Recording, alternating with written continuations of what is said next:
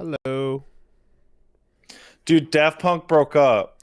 Yeah, so I wanted to start there because I don't know what to expect from you when it comes to bringing up a musical topic, but obviously that's a big deal and that sucks. And I hope you're not just going to be a shit. I hope you realize that Daft Punk Daft rules. Punk broke up. They did good sounds. Good. Okay, good. Yes. They decided to stop being robots, and that's lame. Yeah.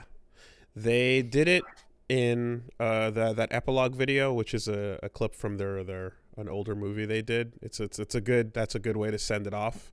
I think if you're gonna have the bit be like continuous, they ended it on the bit too, you know? That was pretty good. And had If Love Is the Answer kind of echoing, and I was like, man, damn. I can only think about all those amazing live performances my friend told me about that I missed when they came back to Montreal a couple times. And I would have gladly gone to see a Daft Punk show in concert. Me. I remember hearing about the pyramid and how the laser pyramid opened up and just revealed all kinds of robotic wonders and lights and sounds and just an amazing, incredible rotating shape that inverts itself. And I mean, you know, having like Muse concerts are pretty fucking they're pretty big spectacles in their own right, but like the city itself was talking about Daft Punk every time they came to Montreal, you know. So yeah, sadly that'll never be. But rip to a good one, man. That fucking 28 years, you know? It's kind of weird because they're like breaking up or retiring or however you want to call it, but like their last studio album was like 13 years ago. Possible. It's 13? No, wait. Are we 2013? Sorry, it's 2013. Yeah. Yes, okay. yes. And it's like, yeah. It's like I wonder if I wonder if there's like albums that got made and then got thrown out, they just weren't happy with, or they just didn't feel like they it. remixed a lot of stuff for a while, and they did collaborate with Kanye for a bit there on Yeezus. But yeah, I think it definitely was a case of like, okay, like when they do make things, it's a big deal, and they're at a point where I'm sure there's just so much like business and like new artist finding and like just floating over music as opposed to like being in there nitty gritty, you know. You know, and then yeah, they didn't give any details on as to what or why, but like obviously when you go 28 years, that's the kind of thing where it could have just been their lives, you know. It could have been like, Jacques, I cannot stand your smell anymore. I am gone. Well, Guy, au revoir, adieu. Okay, good luck with the shit. Nope, that's too Quebecois. I can't help it. Good luck I can't with help the it. shit. yeah. No. I can't help it. But yeah, no, that's that, you know. I mean, I saw some weird. I mean, look, man, Twitter is humongous. Obviously, you're gonna there's such a massive amount of onlineness in society these days, more than ever. But I had no idea. Society, right? But in looking at the story, I was immediately greeted with like Daft Punk hatred. I had no idea. I'm sorry, there was a like group of people that were like, good riddance, fuck them. They didn't do anything for a long time. Who cares? And all this other stuff. And I'm like, that's just weird. Who the fuck? There are a bunch of silent robots that occasionally put out a Tron music. Like, what is there to hate here? What's your like? It was weird. It was weird, but I'm like, okay, this is just when I hit. Yeah, you just hit a group of like, you know, terminally online individuals They do the Alive album. I don't know. And then the Alive album it ends with "We are human after all," and you're like, "Oh, they were human after all." But no, then the final post-epilogue song that for some reason is only available on album copies sold in Australia is like, "No, we're robots actually. We tricked you." Well, random access memories remains random access memories. I But didn't care for it. I liked it a lot. I loved it. Like, super duper loved it hard. Huge fan of that. But what I was saying is the people, the random shit talk, I don't know. Like, all I know is 2 or 3 of them were talking shit while posting K-pop stan videos. So Oh, I'm inclined to think that because it's a bunch of... they don't do the sway. Yeah, with the baseball cap and I'm inclined to just hand wave and dismiss it as a bunch of dumb 17-year-olds or some shit like that. being I like, don't know. but they're not pretty like my K-pop, because my K-pops are ironically enough more robots than these robot mans. Stan Luna, Stan Hey, Kim let's Kapuan. let's do a They don't do the moves comparison. like Kim Dong Hwan does, so you know. Let's do a comparison between your favorite K-pop star and one member of Daft Punk to see how much materials mined from the earth lives in their head. Yeah, The answer will surprise you. those helmets are fucking glorious, man. They're so cool. They're like 65,000 apparently. That's they're correct. fancy. They're so cool. I want it. Aesthetic. Give it. And then there's a screen underneath it to display whatever. One of my things that I always hated about Daft Punk, and maybe this is like petty of me, but I hated that the helmet gimmick is not one they started with. Mm. When they put out Homework, Mm-hmm. right, they were just 2 French dudes, and they gave interviews, and it's like, hey, I'm so and so, and it's like, really, really wanted that to just always be like, who are these guys? They're robots. Yeah. No, but who are they? They're robots. Yeah. But it is a good one, and then you put it on, and then you wear the suit and the clothing or the jacket or whatever the thing is, and then there's like the Dead Mouse style, which is like you put it on and take it off, intermittently. You got to give credit to Gorillaz because from the first second they existed, they were cartoons. Yeah, they're not real. They showed up on Clint Eastwood, and they were fucking cartoons the whole time. Dude, I feel so weird about Daft Punk now that I think about it, because I'm looking at the discography, right? I don't like their early stuff. I don't like Homework. I think Discovery might be the greatest album of all time. It's really good. I don't like Human After All. I don't like the Tron Legacy soundtrack as much. Like, it's a good album. It's not the best. I wonder. If you don't like that much of them, I wonder, like, what is the sound? Is it just that, like, I don't know, like, because I'm like, Tron is full of, besides being Tron, it's full of their sound, and that sound. I like Discovery, and I like the Alive album. Yeah, that's a really and that's it. Dude, I'm not gonna look a gift horse in the mouth. Like, if you enjoy some of it, I'll take that. I was coming in here expecting you to possibly just shit all over all of it. So I'll take what little you like there. But the ones you hate are good, too. So, just... Oh, I didn't say I hated them. I said I didn't like them. Oh, okay. Well... it's just like, I listened to Homework, and I was like, this is good. Right? This is, like, fine. And then I'm like, I would rather listen to Discovery literally 30 times in a row. Like, it's kind of that. It's kind of like the high. Interstellar is amazing.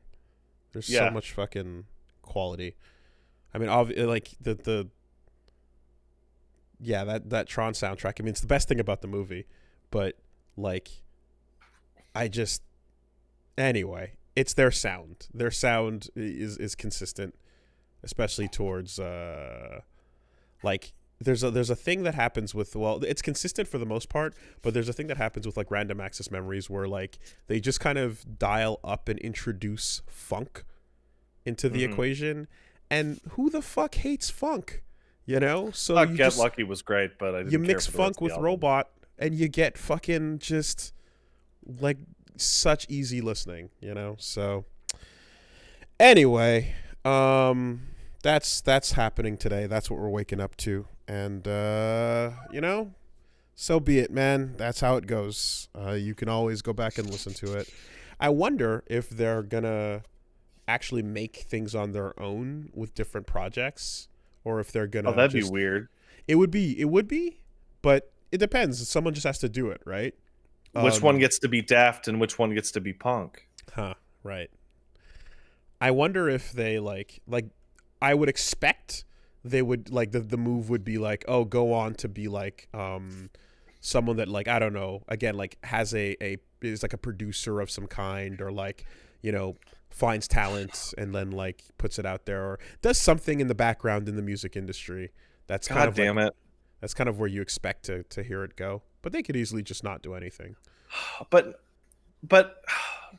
I just realized something. Now the next season of the Eric Andre show, whenever that happens, will have a joke that is actually sad instead of funny, because Kraft Punk will show up and it'll be like, oh, Kraft Punk is still around. I saw there was an episode that was called The One Where Hannibal Leaves the Show. Yeah. You know what he does in it? What? He leaves the show. Damn. Wow. That last season's fucking weird. Like, even by Andre standards. Yeah, he's out, huh? I mean, it always felt like he's like always been like, well, look, man, I got a career. Like, this is happening, but yeah, really, it's like if it ever takes up more than the exact like 10 hours a month that I want it to, I'm fucking done. Well, I mean, they only record 13 episodes every like 2 years. Yeah. Right, Hannibal's a landlord. Yeah, he not only is Hannibal a landlord, he was a squatter. he squatted in a house. Both. He squatted in a house until the landlord took him to court, and they went on Judge Judy to sort it out. And he was he was a person on Judge Judy. And he was just like, yeah, I'm not paying my rent. And then the squatter, and then Judge Judy was like, fuck you, you got to pay your rent, asshole. And he was like, yeah, you know. This is like a reverse character arc. It's so This is wild. awful. I hate it. It's insane. Anyway, yeah, that's some crazy shit. What up? A lot this week, actually. I mean, well, I assume we're going to start by talking about Guilty Gear. Yeah, it's a humongous fighting game week, and the news is a whole lot of fighting game news because there's a lot of big announcements. So I'm going to be going into a lot of that for a lot of this episode because big shit going down. Strive demo, it's been extended for another 2 days, thank God.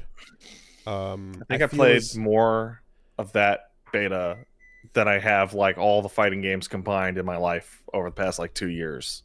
That makes sense.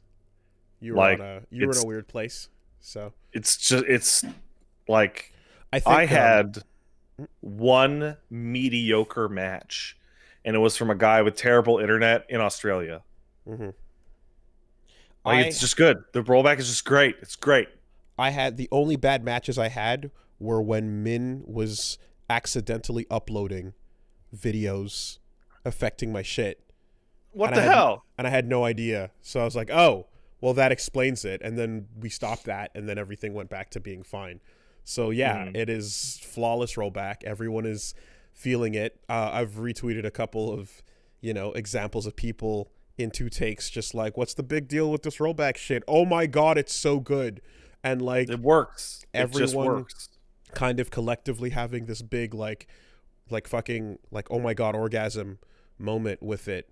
where it's nice to have that like sort of vindication, because you've talked to your till you're fucking blue in the face about rollback and about netcode, and we go on and on and on and on and on about it on this podcast and on our other things. And now you get to see like some people go, oh my fucking god, holy shit, I can't believe it's this good, and same goes for like Sajam and Max are known for the crusading it more so than we are, definitely. But like that would probably just be because we float adjacent to fighting games as opposed to we're not living directly inside fighting games. Right. So there's no reason for that to be as well heard in this general space. But the point remains that a lot of people found out for themselves that like you can play a match of this game with anyone around the globe and it feels like they're sitting next to you. And that's just kind of magic. It's made netcode into what's the worst analogy I could use? It's made netcode into a good healer, in that when it works, it's invisible. You don't even think about it. You don't even think about it. Now you can just think about the game and what you're enjoying about it and focusing on being excited to play it and do things and learn it. And you're not even thinking about your match quality, which for every other game has been a plague of anxiety and annoyance. Like, especially if you there were a couple actually like what's happening in the game, because like yeah. don't get too attached, you might not be able to play it properly, I out of the corner of my eye, like actually like out of the periphery, I was able to see a couple actual rollbacks, but they were just in the health bars. They were not reflected on the character models. So I would do stuff like go for a Potemkin Buster, and I would see the health go down for 1 frame, and then go right back up because they jumped. I was playing, man. The first series of matches, I got a buddy of mine out in Toronto, right? And I think Montreal to Toronto or New York to Chicago or whatever, from one great urban center to the next one over, is probably where most people's matches are going to live, right? And have necessarily lived in the past couple years with online, right? Like anything outside of a 500-mile radius, right? Kind of give up, right? So I'm playing my buddy out in TO, and he's on Wi-Fi. And the ping was 11, and it handled the drop packets no problem, and he might as well have been sitting next to me. Probably the weirdest thing, Wooly, is like, it shows you the ping number, and the ping is so much lower than the ping I have seen to other things in other locations. Like here, from where I'm sitting to like TO, which is approximately the same distance as me to New York, is 11 to 15 ms. I don't get 11 to 15 ms connecting to servers in those areas. Yeah, so something that needed to be explained a couple times was that like the rollback delay number you see is not the same as the rollback frame number you see is not the same as your delay frame count. So if you try to think about them analog, it's not going to be the same thing. It's not the same level of it's not the same experience. I think the delay amount is the same in every match, and I think it's being hidden inside the game's natural input lag. Because I mean, I'm not the frame master I used to be in my youth, but I could detect no input lag at all. Like outside the game's normal like input lag of like 3 or 4 frames, I couldn't feel it. It felt like I was playing offline local. So no, I mean, humongous shout outs and kudos to Arxis. They worked with Xenac on that, so that helps a lot. Like Xenac did a lot of work helping them with their rollback. He was also responsible for like Skullgirls programming and stuff like that too. And the fact that, like, at every event everywhere where they're like, hey, fill out these forms to tell us what feedback you would like, and like a solid 10 out of 10 forms were like rollback or no buy, like, just, and the fact too that the US branch, shout outs to ArcSys US branch for being well aware of that and for putting that in its own section for easily quantifiable, like, data gathering to pass on to the Japanese office. The American how much do you want rollback? Yeah, the American office was like, okay, on a scale of 1 to 10, would you put your rollback importance at a 10? Like, just getting it in there. And yes, they made it very clear. Although it's funny though, because as we can see, the some of the people that are behind fighting games in Japan are still running on delay-based thoughts, because at one point during that stream that happened, there was a brief moment where Giuna, who was doing the translations, said something to the effect of like, oh, well, we were not supposed to say the word rollback here, but someone did say it, so I guess we're just going to talk openly about it. And I'm like looking at that and I'm like, someone on this group of devs did not want the words rollback to be used, huh? I see. And it's very interesting, because people are making, like, all these announcements. They're making the, like, dev life a living hell, because they're making it so clear that they're just not going to have it anymore. Like, it is. It's becoming extra bizarre, because that situation felt almost ideological. Like we don't talk about that here. I'm like, you can't escape from it now, because one of your major competitors has fully embraced it, and you will be compared to it. Period. Yes. And like, it's not like it's sacrificing a style that works in Japan for a style that doesn't work in Japan while prioritizing global or something like that. It's like, no, it's great for Japan too, and like to the point where Akira Nishitani comes on and he's like, wow, I can't believe how good it felt. You guys did amazing work, ArcSys. Congratulations, So whoever is not giving a fuck about this now is going to look like they were already the odd man out, but now it's going to get extra ridiculous. And we're going to get into that once we break down the actual discussion. But like, Guilty Gear has made it mandatory.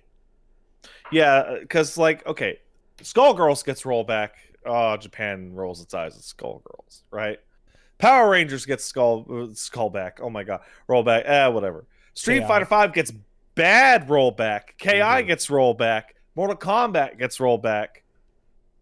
Well, that's different, because those are either American or like, they're not, they're different types of fighting games, right? Or look at Capcom. They did the rollback and it's bad, right? Guilty Gear is totally it's a Japanese fighting game that's popular in Japan. Japanese players will now know what rollback is.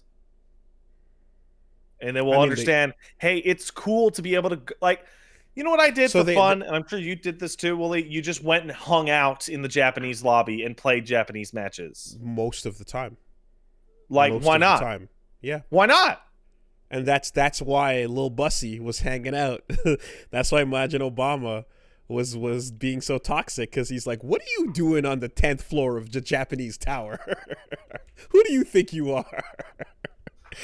Yeah. No, Japanese tower is much stronger than the English American speaking tower. As you would. Although now much more intense over there.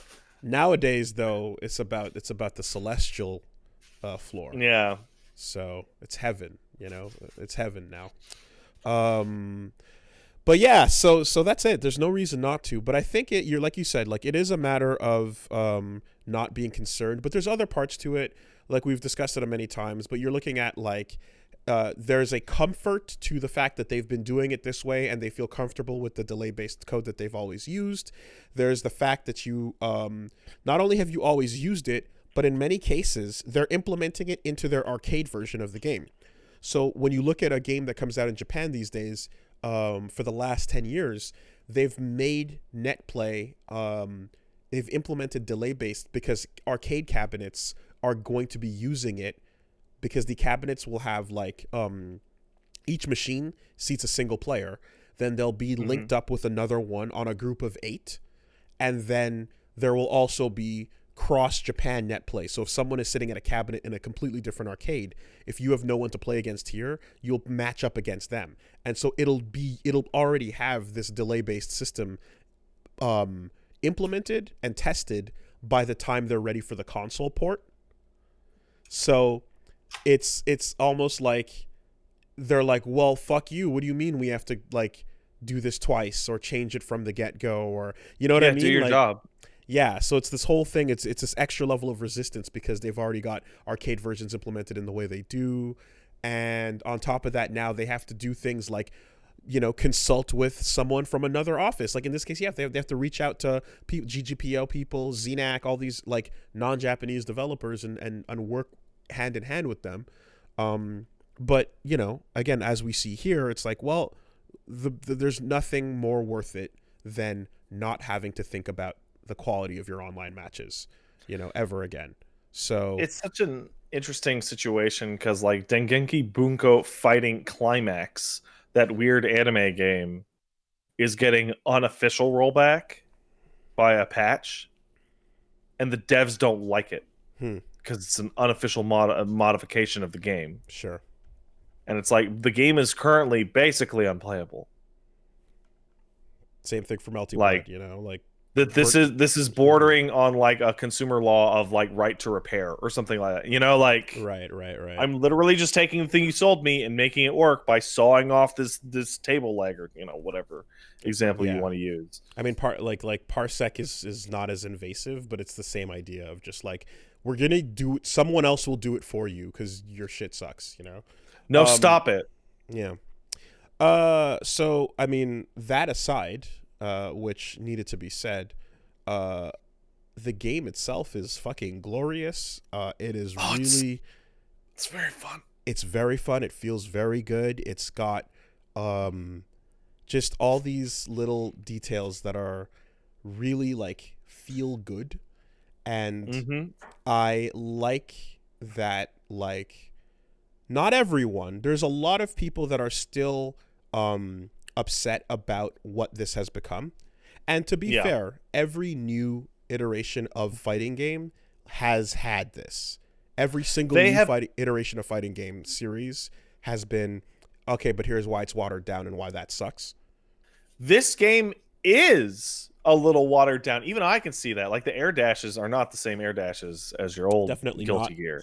Gatling is heavily reduced, and you know, you can't combo as wild as openly across every button as you used to be able to do. It's this thing where there's a lot of long-standing Guilty Gear players or technical fighting game peoples who look at the system changes in Strive and they see I would say a reduced complexity, right? And different focus, and they say, it's watered down, all my options are gone, yada yada. And I look at it, it's like they've kind of toned Guilty Gear down to be a little bit more like Street Fighter, honestly. It feels more like Street Fighter to me. It feels more grounded, less zany in the air. So I saw those claims were there earlier, and now that we've seen more of it, it's objectively slower and therefore more like it, but like it's still a lot faster than Street Fighter is. Oh yeah, and the other thing is I like Street Fighter. Like so it's this thing of like, I can get why you're upset, but all the things they changed it almost directly to my benefit personally. Mm. I like Yeah. it. No, I like it a lot.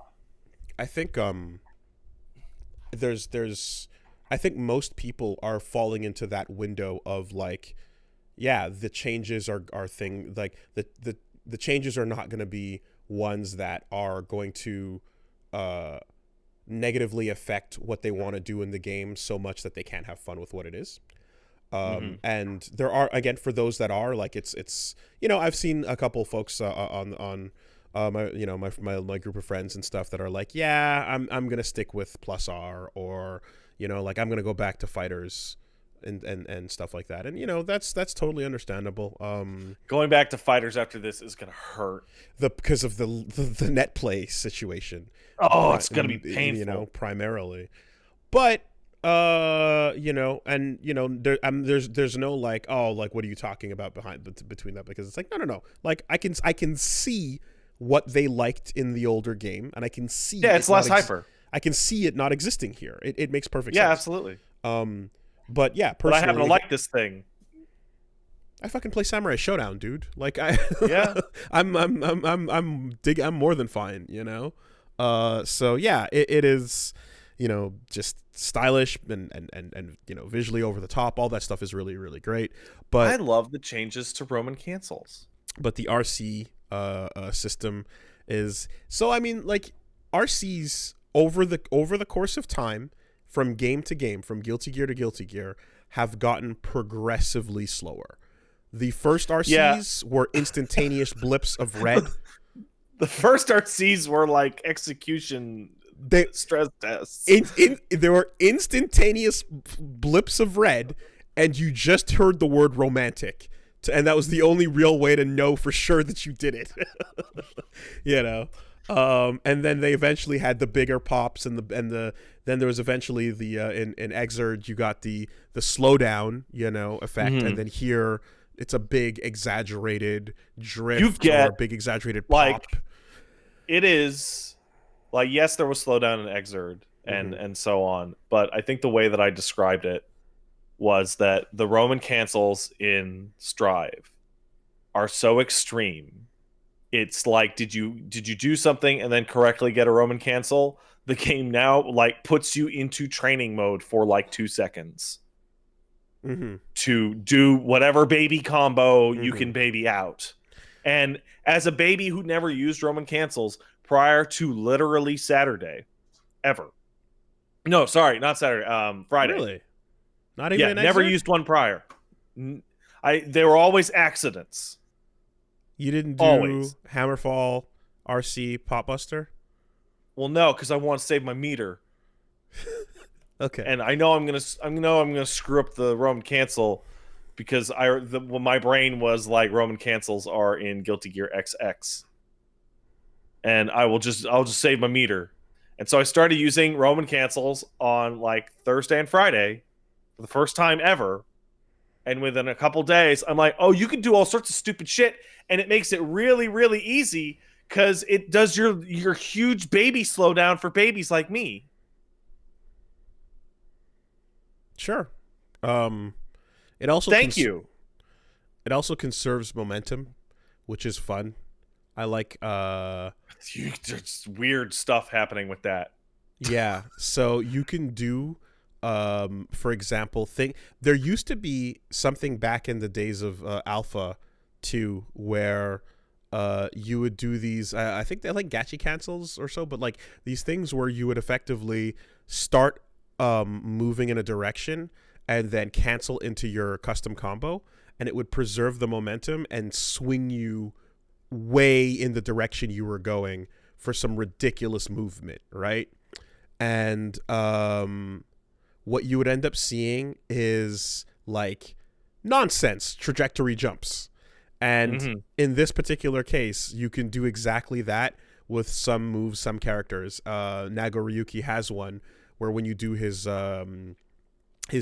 sweeping low, it's not low, but his sweeping blood, like quarter circle backwards H button attack, he jumps slightly before he slides along the ground. And if you Roman cancel right as the jump is happening, then it turns into a really low but aerial hop that kind of It's travels super weird. on a bendy flat rainbow kind of trajectory. It know? looks like a KOF character on drugs. Yes, I would say like 214 is the input, but I'm going to try to translate this to the thousands of people who don't know what the fuck I'm talking about by just saying quarter circle backwards.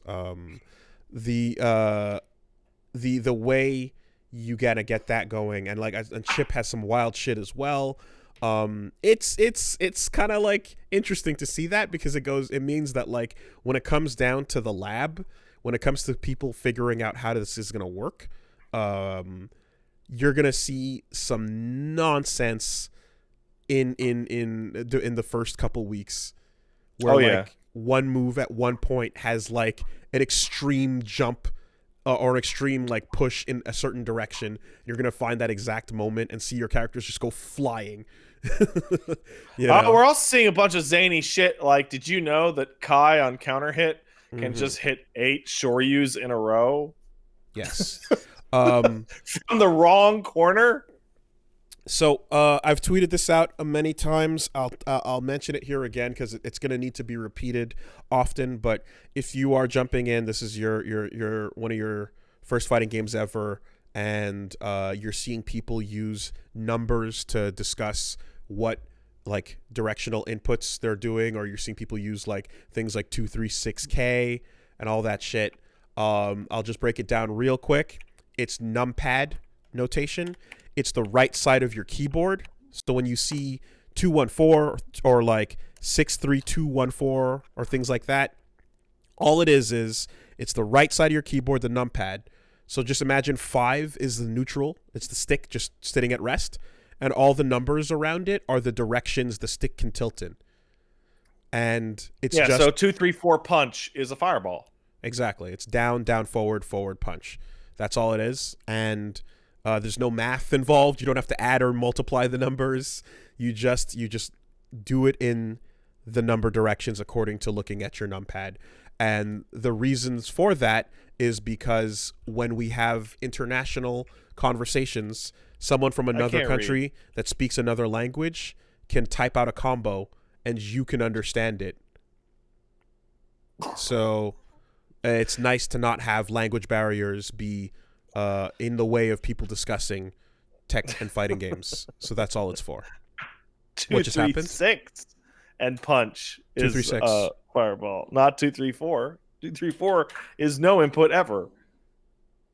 I'm super good at numpad notation. You can tell that I learned numpad notation relatively recently. I'm trying to save you here.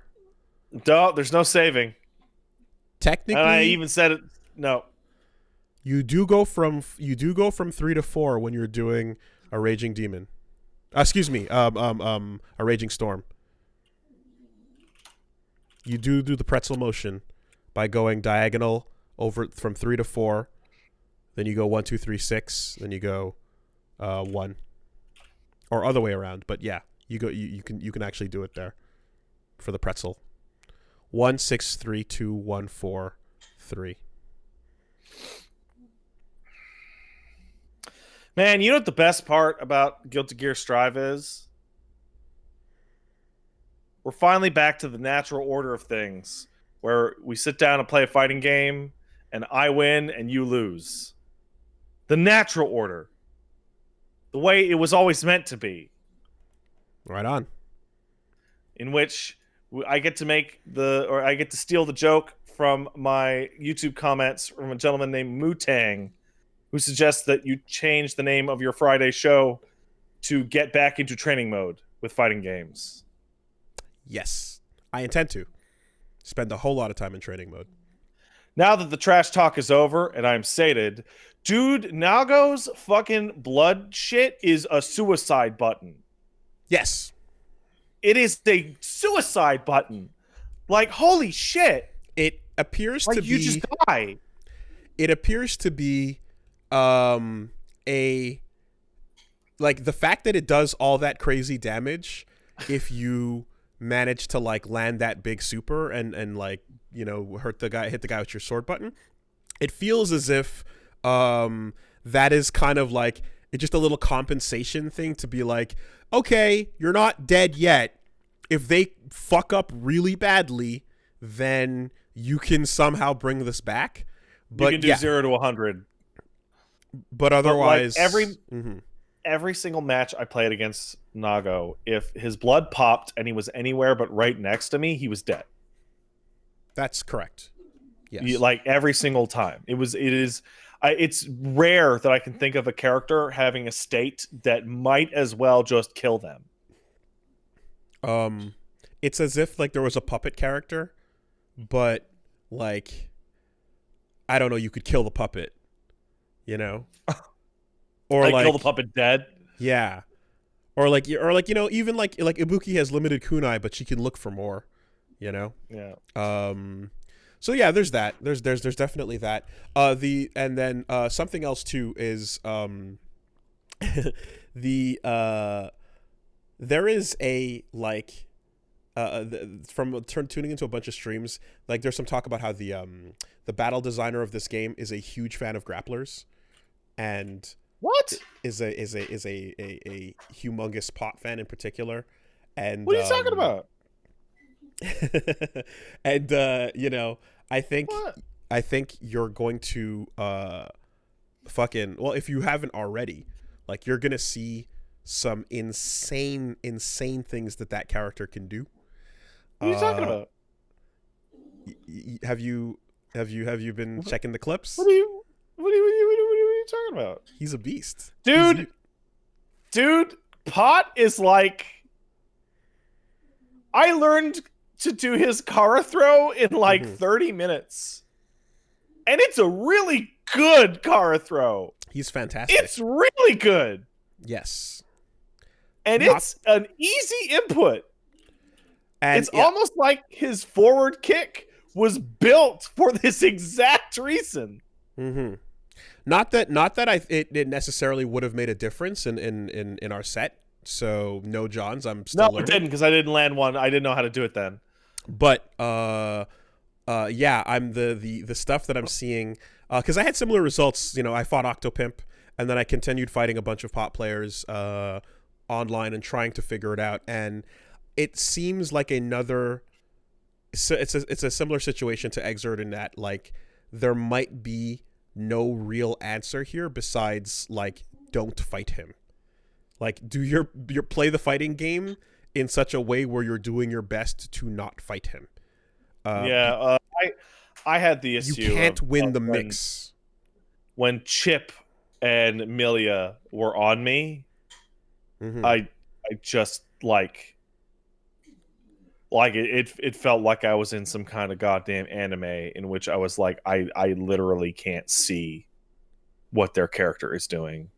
Like, I'm standing and I'm occasionally I'll burst out, or I'll try and do like a standing punch, or, you know, or hammer fall for one hit depending.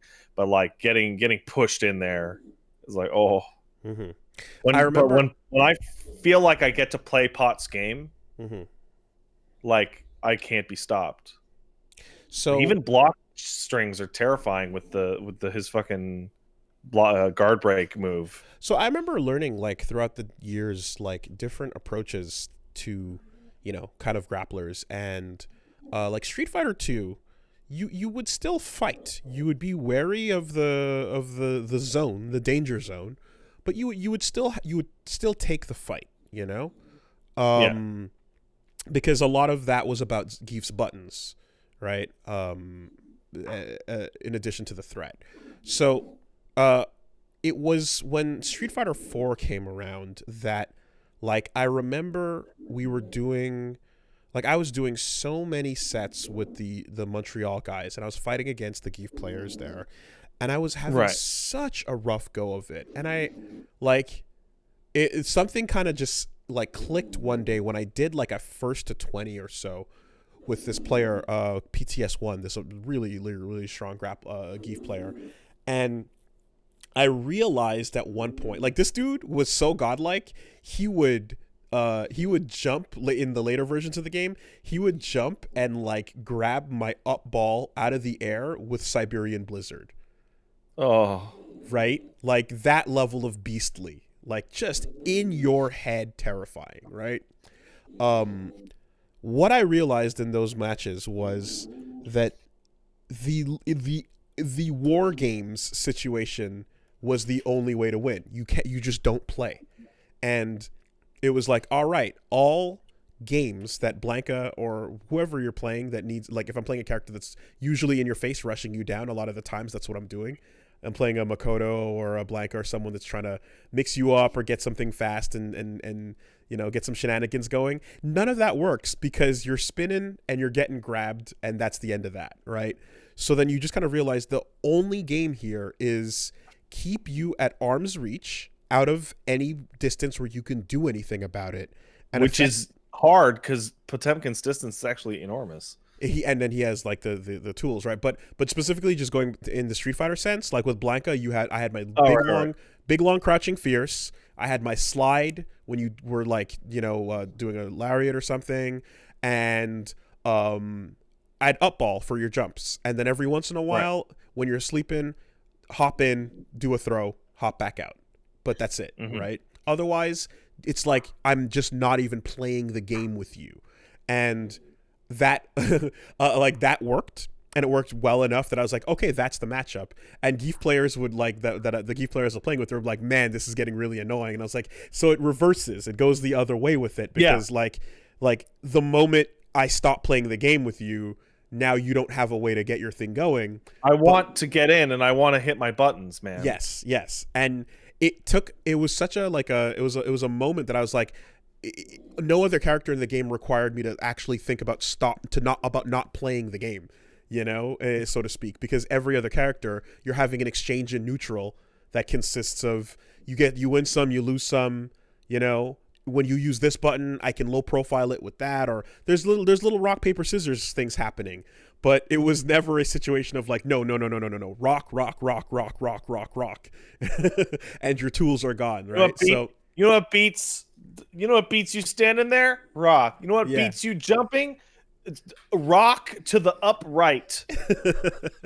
You know, so I went, oh fuck, right? So all this to say that like I'm getting a similar vibe, and I got that vibe off of Baiken versus Potemkin in Exert as well, where it was like, okay, yep, that's the lesson. The lesson really is you just can't treat him like the rest of the cast and play Guilty Gear with him.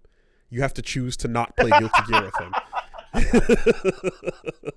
You know, he has too much stuff that hurts way too much to afford to play Guilty Gear. You just can't. You just have to choose to not engage. The way that I would describe it as somebody who plays it is every character has their ranges in which they're dangerous, right? Kai has a really nice diagonal that's really dangerous because of his good Shoryuken. You know, certain people have better pokes and sweeps, and you know, here's the mid range that someone can fuck you up and combo you or start their rush down. With Potemkin, it feels like it is his body extended out about 50% again. Like imagine Potemkin was just 50% larger on the screen, and that is just it's not danger, it's death.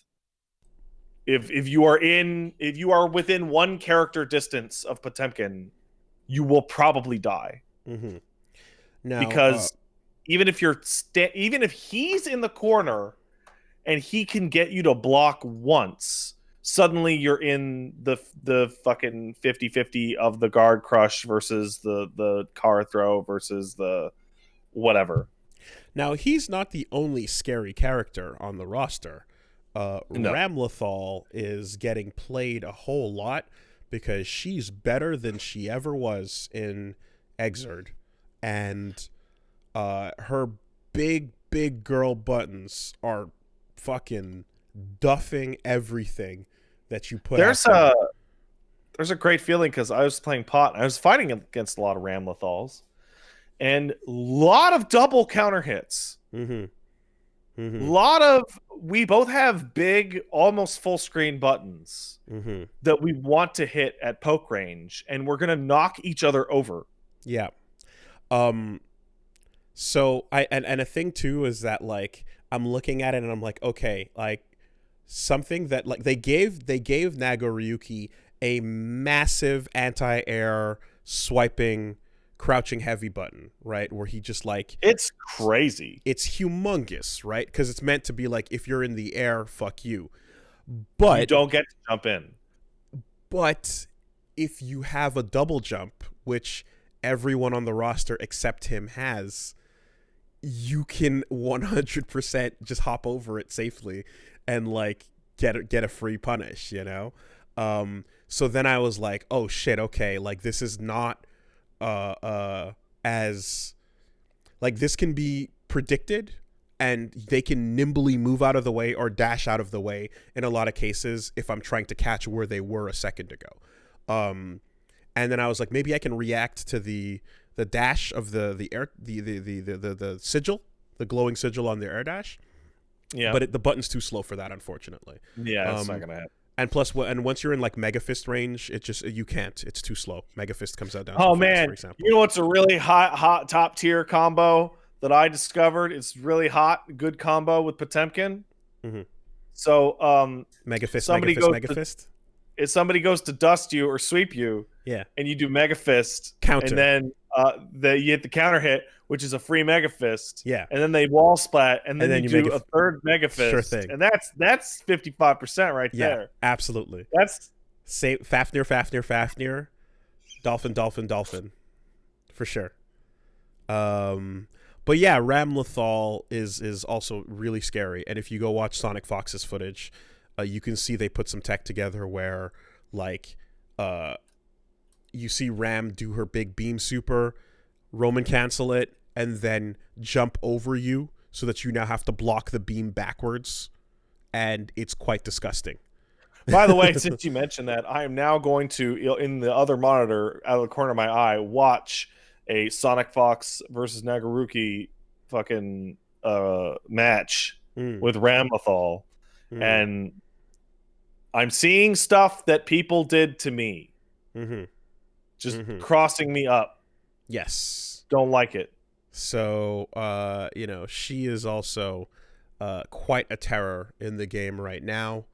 Yeah, man, like it's we're gonna see the way things shape up, but she's got like a one frame activation just bomb that goes off super? in front of her and super. Yeah. Yes. Like it has no animation. No, you just die. Yes, if you're pressing buttons, if you're applying pressure to her and she doesn't like it, she can just do a super in between that says stop pressing those buttons, please. She's a character with like a classic like invincible wake up super. Yeah, it's a little bionic arm, point blank, like idea. Just whoop, boom, stop it, and it's safe. Yep. Very, very good. Her buttons are so big. Her buttons are so big. Axel is not as scary as I thought he would be because the One Vision time stop super is blockable. So yeah, it's a hit. Thankfully, it has to hit you for you to stop. You know, which is like, oh, thank fucking Christ. Okay, well, yeah, sure. You know, let that be what it is. It's not a matter of, you know, just throwing it out there anytime, because you know, you have to be caught sleeping or pressing a button and such. You know, but still, a really good. I fought like one or two really good Axels that like just knew when to put a button out and like hold you in place, and he's still. He's always scary, you know, he's always an issue. You know, it's funny because it's not every character, right? But the anime game's long-standing feeling of I'm gonna play this character is often I want to play a different fighting game that has its own rules that are only for me. And playing Potemkin definitely feels that way. Yes. Playing against Axel definitely feels that way. Yes. Axel is not letting you play Guilty Gear. No matter who you are, you don't get to play Guilty Gear. You get to play, is Axel going to go high, low, or that fucking diagonal? No, you're playing Make It to Axel. You're playing a little you know, fucking shmup. You're playing Flappy Duck with Axel's chains shooting out at you. Yeah. Milia Rage is jumping like all over you and just dancing left and right. And I hope you've got a good anti-air button, because if it's not fast enough, she's just gonna fucking check your shit constantly. But I noticed that there's some ways to kind of like, there's some ways to handle it, at least with Nago. So she was potentially scary, but like there were answers that I eventually found. Leo is still pretty nuts, but not as much as he used to be. It took me a while to figure out that his dash was crossing me up. Yes. Well, that's it took me a lot longer to realize that I am proud of. Did you fight him in Exert at all? Never. Not once. Okay. He might as well be a completely new character to me. So in Exert, he would do Rekkas, and then they would have different enders. And sometimes they would cross you up, sometimes they wouldn't. Here they've made it so that it's usually like you're going from regular buttons into a cross-up or non-cross-up. But he had way more options and fake outs that he could do in Exert. They've simplified it into just that basic one. But and then there's the overhead once he is crossed up and he's in Brunhilder stance. But the fact that like they kind of put him into that one gorilla moment, and you can throw it, you can just train your eyes. Okay, so Leo is the person people are calling the gorilla boy. He always is this unga. He's got the bunga, and he's got a big. It's weird to me because he's clearly supposed to be a lion. Yes, but the gorilla meme doesn't refer to the animal that he represents as a character.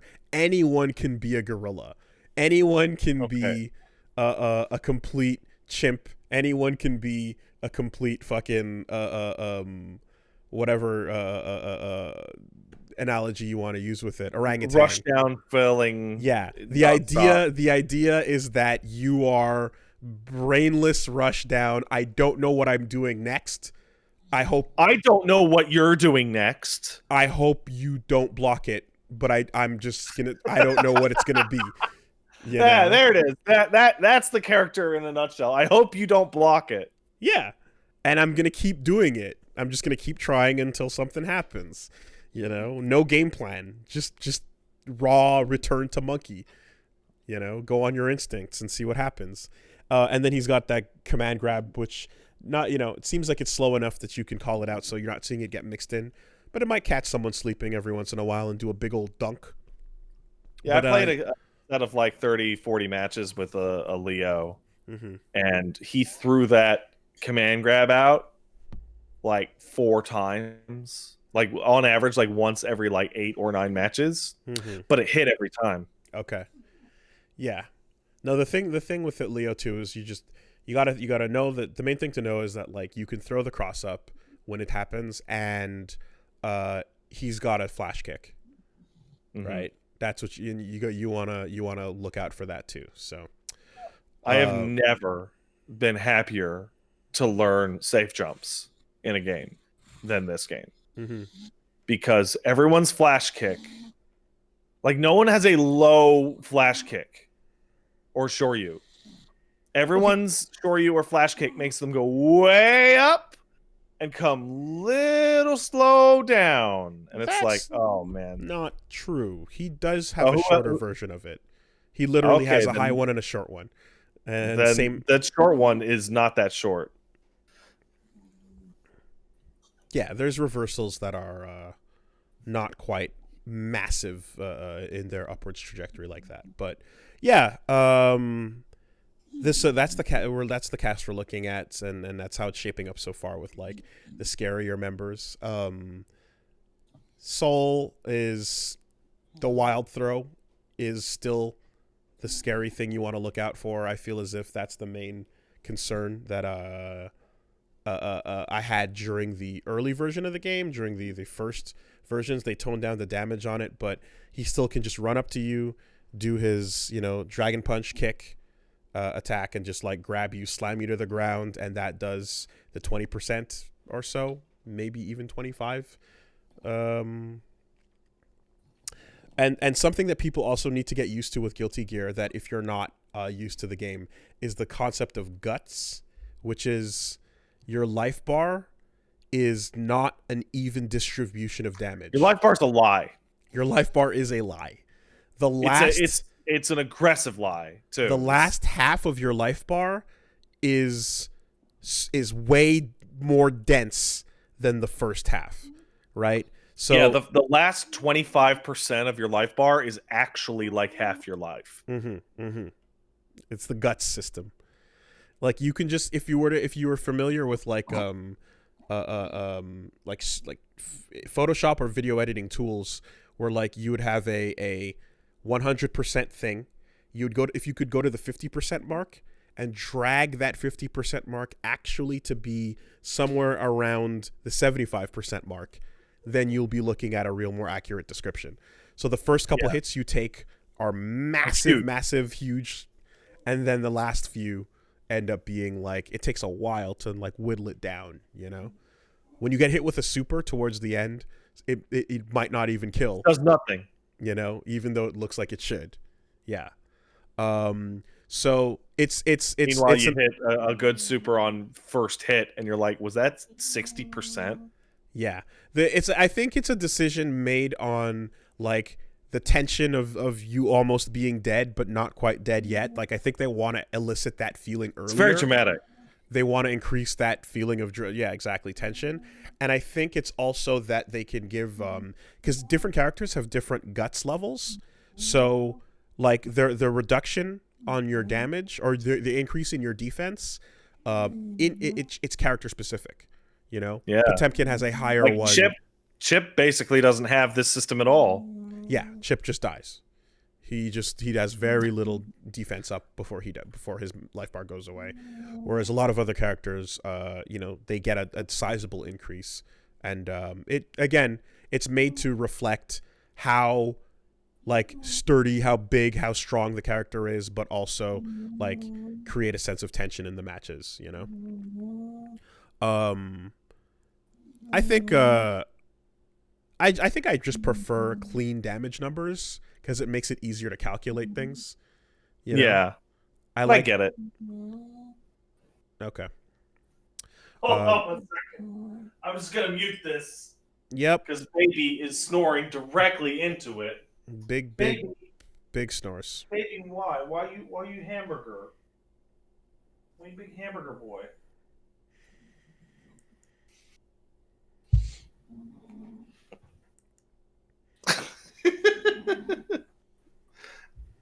There we go.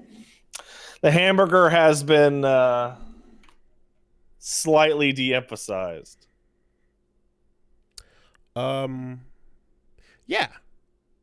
So what needs obviously to be fixed about the Strive open beta so far is one, that lobby system is giving everyone a headache, and it's cute, but the fact that it doesn't function makes all the cuteness turn to frustration.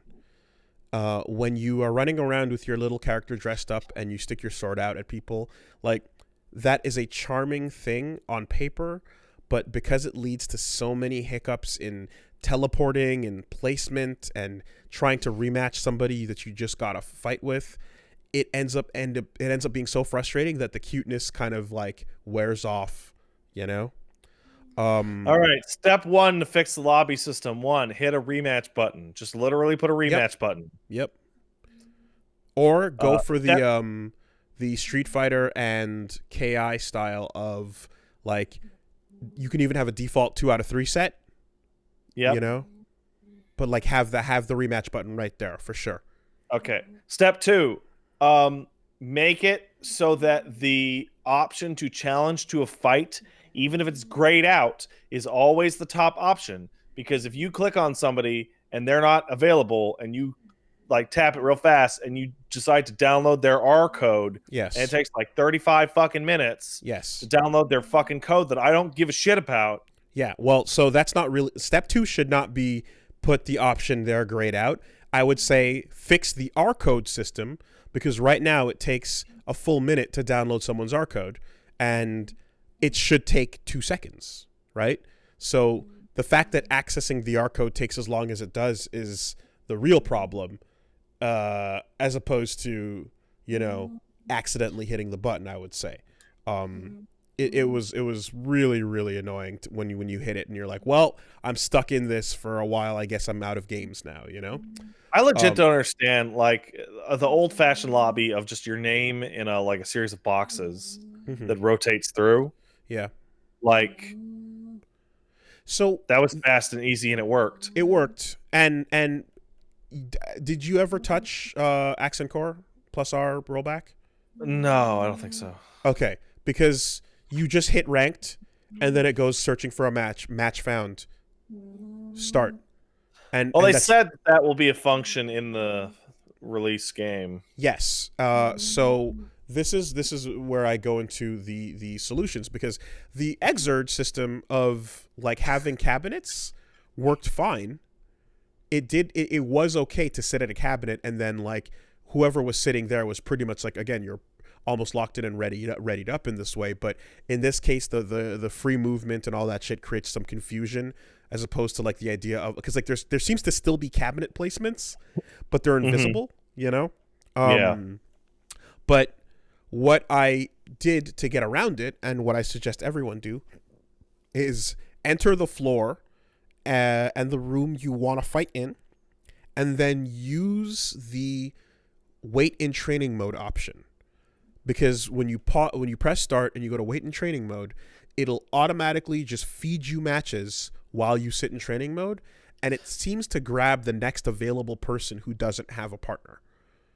Yeah, so I was wondering about that, because like it says it just readies you up, but it can't just ready you up, because then if everyone used that, then no matches would happen. No, what happens is match you somehow. So you can see the system at work when you're idling in the lobby. So it readies you up. You stand in a spot. If no one walks up to you and challenges you, if you and another person who is waiting for a match have not been matched in a couple of seconds, a countdown from like 10 seconds begins, or like 15 seconds. That's what that is. And you'll see 15, 14, 13. And when that countdown hits 0, 2 people that have the matching number will then be paired up. Okay. Yeah. So that's all it is, right? It's like, oh, you're searching, I'm searching. All right, well, I'm now going to make myself the host, and you're going to, or not myself the host, but I'm going to be player 1. You're going to come challenge me in my game. That's all that number is, right? So that made my matchmaking life a lot easier. And you just, you enter the room, and then it thankfully challenges people in the room that you're at, or on the level that you're at. The problem with quick match, and I don't recommend it, is that if you are undervalued on your recommended matches, or you want to fight a particular level of skill of enemy, it's gonna put you quick match is gonna send you people recommended from your floor. So I tried it out real briefly to see what happened, and I accidentally, like, because my starting recommended floor was like 5 or whatever. Yeah, everybody's is at the start. Yeah. Then I ended up getting fed people from 5, and that means I was quick matched into floor 5, and it wasn't fair. I was just it was crushing great, a bunch. Not really, because I was sick. What are you talking about? Because I'm like, that's not where I'm supposed to be, and like people would match and disconnect, or match and leave, and like fucking whatever, and it was just like, it was bad, right? It was like this is not where I'm supposed to be, because it's like, so and someone even like tweeted me about it, going like, dude, is this you on the 5th floor? What the fuck are you doing? And I was like, shit, it's the fucking quick match system, I think the lobby system, if they make it more reliable, is not as bad as everybody's saying it. However, that's mainly because the feature of not being able to go to a floor below your rank. Did that sound like I'm sorry, did that sound like a brag? Did that at all? No, if What? it was me, it would be a What? brag. If it I was you, have. you're actually trying to get good matches. I'm And these legitimately peons confused about how can't that give sounded them like a to brag. you. Like it was a bad thing where people that were like, no, you're on the wrong floor, we shouldn't be fighting, and they were legitimately not having fun and like leaving and running away, and it was like that's not, I'm not implying. Anyway, all right. It's a killer playing with children. They should go back to school. So by going into the floor manually, you can just avoid having the recommended floor get pushed at you, which is a bad thing. We'll see. So we'll see how that works in the final version. I hope. They keep saying that like we need to have this lobby because we have all these cool features that need this lobby, and I'm like, what features? Like literally what? So what it was is the fact that you can do little gestures, you can wave, you can swipe your sword, you can press R2 for quick shortcut buttons to say, hey, GG's, and thank you, and all the little things that you could do in the other ArcSys games, right? In BB Tag, in Exurge, you could walk around in the little in Grand Blue, you just walk around with your little cute avatar and interact with people, Again, it's like on paper, as long as you can get matches when you want them ASAP, I like these little cute fun features, but they have to not be in the way of actually getting matches going, I really hope the game just has a not even training mode, just like ranked match button. I can say ranked. Yes. And it'll sit and wait for 10 seconds or 15 seconds or whatever it happens to be. That's ultimately what their last games had. Their last games had like go put on your avatar and walk around the cute fun world, or just hit the queue me up for a match button. And then it would just throw you a match, and that was the end of it, Or again, wait in training mode. So it'd be weird. They figured that out in the past. So I assume they'll have that here now. And again, quick match, as long as you can specify what floor, that's what the quick match will likely be, So yeah, that there was that. Training options were pretty robust. I was quite happy with them. They're pretty good. You had. I kept running into this issue where I would be training mode, and then the game would decide that now I want to start in the corner. Oh, that's your reset button settings. So if you hold if you press the reset button and you hold a direction, holding left restarts you in the left corner. Right is the right corner. Down is dead center, and up is swap positions. I did not know that. That's been a feature of fighting games for like 5 years now, maybe 10. It's been a while. Yeah, but I didn't know it, so it's new. It's super old. It's super new. It's fucking. You can tell how much attention I played to fighting games in the past couple of years. I want to say Street Fighter 4. I want to say Street Fighter 4.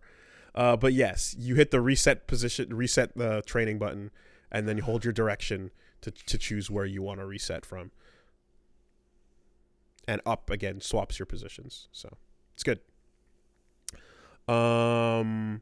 If 4 didn't have it, like Marvel 3 had it. Like it's not a new invention.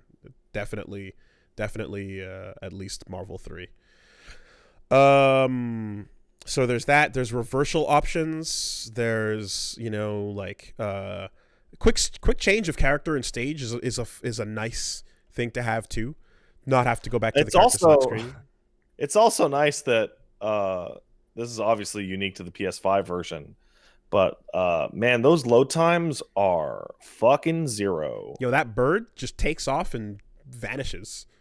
Like, I remember, yeah. The feature of going in and out of training mode is a lot better on PS5 than it's ever been in a different game, because like going back and forth from training mode is not like, okay, well, we're gonna load the new stage and wait 5-10 seconds. It's like, no, you're there. So Done. on the PS4 version, when I was playing it back at the at Arc Revo, and then when it was at Frosty Fostings, like I remember that like the bird would be flying in the air long enough that you would hear more than the first two riffs of Sky Should Be High. The song would start playing, and then now it's gone. That's generally about how long it takes to load now. But back then, you could hear a lot more of it. You know, yeah, that makes it very nice. That takes away some pain that would otherwise be there between matches. Mankind round one ready. Mankind. I got to see one full character intro the whole time. Due to your own choices? Nope. I would let it go most of the time Oh, because I think the heaven or hell shit is cool. damn. That sucks. But I would almost never get past mankind knew they could not change society. And so round one or whatever the fuck it is. You should go into versus CPU and check out some of those because like Pot has some cool ones. Yeah, and they're unique. They're proper like pre-match intros. Mm-hmm. Axel probably has the best because he just straight up time slips into reality and music stops. So like straight up is like Zawaldo style, like the world grays out, the portal opens, he jumps out, touches a butterfly, and it all resumes. You know, and then you get to see it happen from the second player perspective where nothing ever stops, but a butterfly suddenly flies by and then he just appears next to it. Like, it's super stylish, you know? Check some of those out. Yeah, they're fantastic. I mean, what am I like? They're the best fighting game intros we've ever had. they're I mean, literally we're the best in the franchise. We're probably never going to talk about him again today.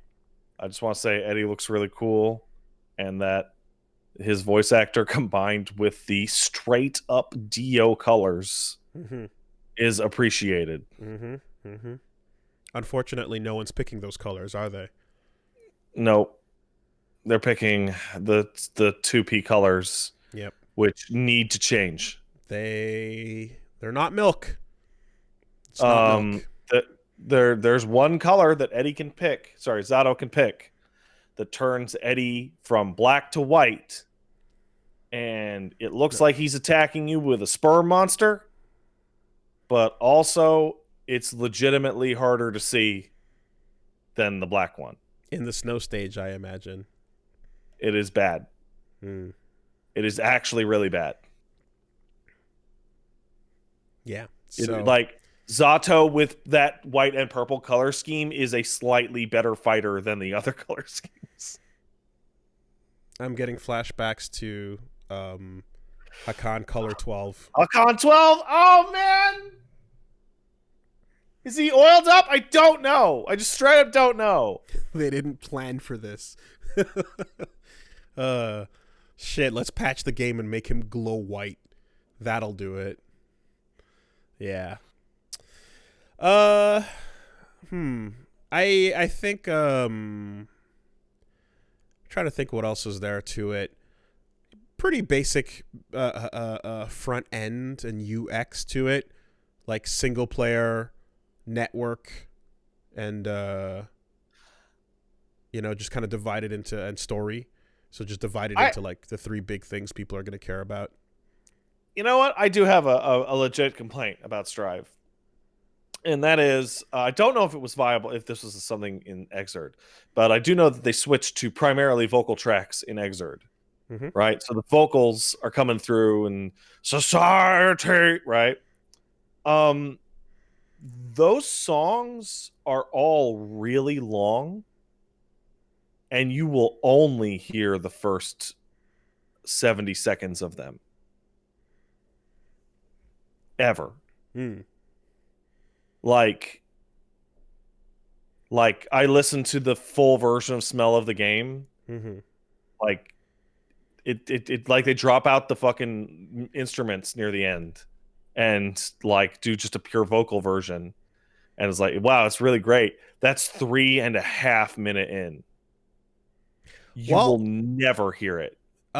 so Exerd has had all this vocal music selectable for fighting as well, and alongside all the instrumental stuff and alongside all the regular tracks.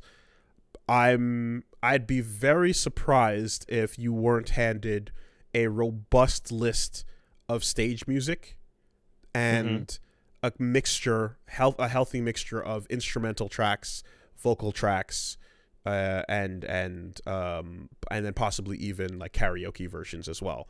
So if you're just on the mix of things, you can definitely just like listen to instrumentals only. Mm-hmm. You know, it's this weird combination of, it's just like the the game needs to go to 2 out of 3 matches, like overall.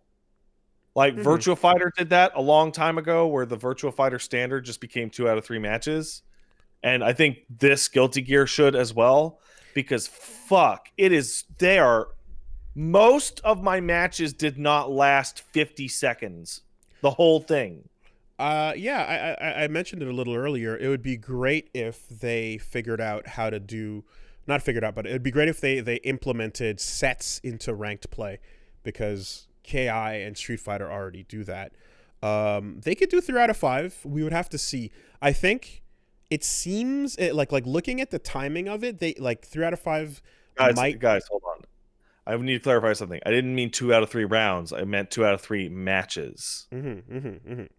It could be and 2 out of 3 rounds. Yeah, but it could be. Wait, now I'm getting confused. What? Like, you could do 3 out of 5 rounds, but I'm just saying, like, I would prefer like an auto rematch, like 2 out of 3 games, best of 3 games. Yeah. Oh, yeah, best of 3 games.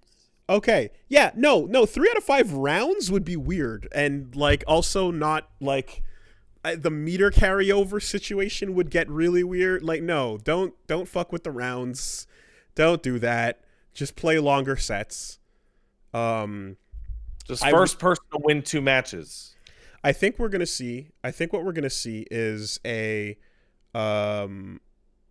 gonna see a system of like 2 out of 3 sets for the first tournaments, and if things go really, really fast, then they'll bring it to 3 out of 5.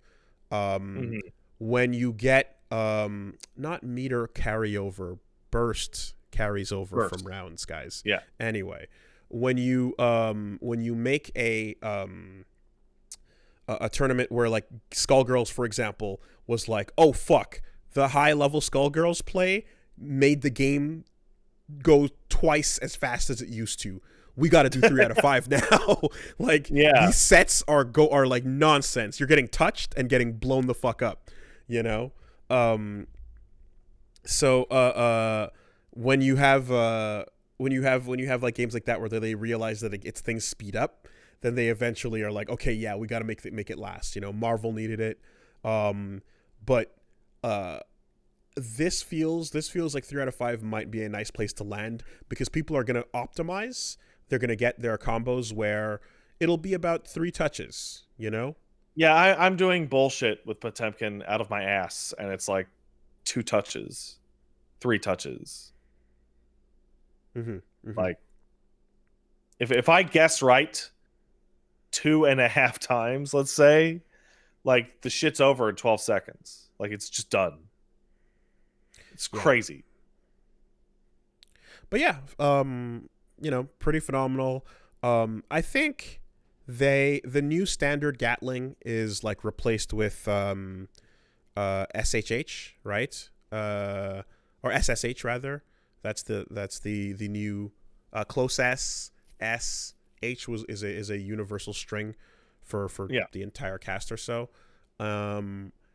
There's enough going on where like I feel like when I'm looking at like people labbing, I was just watching people's streams and shit, there's a moment where you can go and you link into this or you lead into that, and then this is where the sauce starts, as they say.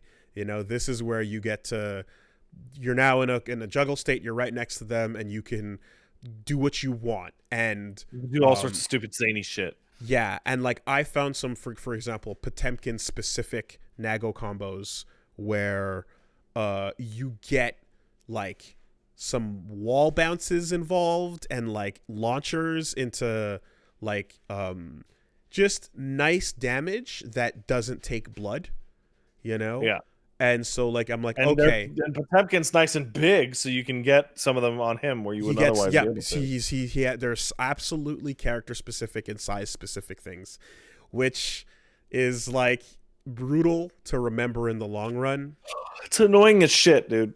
Mm-hmm. A lot of people at first, like honestly, the easiest thing to do is like start with your universals, you know, start with things that work on everybody, and then eventually start implementing like character specific knowledge. But then focus on character specific knowledge for the characters you hate the most. Right, exactly. But yeah, no, I mentioned it last time, and I'm definitely feeling it for sure now. Nago Ryuki is going to be 100% effective based on your knowledge of the game as a whole, because his like lack of mobility and lack of like his lack of like getting out of trouble tools is meant to be made up for by his ridiculous damage on hit confirm, but you have to know when to hit. And if you and in order to know when to hit, you have to know when somebody does anything they can to you. Is it your turn or is it still their turn? and oh no, I thought it was my turn, but it was still their turn. The entire roster is going to do like their entire move list to you, and you're going to need to know when it's your turn. And when it is, you have to take that moment and take half their life off, or you will not win. So that's the character that's going to be like, this is for knowledge. You're gonna pick this guy because he's a cool looking vampire samurai, but to stick through and work out his problems, the answers lie in the heart of battle. Literally, they lie in probably getting into some frame data.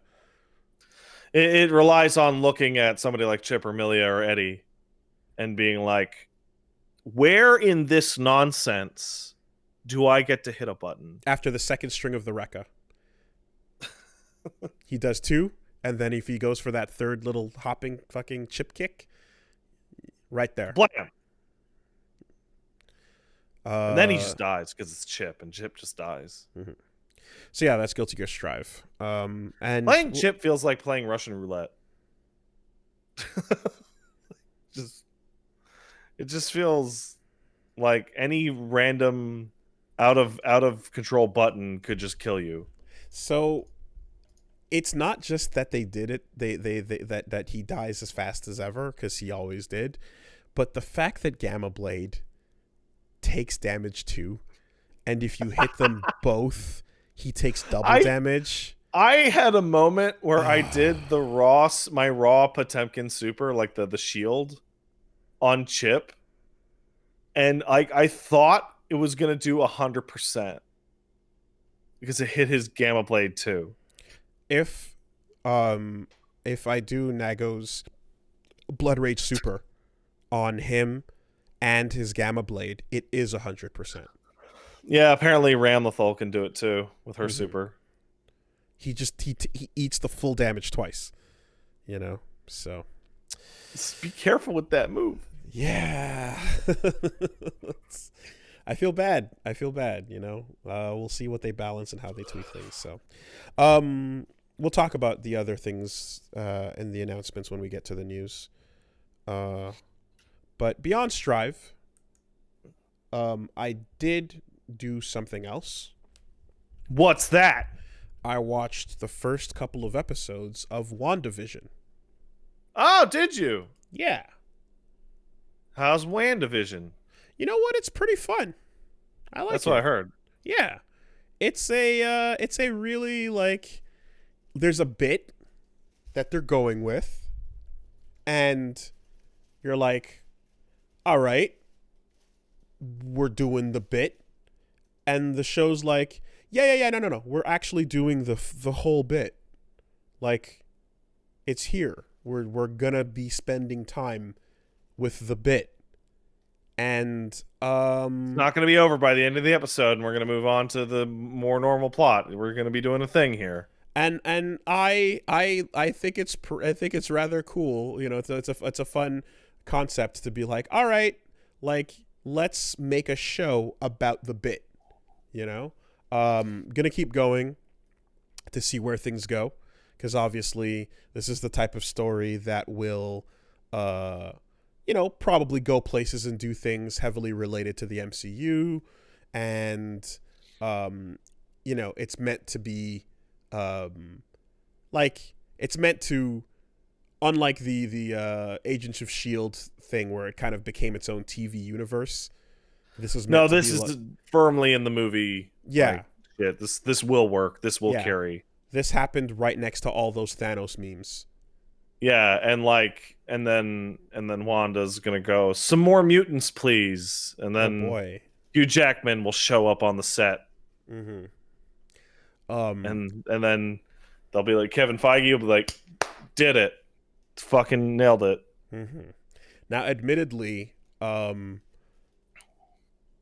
I was able to take one guess at what was happening and immediately nailed it. So it wasn't exactly a fucking... It wasn't exactly the basement. You know what I mean? But yeah. It wasn't exactly the basement. But it was like, my first guess is that this is what's up. And yeah. You know, I was able to I'm like, oh, hey, look at that. But it still is enjoyable. And, we'll see where it ends or where it goes. But at the very least, like, I feel like it's a fun watch for, like, just the MCU expanded tie-in thing. And if the TV shows are going to be, like, at least this quality, this is a step up above Agents of S.H.I.E.L.D. and it's a step up above the Netflix verse. So bodes well. I saw like images of Wanda and Vision hanging out in their shitty looking Halloween costumes. I thought that was very charming. There's also I think Loki's coming, and then they're gonna get into the Loki, but that doesn't make any sense.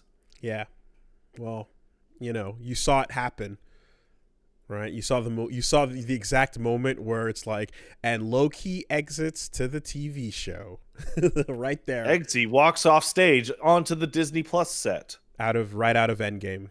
Yeah, and then they're doing the one with the, where the black guy and the white guy fight over who gets to be Cap. I don't think that's what it's actually about. That movie looks like shit. It's a show. That's a show? I think it's a show. Pretty sure it's a third. That looks like shit. I haven't seen the trailer for it. That show looks like crap. But I hope that it's about them fighting over who gets to be Cap. Fighting over the Shield would be good. Well, Anthony Mackie and whoever the fuck plays Bucky are not replacements for the other guy. Leading roles. Good, Pat. Good. That was good.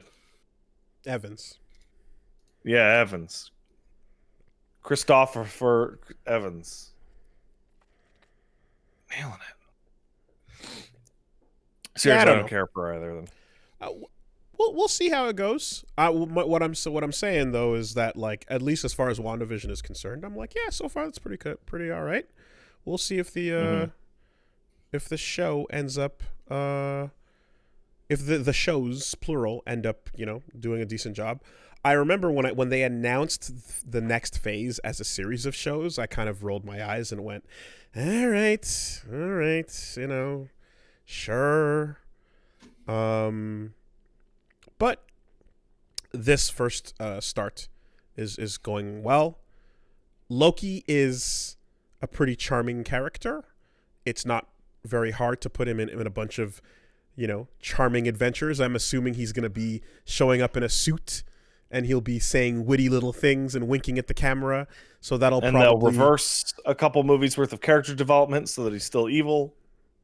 But not, no, maybe they'll make it like, so that he's just mischievous as opposed to fully evil. I mean, they want to do a Loki series that's about Loki going to a suburban neighborhood and stealing pies and like painting the fucking town pig a weird color. Yeah. Fucking do it. Yeah. Well, like the fucking episode of Archie, just Loki happens to be there. I mean, look, I don't know if you like. I feel as if it's gonna be similar to, remember the Sherlock show with Benedict Cucumber Man? Yes. So the whole point of that show was he's really smart and he figures. Oh, you mean with Doctor Strange? With Doctor Strange, correct. Yeah. Yeah. So, he would, the whole point of that show was that he would be he'd be solving these mysteries in these really smart ways, and he's all genius and stuff.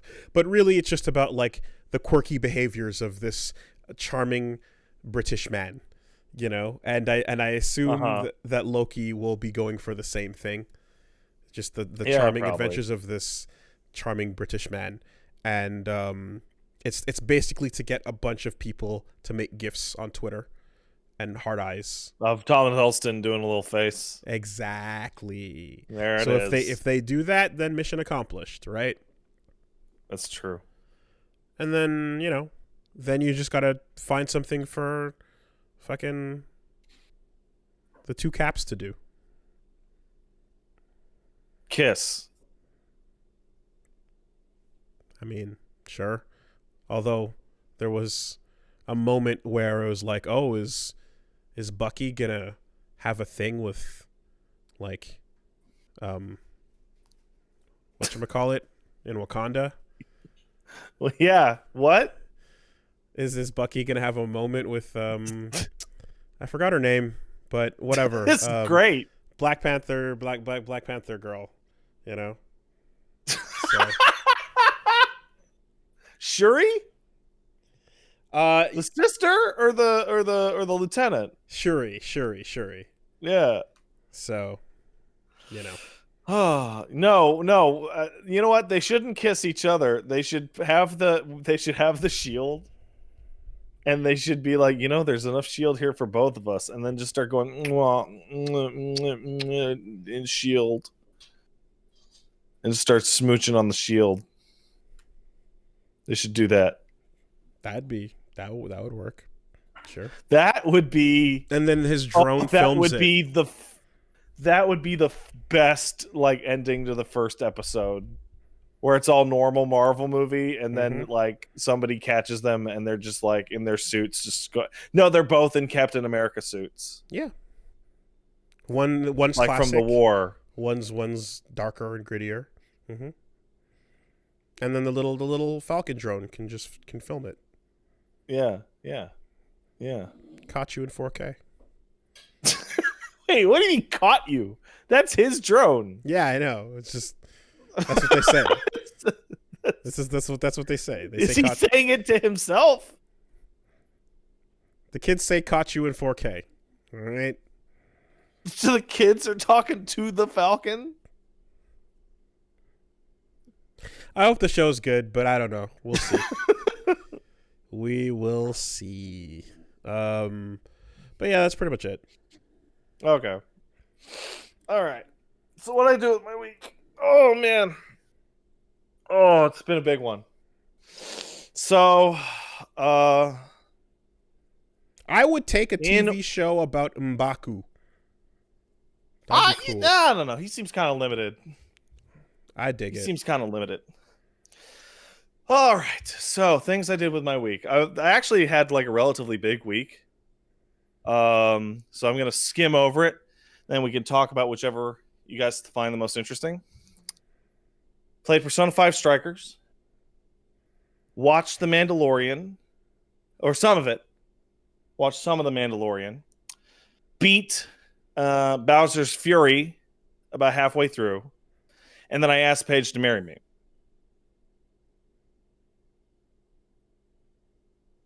So any of those you want to go into first?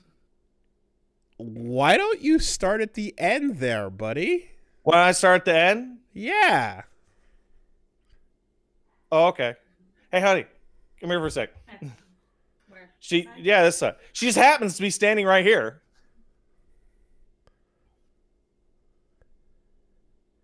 She said yes, though, right? You said yes? I said fuck yes. Oh. Yeah. I love you. Love you. Mwah. Congratulations. So it was fine. Appreciate it. Hey. So Look at I'm a that. big man now. Wow. I would love more soda, fiance. Thank you. Ah. Look at that. Yeah, you get to use that word now. We've been thinking about all week about the look on your face when we drop this on you. Sorry, my breath is bad. I just had onions. Oh, Sorry. thanks, honey. Don't worry. I'll live. Sorry. Hey. So yeah, that happened. Hey, dude. Congratulations. Thanks, man. I appreciate it. Congrats. Thanks, man. I waited till the quarantine was happening so she couldn't say no. No escape. No escape. What's she gonna do? What's she gonna do? Say no? It'd be so awkward. Doors bolted. No, she actually reminded me of something that I told to her a couple years ago.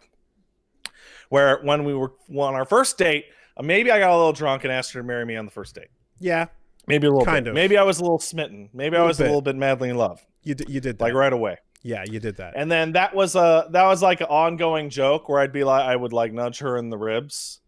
And He asked me every date. Paige, I'm telling my story and trying to be cool. Sorry. This I'm is trying true. to be cool. I can vouch for this. This is just. And then truth. after a certain point, I stopped making that joke. That stopped happening. And she caught on to it and said, "Hey, how come you don't ask me to marry you anymore? What's up with that?" And I remember saying that I didn't do that anymore because the next time I asked, she would say yes. And she was like, "Oh," and I was right. I was right. Nailed it. Did you touch Yeah. your nose when it happened? Did you? I did not. Okay. So how did it go down? Well, I got a ring, and then I asked her. That's mainly what happened. I got Now- a fancy ring now that did you she would go- look at and be distracted by the shininess. Now, did you go old school, like, so we doing this or what? Did we No, in fact, I was explicitly warned as early as 2 or 3 years ago that if and when I was to propose, I was forbidden from pulling a Pat's dad and going, "So we gonna get married or what?" What are we doing here? Because if I had done that, I would have gotten a no. Okay? For real. Back of the cab style. It's like, you Nuh-uh, wanna fucking, no. we doing this? What are we doing No. here? Criteria were, for me anyway, I had to somehow get out of her frame of vision to kneel without her noticing, which I can't believe I did. I literally just said, "Hey, look over there," and she looked. Okay, step one. It's super easy. Yep. I was like, "Hey, what's that on your computer?" And she went, "Huh?" And then I just got into the position. And I asked her, but before that, I called her folks and got her country folks' permission for the matrimony. Old school. Which is the first time I've talked to her dad, actually, Okay. which was a little nerve-wracking. Okay. He's like 88. Okay. And his hearing sucks. So I'm like yelling into. So like it probably wasn't as much of a surprise as it could have been, as I'm upstairs clearly yelling at her father on the phone as to whether or not I can marry her in the near future. I see. But it was important that I didn't hear it. You didn't? No. Seriously? No, I didn't hear it. Oh, you just thought me and your mom were talking I thought shit. you guys were gossiping. Yeah, that's right. Because I then talked shit about her with her mother for an hour. Gotcha. Which, gotta get that in-law shit strong. Okay. Now, what if the 88-year-old man goes, fuck you, no? What if then I guess we'll have to deal with that when it occurs. Luckily, it did not. Luckily, I got the full blessing. Okay. And then I got passed back to mom, in which me and my future in-law, mother-in-law, talked shit about Paige and her losing things in the house for like an hour. And then like, here's the thing, right? I already made my bed long ago because Paige's mom watches my stream regularly. Okay. Occasionally watches this stream. Okay. Hello. So there was no escape. Like, there was no scenario in which I could be like, all right, I'm going to put it on real brave and nice and clean and polite. Because if I wasn't actually a nice boy for her daughter, it would be so obvious. Yeah. There'd be so much fucking damning footage. Because your career is literally this. Yeah. So they have to basically, what you're saying is, I'm going to call you up and I'm going to read out a list of podcast titles. And if there are any issues, we can raise them now. We can figure it out from there. Mm-hmm. Gotcha. Okay. All right. But yeah, no, got the permission, got the ring, then I should have done it in the other order. I got the ring, got the permission, got the yes. And you said you said these were your list of necessary, or at least the besides the I knew it was important to Paige that her dad signed off on it, which was weird because when I talked to her dad was confused as to why I was asking him. He was like, "Why did you just marry her? It's good." but she was the one who was all old fashioned and shit. Right? Okay. I gotcha. Yeah, you're the old fashioned. He was trying to be cool. He's old. He's not trying to be cool. He's 90. He's turning 89 this year. He's old. Your dad doesn't even swear. He's not trying to be cool. So when you asked, did he reply with like, "God, I hope so"? Fucking yes. Actually, very close to that. Just get her out of here already. Go. It was something, I forget the exact words, but it was something along the lines of, "She's your responsibility to take care of now."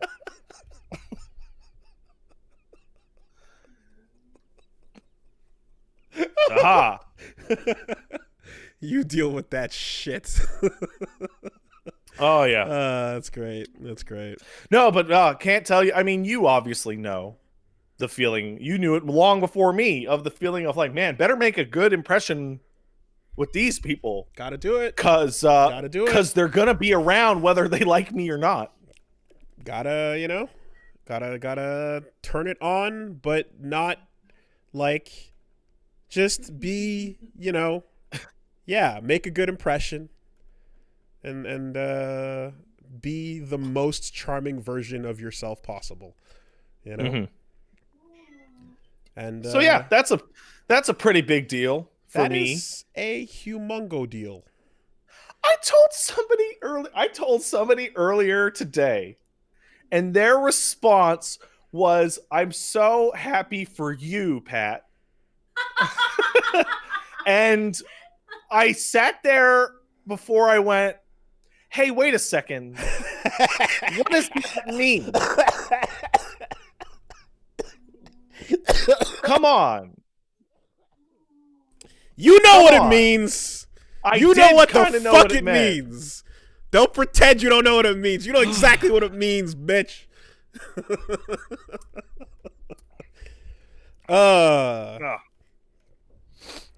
Damn. So son. hooray. Yeah. So I feel very it's funny, I wasn't nervous before spilling the beans, but now I'm like shaky now I told everybody because it's like big deal or whatever. And now I'm embarrassed. Okay. Why are you embarrassed? Hey, You're turning hey. red. Hey, Aww. hey. It actually worked. Yeah, it did work, huh? It worked.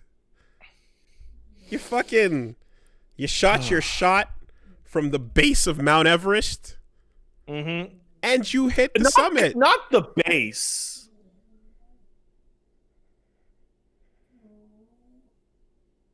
We're gonna move on. We're gonna move on. Happening? He says I shot my shot from the base of Mount Everest. And I'm like, it's not the base, dude. There is a distance between you two. Oh, you are such an asshole. And you fucking nailed it, bro. The distance is about 2 inches. Yeah, it is. Get out of here. Get out of here. Love you, sweetheart.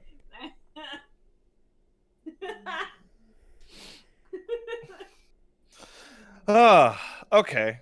Can I relay a direct congrats to her too, please? Oh yeah, here, hold on a sec. Huh? Oh, for me? Yeah, put that on. Oh. You're good. Hello? Hey, congratulations. I can't hear anything. Uh-oh. You can't hear I anything? can't hear a single thing. Uh-oh. Did you turn it off? Did you turn it off? Did I turn it Uh-oh. off? I think I turned it off. Oh boy. In my excitement. Okay. Okay, I can hear you, Wooly. Hi. That's Hi. the girl I'm marrying, everybody. Hey! Congratulations. Thank you, Wooly. Actually, hold on 1 second. Hold on. Oh, jeez. What's happening? Actually, Wooly, I'm so glad I can talk to you for 1 second. I just want to say thank you to you specifically because you introduced me and Pat. That's and true. Because of you, I have a wonderful, incredible, soon-to-be husband, and I am so very, very grateful to you. Thank you so much. You're very welcome, and also, Paige, thank you. Thank you. What? Thank you. Thank me? Yeah. What do you mean? Fucking Why me? this Everyone can kid. hear this. This kid. Just, you know? Oh. All right? Hi, of course. Are you and Punch Mom come to the wedding, okay? All right. All right. All right. Cool. All right, hold on. I'm going to hand this back to Pat. What happened? Hold on. What happened? Here you go. That seemed important. Oh, so sweet. Hey, what's going on? Shut up. Okay.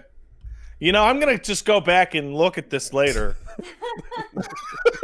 Like, I can just do that. Not if I fucking delete it. Well, you can delete the whole podcast now. Anyway, All right. so That's you a might week. have noticed. You might have noticed in That's the a past fucking week, guys, watching my stream, that I have remarked on, like, busy week this week. So when exactly are we talking? Like how long you've been sitting on that? A while. Okay. I've been sitting on the question, like the knowledge that the question's gonna happen for like a really long while. And then it becomes, well, I don't have the ring yet. Right? Okay. So I got to get the ring. And then it becomes like, what's the perfect time? Pat, you've made it painfully obvious to me that you've been waiting on the question for fucking years now. Wooly. So that's What? not Yo, what I'm you knew before she knew What? that I was going to pop the question. He did? Oh, yeah, a long time ago. Oh, wow. Like, it's been a goddamn minute. If anything, it was just, you know, that's been a brewing, but I mean with actual steps and functions occurring. A couple months. Okay. In which it's like, what am I waiting for? What am I waiting for the perfect time? Fuck that. I want to put the ring on. Okay. And then, it's when your girlfriend is a heavy sleeper, it's really easy to find out their ring size. When she's like, I don't care, I got hives, I'm gonna get some Benadryl, and I'm gonna go pass out. Okay. And they're just like dead to the earth, and you could just fucking no, that's not true, Pat. The first time I slept over, he was like sizing up my ring finger in my sleeve. That's a different version of the story. You forget everything. Yeah, I didn't forget that. That's a very different version of events. Anyway. Okay. I just went into the jewelry and grabbed a comparable ring. Yeah. But I'm sure fucking playing with the sleeping body to get what you need is also a way of doing it too. You gotta do that. You gotta. But regardless, I did it. It's all me. The story's all about me. No. Oh, by the way, Paige. Yeah. Now that we've dropped the beans, feel free to do your lady social media hit on the unmarried women's. Oh my god. Take that, you old maids. You can have this. Just napalm the situation, huh? Yeah. All right. Okay. Well, I mean, so yeah, it's been a fucking. It's been a trip to get to this bit, but now the ring's on, so there's no escape. No escape. You can't escape. There's a car involved. There's kids. Yeah. Committed. I tell you what, I told her this. I don't think I've told it to you guys because marriage. The instant we got that dog, I knew she was going to say yes for sure, 100%.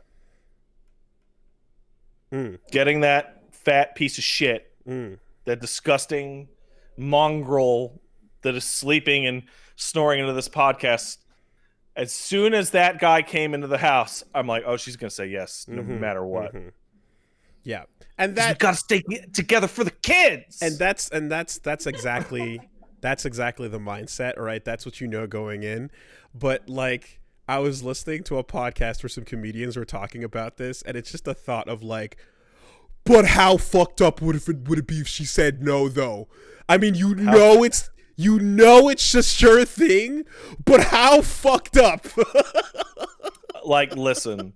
How fucked up? What if? I think I had about as much confidence that she was going to say yes as anyone has ever had. And even then, there was a moment where I'm on the knee and I'm like, what if she just panics and goes no and runs away? What if that just happens? I almost took a breath to like make you wait. Why would you do that? Don't even think about that. I couldn't do it.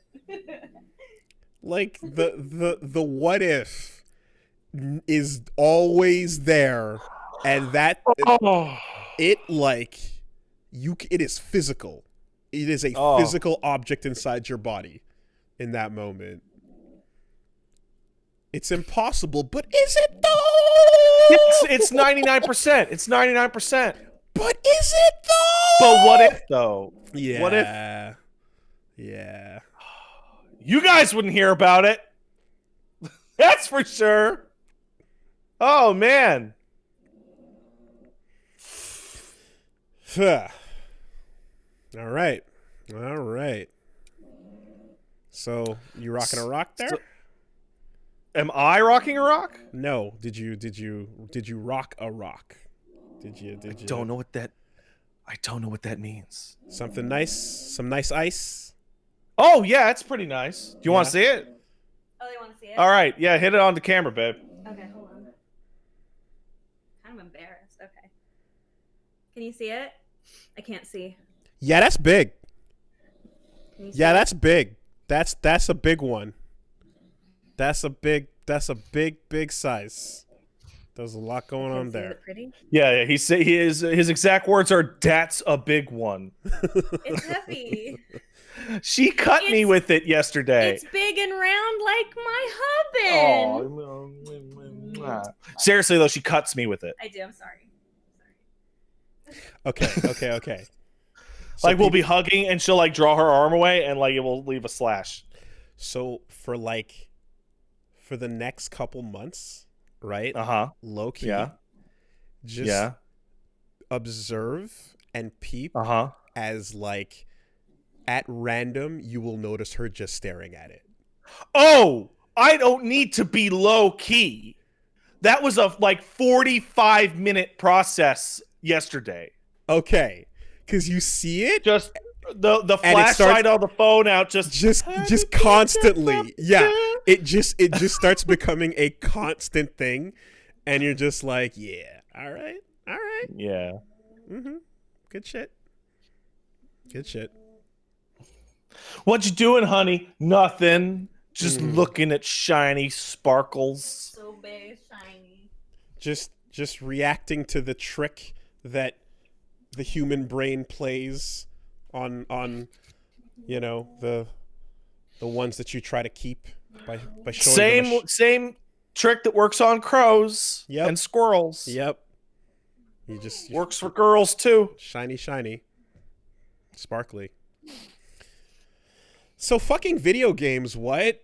Huh? Yeah. Sure. Yeah. I'm gonna get a gold band. I'm not sure if I'm gonna wear it right away or okay. Just post because like I kind of want to wear the band, and that would be kind of on your okay if I could wear the band right away because I think it's cool to wear the band that goes. Yeah. So the tradition I got one is in and of the moment, right? Right. But you can just go with your own for engagement purposes now too. Like there's like people are rocking it either way. You can kind of make your own choice. I'll just take it off and then put it back on at the sure. Yeah, man. Looking at men's rings, like there's a lot of just fucking like looking at the ladies' rings. They're all pretty nice. They're all pretty classy to a degree. There are some trashy rings for dudes, man. Just like I want it to look like the fucking wedding ring equivalent of a tribal tattoo of a culture I'm not part of. Yes. And it's just like, eh. And that's why you want to use manlybands.com/superbeast for your. That's true. Boy, was I trying real hard not to lose my fucking mind when we read that ad last week. Yeah. How about that timing? I literally had a ring like locked in a safe upstairs. There you go. Like just going ha ha. But yeah, when I do get the band, it will be a completely unadorned, unsegmented, unspecialized, simple gold band. Yep. I think you just you find the one that suits your personality and the idea that you want, pretty much. Like the for the dude side like ring, they kind of just go with like it just represents that like you did some shit, Yeah. For me, I'm looking at all these designs, and aside from the simple gold band, I'm like I want zero confusion that it is a wedding band. Okay. Right? Because some wedding bands don't look like wedding bands. They don't have a traditional metal, or they don't have a traditional shape. I want people to see it on my hand and go, "Oh, that guy's married. That means you don't want it cool. to be a ring of power that you can blow into and go. Oh my god, no, dude, Jesus! Or summon Captain Planet. Jesus. All right. Well, enjoy updating your insurance. Yeah, that's gonna because you literally have to. You got to do that. You got to go. Hey, so that's that person walking around has an increased value on them. Yeah. that's a now weird to take one. out the life insurance policy. Yeah. Give me the biggest plan you got. She's very frail. I'll take the lupus plan. Wow. Yeah. Damn. All right. Okay, that's good. some shit. Got that off my chest. Off that your was chest. burning a hole. There you go. Huh. That was like much earlier in the week. Like, but I wanted to save it for this podcast because I think it would be, because we both thought it would be the funniest thing to just drop it on y'all, like the same way I dropped the house. Like, just like, yeah. Well, at this point, that's the expectation, to be honest. Considering how House and Car came about in the exact same manner. Oh, and Dog, too. Yes. So it is to be expected that is the manner in which all major life-changing decisions will be dropped in a very casual podcast segment. Mm-hmm. Now don't lose it. You lose that, we're gonna lose you. Hey, also we're getting it insured. Yeah, we're It's getting fine. it insured. You gotta get Her mom told me to get it insured. Oh my god. So I bring it up because that was the next step immediately that I was told is like, that's the next, you got right. You know, the fucking the Mr. Shakedown number floating above her head just cranked up a little bit. It's real. It just cranked up, you know? So, yeah. Yeah, Paige's mom is cool. She's the exact same kind of humor. So, like, it's weird. Talking to the in-law and seeing, like, the reflection of your SO back at you is bizarre. Because it's there, but it's not quite the same. Paige's mom's nice. I like her. Anyway. And I like her dad, too. I just barely know him because he's old and can't hear so good on the phone. All right. So. It's interesting because I'm like, with Punch Mom, her parents are very different people from her. Yes. You know, the similarities are like visual only.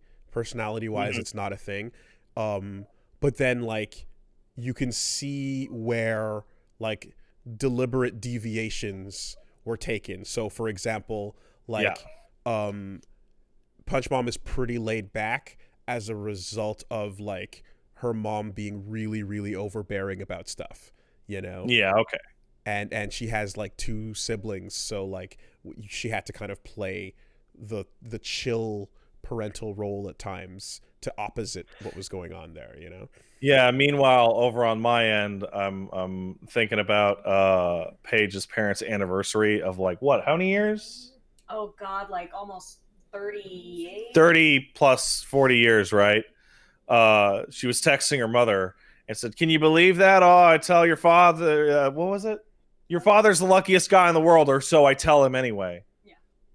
Right? It's like the exact same kind of thing. The primary difference, talking to them on the phone, is that unlike Paige, they sound like the voice that I use to make fun of Southern people, but for real. But for real. like fucking yeehaw. Like, not even joking. Well, fucking practice it. And here, if you want easy ass points, just find yourself a real like local. Damn, that's more crazy than a fucking whatever. You know, find a nice little local idiom and drop that shit out of nowhere and watch them explode. Like, this is a family that actually unironically says meemaw and peepaw. Yeah, just find a nice little local reference, and they'll be like, "Wow, look at Dad, look at you. Wow, that's more Little- fun than a dance barn. Is the actual reference. You leave the dance barn out of this. She was on her phone with her mother a couple years ago, and like they were almost in tears because Fred or Joe's or whoever the hell's dance barn burnt down. That was really sad. Oh no, I love that dance barn. The dance barn. Yeah, the dance barn. The barn where the dance happens. Right. Yeah. Right. Yeah. Mhm. Okay. Yep. Us city folk just don't understand. Just don't understand. All right. That's enough on that. There'll be plenty of time to gloat over these unmarried simpletons in the future. Patrick. What? It's part of the benefits. I get to be a married man now.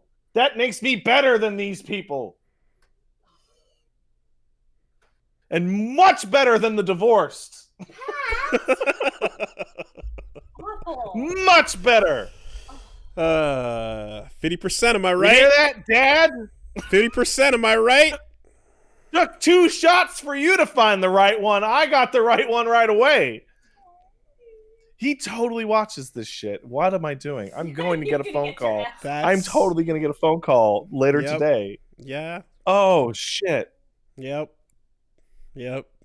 Good job. No, good on you, Mom. You found the right one right away. Oh, shit. That's going to come back on me real bad. All right. Hey, dude. Fucking nothing but botches on this end too. So, Yeah. they know. It ain't no secret. Yeah. Everyone's well aware. Oh. All right. So, 50%. we're doing a podcast here, right? Mando's pretty good, I guess. I was sitting here watching it with my good friend Eli Plague of Gripes and my fiance, who finally deigned to let me watch The Mandalorian.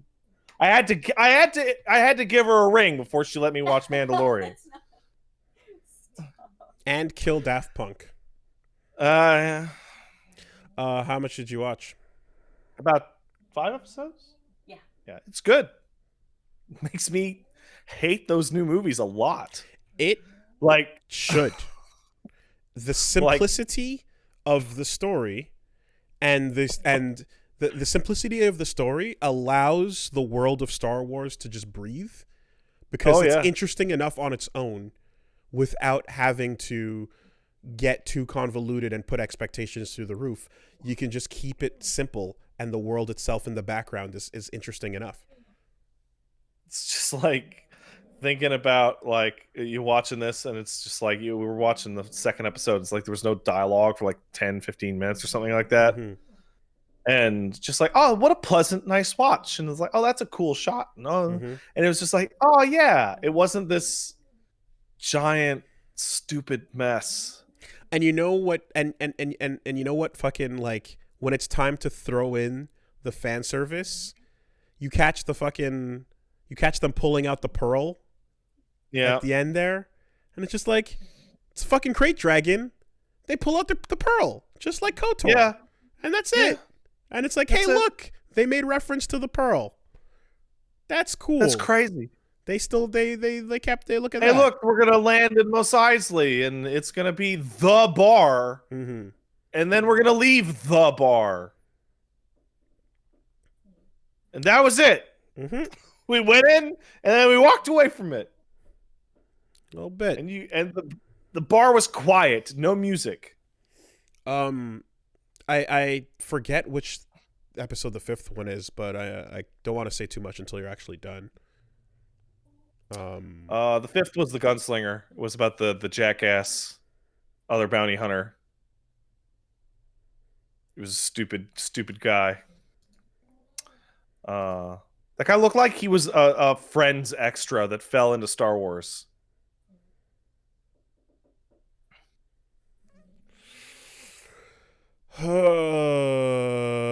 Too long? Like you can't remember? Uh, boy, Are you there? Hello? I am. I'm trying. Are you talking about season 1? Yeah, dude. Oh my god. Oh Jesus Christ. Okay. Oh fuck. All right. Whoa. Whoa. Sorry. I thought we were talking about season 2 this whole time. I thought you already No, saw season man. 1. Oh shit. Okay. Well then, um, my reference to Kotor doesn't really work then. So never mind that. But I thought you were I thought we were talking about season 2 and that you already watched season No, 1. man. Okay. No. So you're starting it Wasn't completely. allowed. Gotcha. Okay. Was not allowed. And it was the age old, not actually forbidden. It's like, oh, I really want to watch that with you, honey. Okay, cool. When do you want to watch it? I'm tired. Oh, okay. We'll watch it tomorrow or a day or two from now. Repeat. Okay. Well, yeah. Yeah. It was a while. It was definitely a while ago. Some of the there was like there was I don't remember like some of the ebbs of the first season, but all in all, the setup, the introduction, you see what the modern day Mandalorian clan is looking like. You know, I thought all that was pretty cool. You don't get to find out like what that's all about in the movies, you know, but you see Nope. some helmets a couple times. So here they actually like explored a little bit, and you get like, you know, their mannerisms and this is the way and all that stuff, you know. So I'm it's playing nice. this weird game with this show in that, like, I have so many bits and pieces of Mandalorian shit stuck in my head from 10 different sources. Mm-hmm. And I'm like, which of those? Which of those were real So honestly, anymore? like considering like, don't even worry about it. What you do, what will eventually be relevant is like the other like stuff that is current canon, which I mean goes into like Clone Wars and Rebels and stuff like that. But I think everything else you're concerned about, it's like it's not really a big deal. It's part of it, but overall they kind of are like, even if you didn't know what any of this was, this is we'll explain enough to you that it'll be fine. And then when you eventually do need to know a bit more, it's only gonna pull from the from like the Rebels and Clone Wars stuff. So yeah. All right. But yeah, enjoying it. Nothing all that much to say other than it makes me hate the new movies more than I like the show, if that makes any sense. I know what you mean. It's such a clean, like clearly focused thing. Mm-hmm. And I look back to the fucking mess and I go, why couldn't you just not be a fucking mess? I don't feel that way, but the contrast is quite high. It definitely makes you just look back and go like, man, like yeah, you could have taken lessons from here, because like in the end, like I'm like, there are still parts of the movies, there are ingredients to the movies that were more than fine, that were good, that were interesting, that like could have been used in better ways.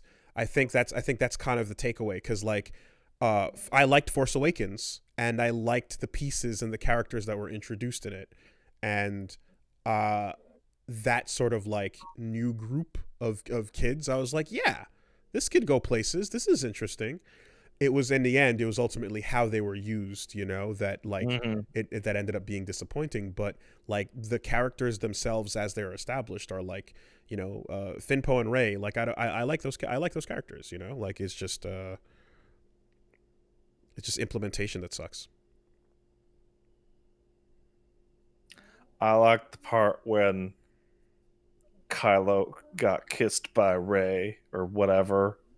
And then the lady in our theater went, yeah!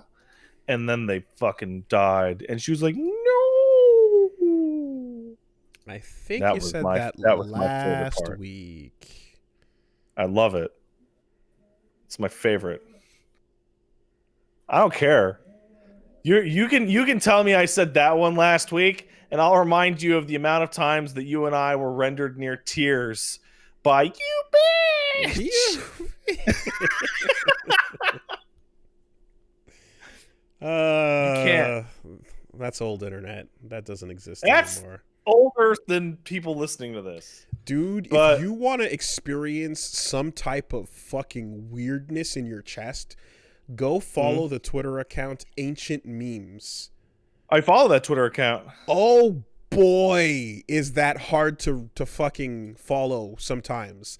They post some stuff where you're like, damn, people were super unfunny just a couple years ago.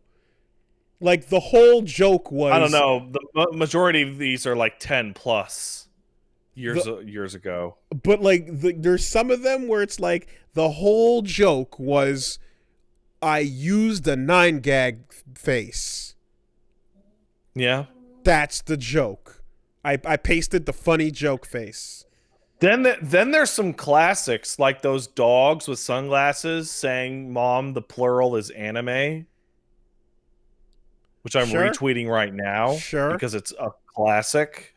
Because I remember, like, early demotivators, for example, were like, there was a demotivational sentence that was like, oh, there's a funny sentence that is on this picture, you know? And then at some point, I want to say low quality demotivator memes started popping up where it was just a picture of something goofy, and then the person writing the text had nothing clever to say. So it was just a frame, and then the text was just like, yup, it's what it is. And that's the humor, that's the funny, you know, and you're like, all right, so here we go. And then you just head down the road. I just scrolled past that goth guy in a hula hoop. Because he loves hula hoops, even though he's goth. And I want to say that you know, advice animals came and went, and some of them again were like funny in premise. You proposed a hypothetical and you wrote something that was worth a sensible chuckle. But then around the time of the 9gag faces, it just became like, yeah, it's the Obama face, it's Yao Ming, it's the fuck yeah face. Totally. It's the Derpina. Velociraptor was the best one. Mm-hmm. And the new version is just Wojak. Like, if you... Oh, it's yes. Just Wojak if you don't necessarily got anything funny. That's literally exactly what that is, isn't it? Mm-hmm. Copy paste easy face for easy joke. And if you're funny, then you use it in a way that's still really funny. If you're a funny person, you can still use it in a way that's hilarious. But for the most part, you end up with 99% garbage, you know. But looking back on it in that account, some of them are just like chest cringe, you know, like, ooh, oh yeah, man. Oh, I feel it. Wow. We got a news story that's like chest cringe later, which is like my favorite news story in a million years. I'm super excited. But before we get to that, I also played P5 Strikers. Yes, you did. I don't see anybody talking about, probably because nobody knows whether or not it's cool to stream it, because Atlas USA says it's cool to stream it, but Atlas Japan threatens you. So Gene posted clips, and I assume it's because he has clearance, being all checkmarked and official, working as a real journalist. Oh, well, there's a difference between clips and like, you know, Let's Play. Covering it, right? But even then, it's like... Mm-hmm. It's like I went over and found the Japanese restrictions, which were insane, which were like, don't use a capture card. I'm going to assume they didn't provide you with it. Oh, no, I just bought the digital version, and then you get it early if you got the digital version. Oh, okay. That is an Omega Force Muso-ish team people making a Persona game. And it is by far the most amount of work they have put into any of these spin-off titles in terms of like honoring its source material. Like Hyrule Warriors was a step, Age of Calamity was a step. Mm-hmm. This is like a giant leap. I genuinely was baffled by what the game actually is.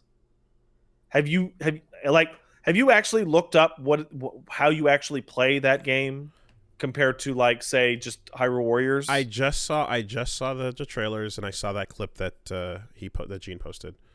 So I thought it was Musa. Hyrule Warriors. Yeah. Beat the crowd up. Persona. Is it not? Beat the crowd up? No. No, it's not. Okay. It is Persona 5 2 with action combat instead of RPG combat. There is the daily life shit. It's not day to day, but you can still go to Yongan-Jaya and go to all the shops. You can still go down to Shibuya and check that shit out. You still fuse personas to get new skills. You go in as a party, and there's a calendar. The calendar is forced. Like the one, I think July 28th, 7th or something. So I am now, and that will only move forward when I beat the dungeon. Okay.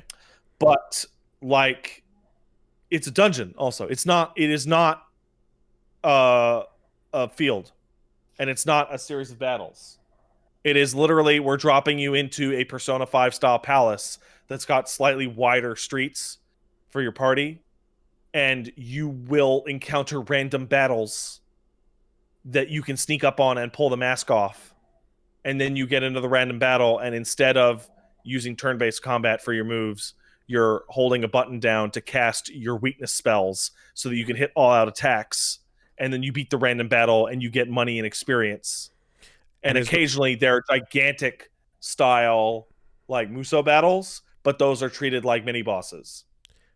And is your party on the field with you, and you're switching between them? Yes, and you hit the D-pad to switch between them. Huh. Whoa. Okay.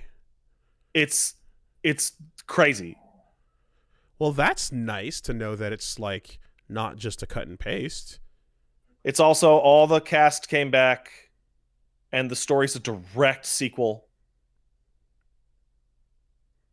Okay. And its presentation is just as good. Like it's identical, stuff, right? It's not identical. It is just as good, and it is different. All the menu shit is all brand new. Okay.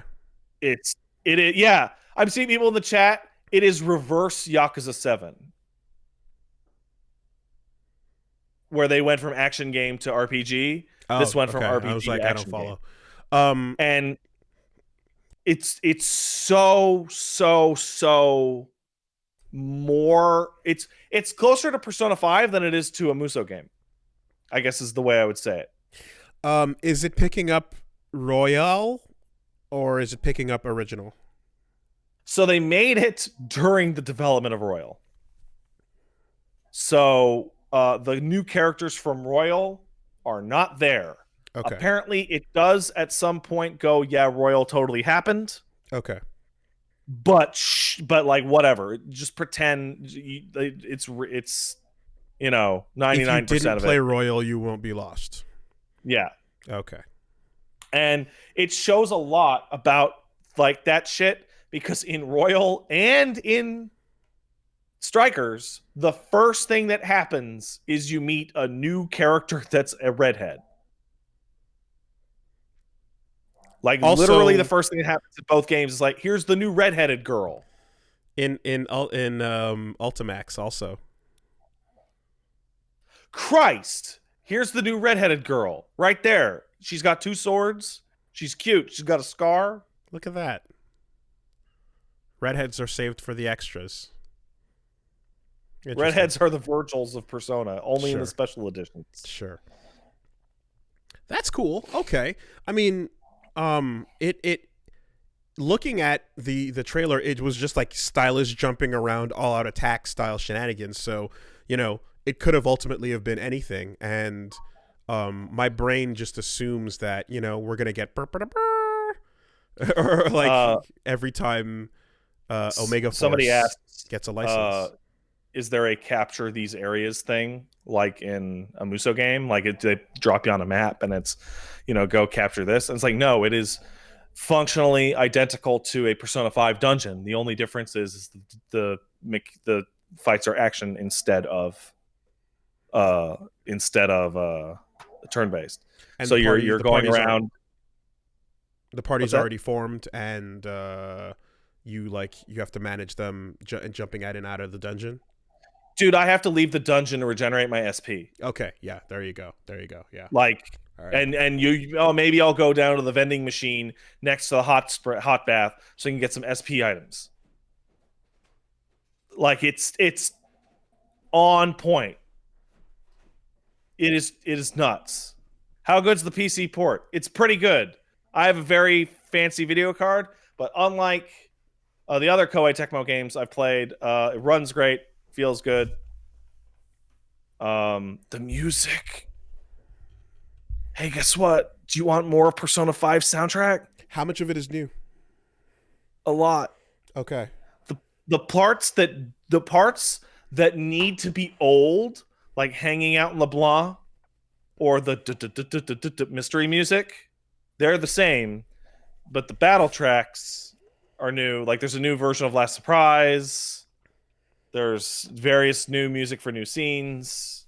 Interesting. Wow. They just great. Fucking secretly stealth released P52.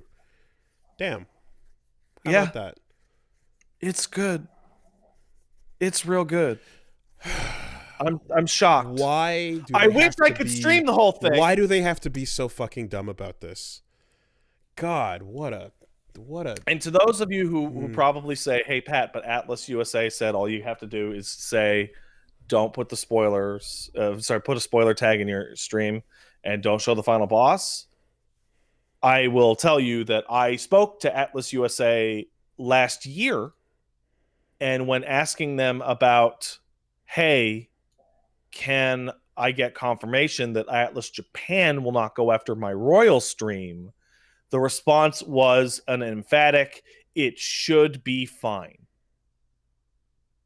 Which is not what I want to hear. I don't want to hear, like, it's probably okay. But the problem is hearing that, and I'm at the same time as I'm always hearing something like about someone whose YouTube account got fucking deleted that was putting up Strikers footage. Catherine shit. Or, like, literally this week I saw someone tweeting about how someone lost their channel because they decided to cover some strikers, Yeah, it's like, so I don't. What does that? What does that mean, man? And people always say, like, "Oh, but so and so streamed it, no problem." Like, I'm sure they did, and I'm sure I'd be able to too. Mm-hmm. But I have a fiance and a dog and a cat and a house to take care of. I can't just be losing my channel. Can't do it. It's same thing with every time, like something comes up with Twitch regulations on music or the fucking the flags or whatever these things are, where it's like, hey, you're probably fine, but there might be a risk. It's like, yeah, no, that's not smart. It's like we can just as easily not do the thing that would be great content by picking something that would not be endangering, and it just, in the end, it just sucks, but oh well, why take the risk and then feel really, really, really stupid when something actually goes down?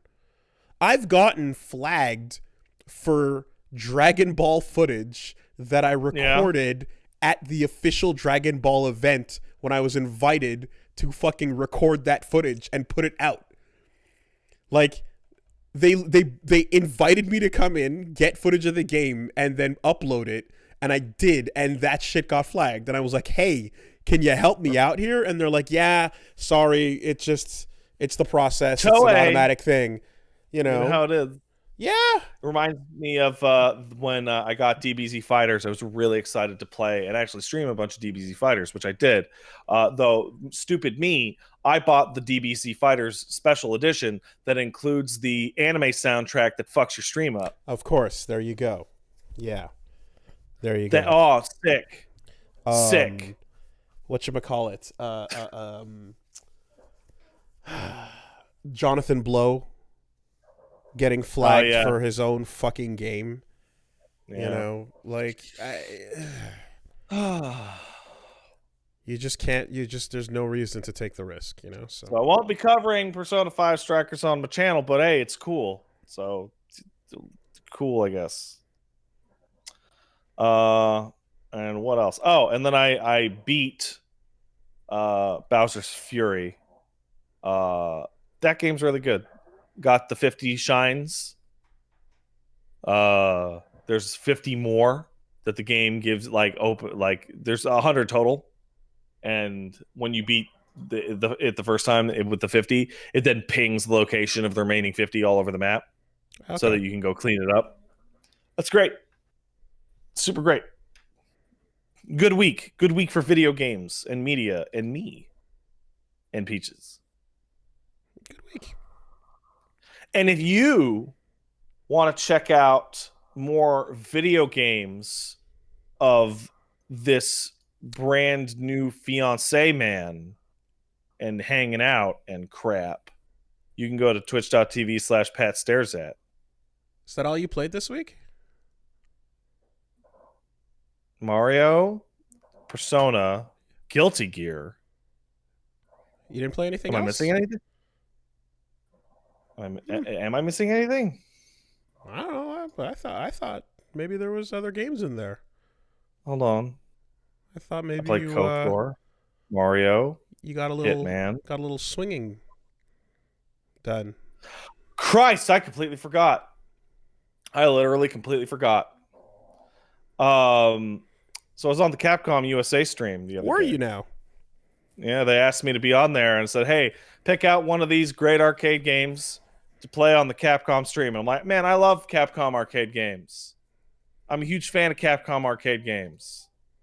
Oh, man. Okay, cool. All right. You know what? You know what I think will be funny?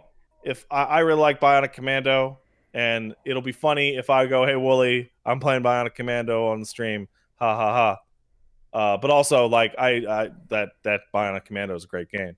Hey, so you're playing Bionic Commando. I'm playing Like a Dragon.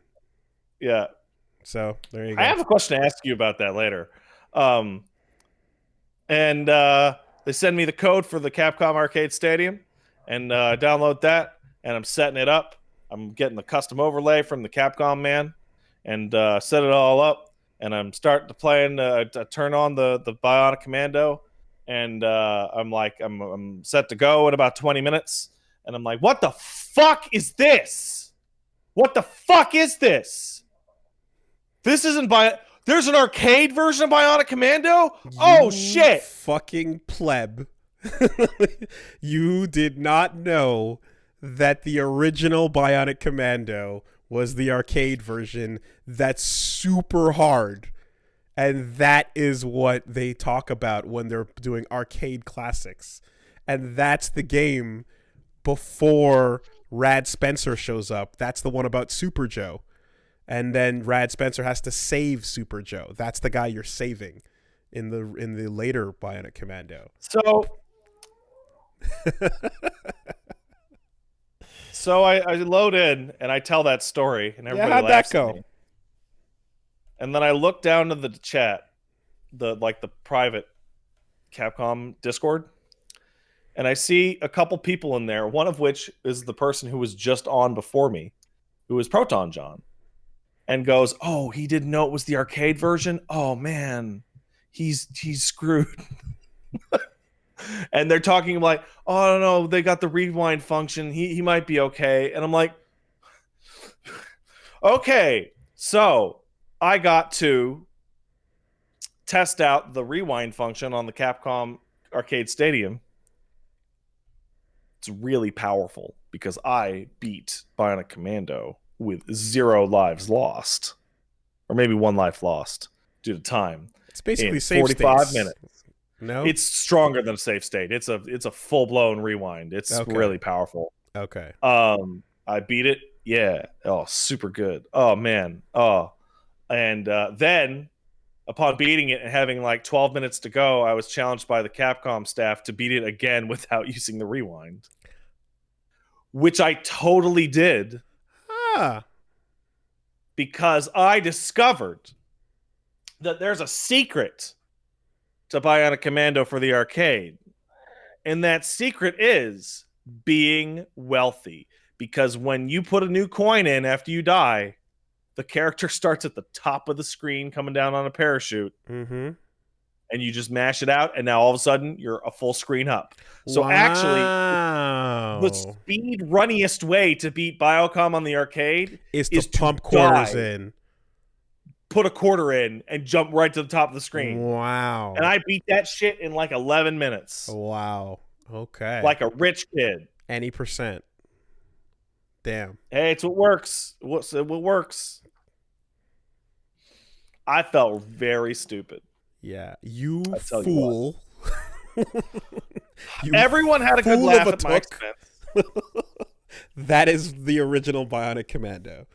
And then the NES game comes later on, which is, as I'm sure you're now aware, quite a refined version of that gameplay. Mm-hmm. They cleaned it up a little bit. And you can hear little pieces of the music. Yeah. That became like the famous theme. Yes. Messier early versions. Similar to Street Fighter almost. Like you can go back to Street Fighter and hear like messy early versions of the themes that then become the classics you know. Okay. Yeah. Well, fortunately for you, you have established to the public. I mean, quite frankly, I'd say that we have established to the public that shitting our pants openly live on stream is actually peak performance. I made it work. And I made it work. I used the embarrassment to fuel my power. Other streamers would actually choke and die in places where they're taking, I suppose, themselves too seriously about things, but you've managed to create an impenetrable fortress of pants shitting. Dude, the Capcom stream turns on, and I'm like, hey, everyone. I thought this was the NES version. This arcade version seems really hard. Let's see how we go. They did, like, you did see the name Arcade Classics, though, right? I did. Okay. And I saw Biocom 1987. Okay. Which I thought was the NES game. Okay. All right. I thought it. I was wrong. And even then, like, but you're mainly off of Rearmed, right? Yeah, but I mean, the NES version and Rearm. I mean, Rearm's a 1-to-1, isn't it? Yeah. Well, ish. 1-to-1-ish. Yeah. Okay. So yeah, there you go. That's what you forgot. I poop on my pants in front of everybody, but it's okay. It's okay. That's some people. I also. Like the funny what's always funny to see, because like everyone who comes over knowing you is tuning in for the pants poop, but it's the people who are regular Capcom stream viewers that don't know about that. That was the part that that really gave me the power, was the shame, the real shame. Because like there are people like going, LOL, Pat. I'm like, oh, I know you, right?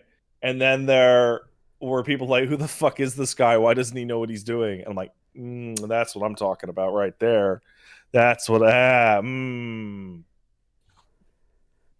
is he in fishnets? I don't know. Did you influence? I might have influenced a little bit. It's good. You know, it's funny. I chose not to influence this week. I was in a long series of influence-based talks with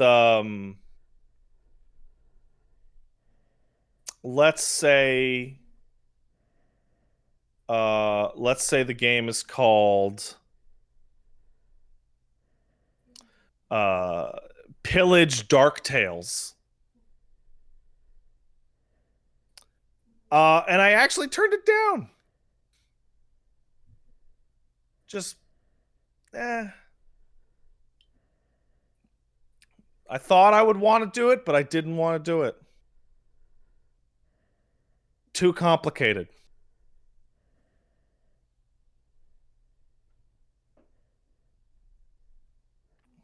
Okay. And now we can talk about your influence, Wooly. Why is there a clip of Little V like yelling at you to just do it in regards to Like a Dragon? What is the issue with one? you doing Like a Dragon? Oh, yeah. No. And then Hitchhiker jumped on to fucking yell as well. No. So yeah. What I was trying to figure out, right, is like, one, does this make any sense in the midst of Zero? Two, like, can it be scheduled in such a way that like people would be okay with that? Because effectively what it's going to mean is I'm going to have to put Zero on hold and then temporarily go into Like a Dragon and then come back to Zero. Which I wasn't sure if people who are following the current story would be upset with that or not. So I just wanted to make sure that that was copacetic.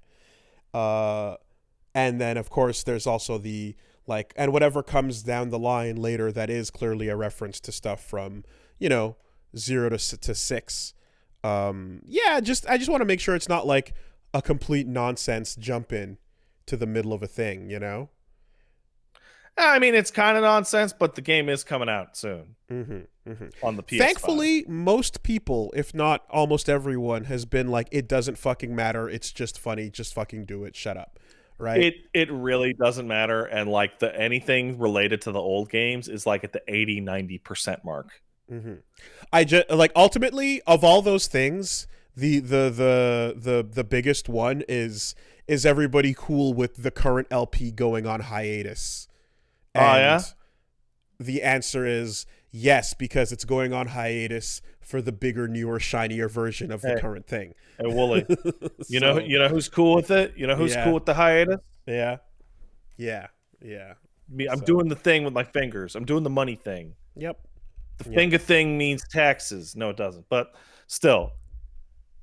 So that's pretty much the deal.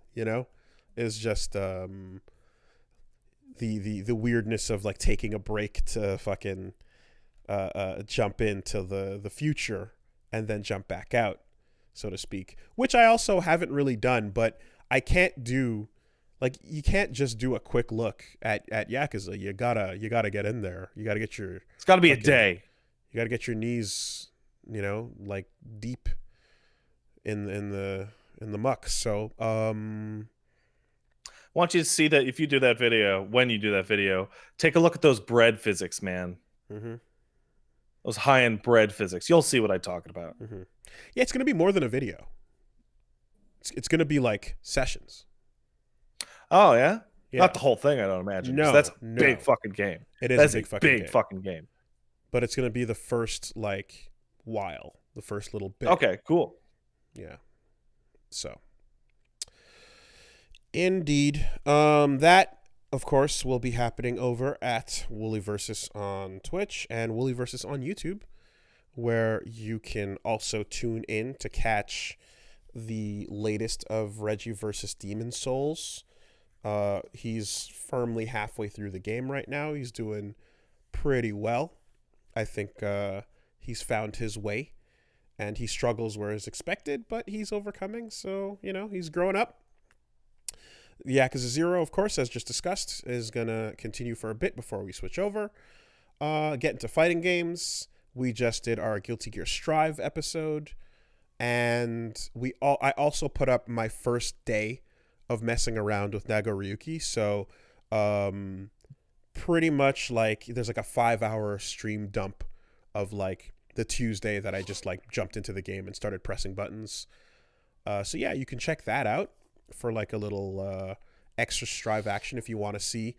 A lot has been learned since then, you know, but it's definitely like a little like, I guess, introduction to what I like to do when I first get my hands on a game, and I already know kind of what character I like and what I want to find out, you know. So I wrote down a couple of like combos from seeing footage of the character, and so I just decided to go into training mode and test out a couple of those combos I wrote down, just based on seeing you know, a little bit of tech here and there in previous videos, and testing the hypothesis, finding out if you've got a reversal, finding out if you've got, you know, a decent poke, and just kind of, you know, putting together the basics, if you would, and then going online and getting crushed for a while.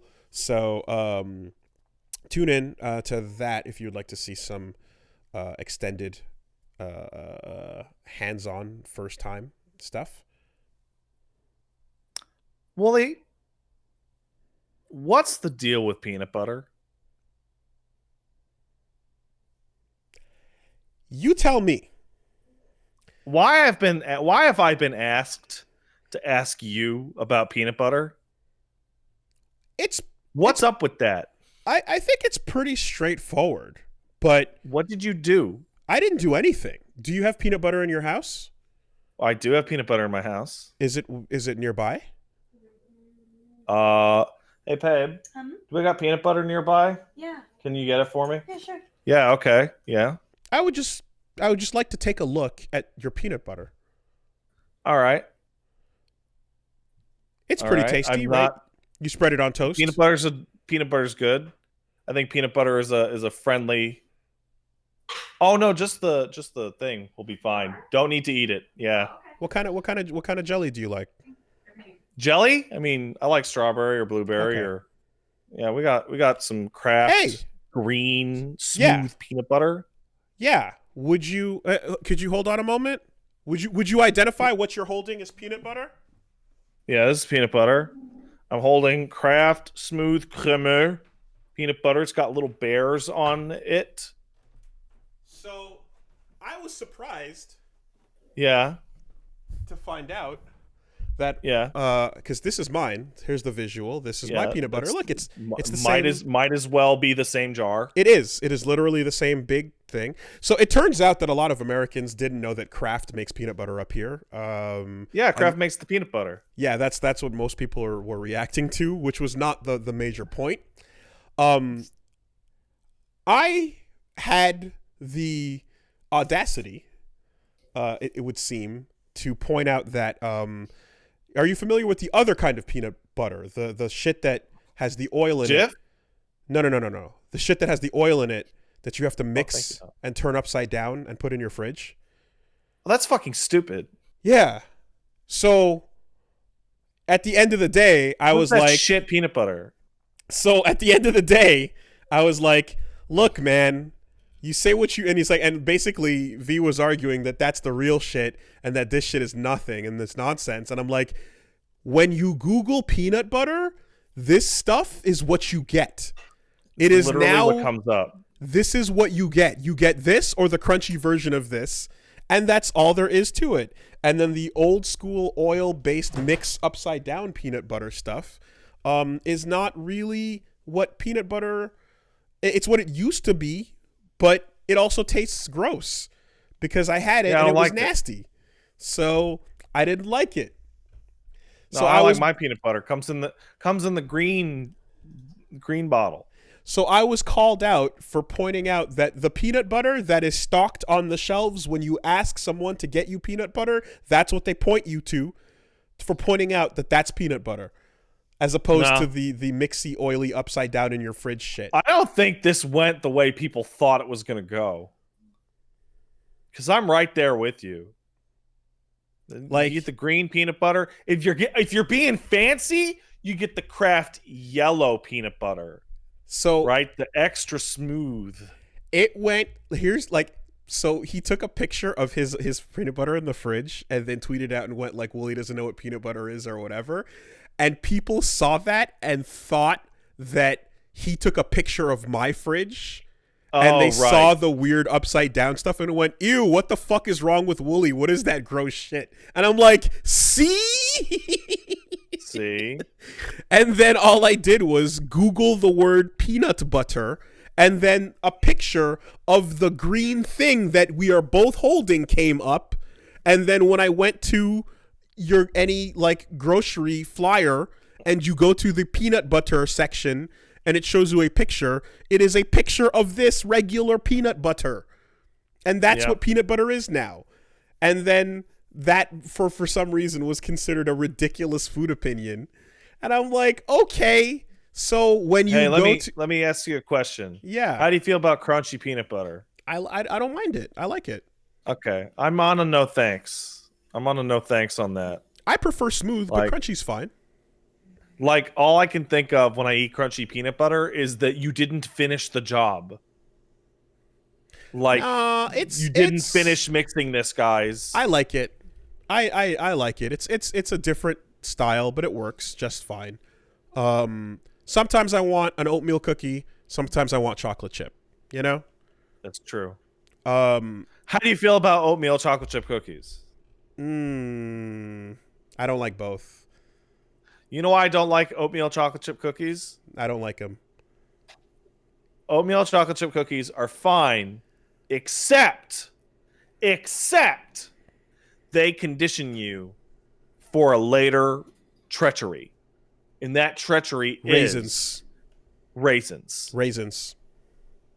It teaches Satan. you that oatmeal cookie with dots in it can be safe. Satan. But that causes you to eat the oatmeal raisin cookie, Beelzebub. which is the trap cookie. Congress with old Nick. We don't do it. We don't do raisins. Nope. What's funny is I'll just eat raisins. Raisins are fine. Yeah, box of the Sun-Maid. Not in food, man. Get out. Get out. I was turned around on raisins in ingredients because if you go to a good Afghani place and they make Afghani lamb shank and rice, there will be raisins as an ingredient, and they're delicious. They make a nice lamb shank with a nice sauce and different rices, and they mix raisins in with it, and it's very good. And coconut as well. It's fantastic. You know what? That sounds pretty all right. I guess what you're saying is that that lamb shank gives raisins in food a real raison d'etre. I didn't hate it.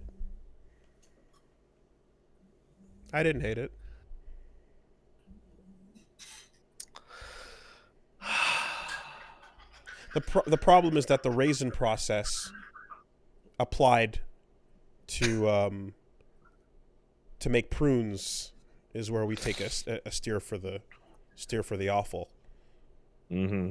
But yeah, so no, but it's just all that to say that I can just point out that the thing that we all acknowledge as peanut butter is peanut butter, and I can be, called out for that apparently. And all I have to say is the next time you go to a diner for breakfast and they set down a little tray with your coffee creamer, your milk, your jellies, jams, and peanut butter, grab that little peanut butter and see if you have to shake it, mix in the oil, and turn it upside down or not. No thanks. Yeah. I want my food to be finished when it arrives to me, please. Not necessarily as a food item, but as an ingredient. Yeah. So, this is all it is. That's simply it. And I mean, whatever. I feel as if anybody who's yelling about that is also probably like a skim milk defender. So I'm not here for any of that. I don't have to listen to any of this nonsense. Why aren't you just drinking water? Like, Why don't you why just, are you even like, bothering to as- pick up an item that says skim milk on it? Just drink water. Just drink shit. Like I've told you guys about me growing up, and my mom would go get the fucking healthy milk powder and just be like, no, you mix the powder with the milk and it's a healthier version of milk. And I'm like, Mom, you need to stop and get this evil away from me. And that's exactly the same deal with skim milk. It's a watery, anyway. I don't have to sell skim milk as Literally, being why gross. bother? Just have a big glass of water and a small glass of 2%, and that's better than drinking a big glass of skim milk. Look, the world has already decided skim milk is gross. I don't have to. This is not a point I have to make. But that is the same energy as these oily peanut butter fuckers coming in going, it's not real peanut butter. It's this fake shit. It's the sweet fake processed shit. It's what the world has accepted as peanut butter. You lost. I used to work in a grocery store. Never. You know how popular that you know who likes those oily peanut butters? Assholes. That's who. People that would come in and go, hey, where's the peanut butter? And you'd be like, it's in aisle 2. But you'd walk by and like, no, I want the real peanut butter, please. Yeah. It's like, you can go to the overpriced aisle for assholes. I mean, over there. It's like, you can take this fight up with me, or you can just start swinging at the world because it's too late. Reality has settled, and you are on the side that you are on. Like, Reality has settled, much like real peanut butter settles without oil on the top. Without oil on the top. You don't have to mix it in and fucking turn it upside down and stick it in the fridge. Now let's get real controversial, Wooly. Orange juice. Pulp or no pulp? Pulp or no pulp? I can take both. I prefer without, but I don't hate it when it's there. I can do both. I prefer it with it in, but I won't, like, turn away non-pulpy orange juice. It's exactly like peanut butter in that both variations are delicious. You know? But my old roommate used to be all about the pulp. And, like, back when I was in that the area near Shadagi, yeah, that dude was like, I need extra pulp, and if I don't get extra pulp, I'm gonna yell at whoever did the groceries. Like, it was rough. Listen, yeah. If you can't get extra pulp, I want you to pour out half of this orange juice and just crush an orange into there. I kind of was like, dude, why don't you just make your own at this point? You know, just skin it and toss it in the blender. Then the seeds won't be a problem, you know. But like, I don't want to. Yeah. I don't mind it. I'll take pulp if it's there, but like, my preference is without. Yeah. Anyway. It's always interesting to me, like, the level of intensity behind trivial food discussions. Mm-hmm, mm-hmm. It's always like it might as well be like a religious argument in terms of intensity. So if you want to round it out, there's a third one here, and it is all right. Clear golden Oasis style apple juice, or the dark shit.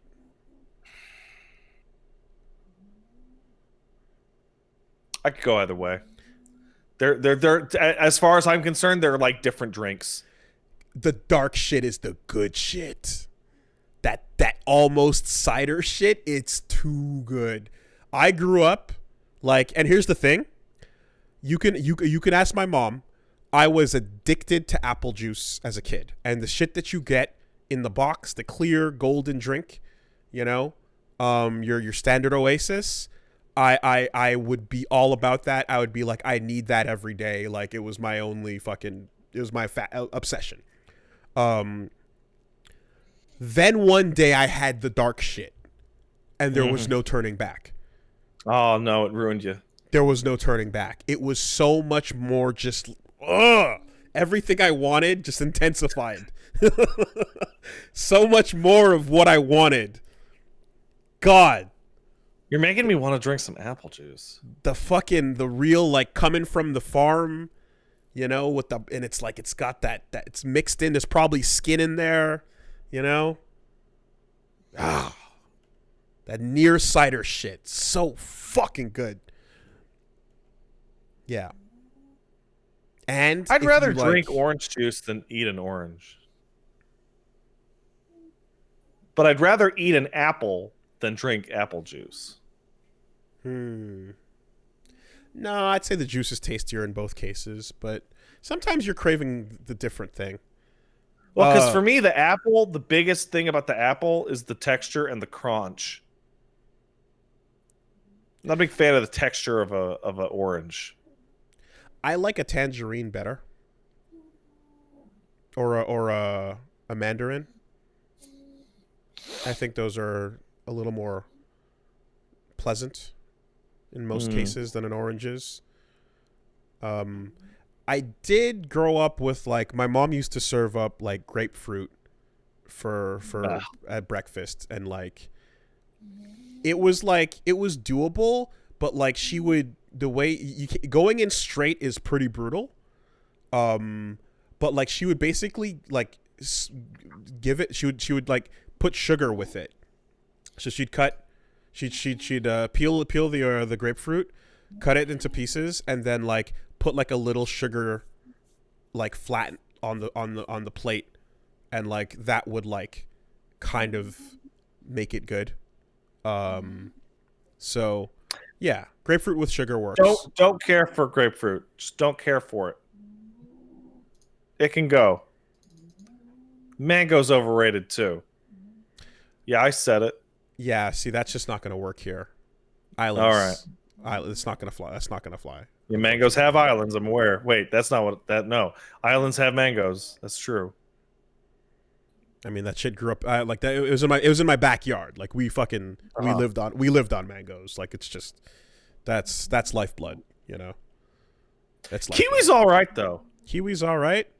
You'd think I would hate a kiwi because it's like a weird furry thing, but yeah, it's all right. Pineapple like the color is too. Incredible. Pineapple is contentious. It's acidic as fuck, but it's damn tasty. Do you remember the pineapple story? Did I ever tell that on this podcast? I don't remember it. So this woman, now my fiance, the woman I'll spend the rest of my life with, gets a big old pineapple from the store because she's like, man, pineapple's good for you. I should eat more pineapple. So she chops up like the top of the pineapple, you know, the sides, and gets like the whole core, you know, of the pineapple, right? Start picking away at it with a spoon. And she's like 3/4 through that pineapple before she starts to complain of a horribly burning mouth. Mm-hmm. And she's starting to swell. Mm-hmm. At which she goes, "Oh no, I forgot. I'm allergic to pineapple." Yes, I remember this now. Yes. Correct. Yes. And oh no, right, pineapple juice dissolves you. Yes, It's got a meat tenderizing thing. Correct. And I had to take care of her that night because she was all swollen up from pineapple allergy. Well, I hope it was worth it. Yeah, it's good. The real shit, though, unfortunately, is the shit that is not readily available in North America. There's something called Skinnep or Ginnep, which is one of the best fruits ever, and none of y'all know what the fuck it is. And Nami apples used to be my favorite fruits growing up in Grenada. Skin up or Ginnep is how they would call it.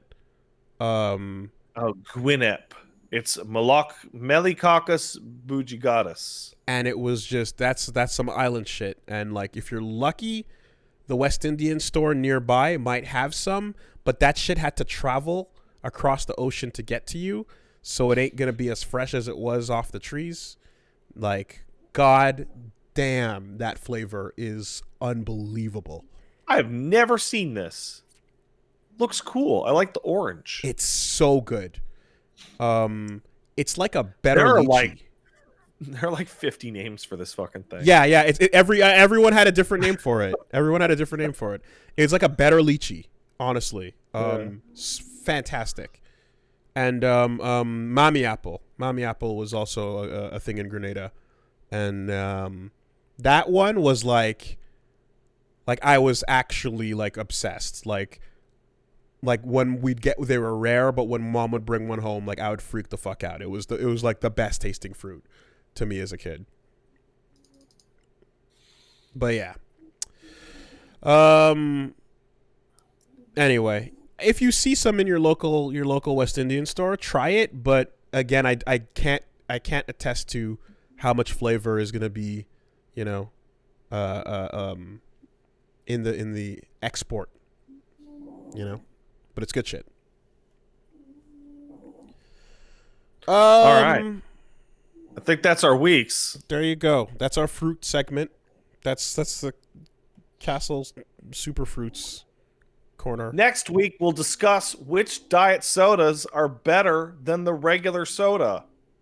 Spoiler, it's Coke. Zero. Diet soda is much better than Coke. Yeah, but Coke Zero is better than Diet Coke. Oh, you're crazy. It tastes more like Coke. I don't... no. It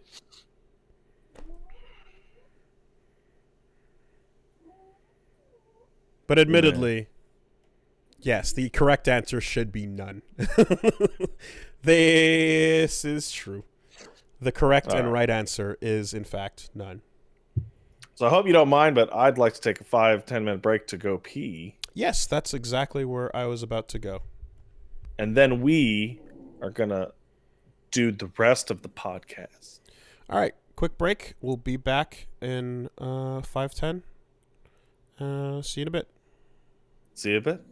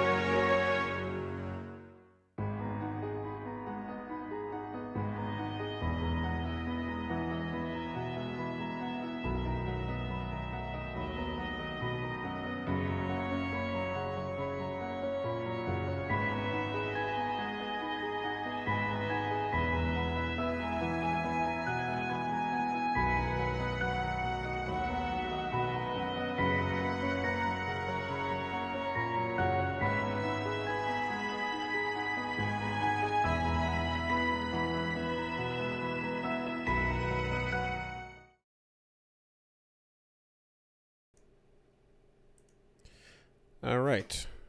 Let's take a quick word. Quick word from our sponsors, you mean? Yes. This week, the podcast is brought to you by Imperfect Foods.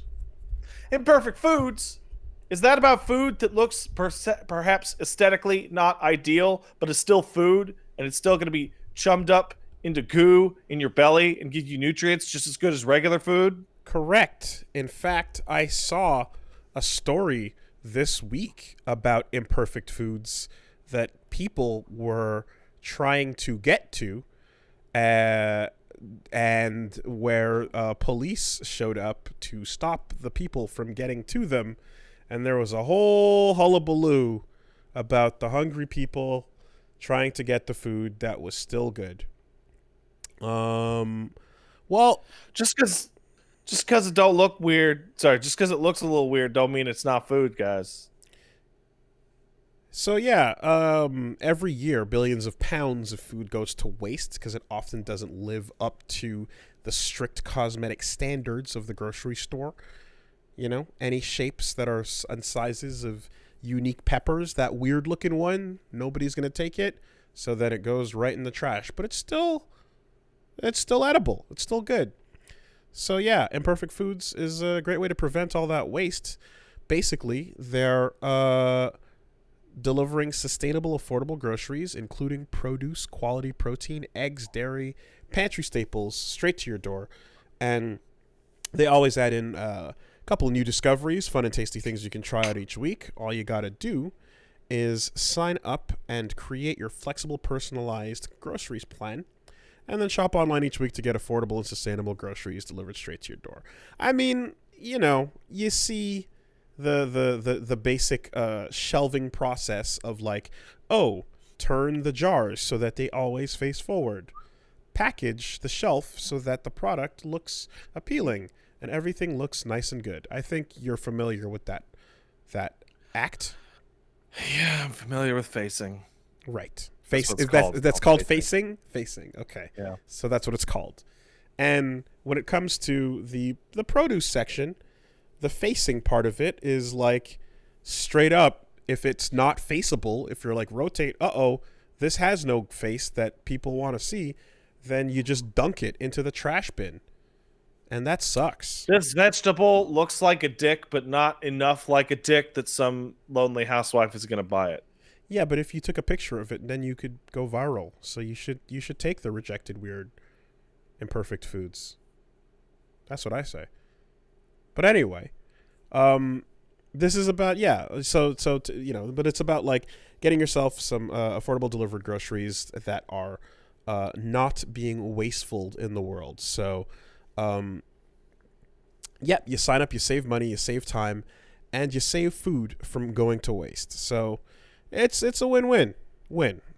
So right now, Imperfect Foods is offering listeners 20% off plus free shipping on your first order when you go to imperfectfoods.com and use promo code SUPERBEAST. You can try Imperfect Foods now for a limited time and get 20% off plus free shipping on your first order. That's imperfectfoods.com and code SUPERBEAST to sign up.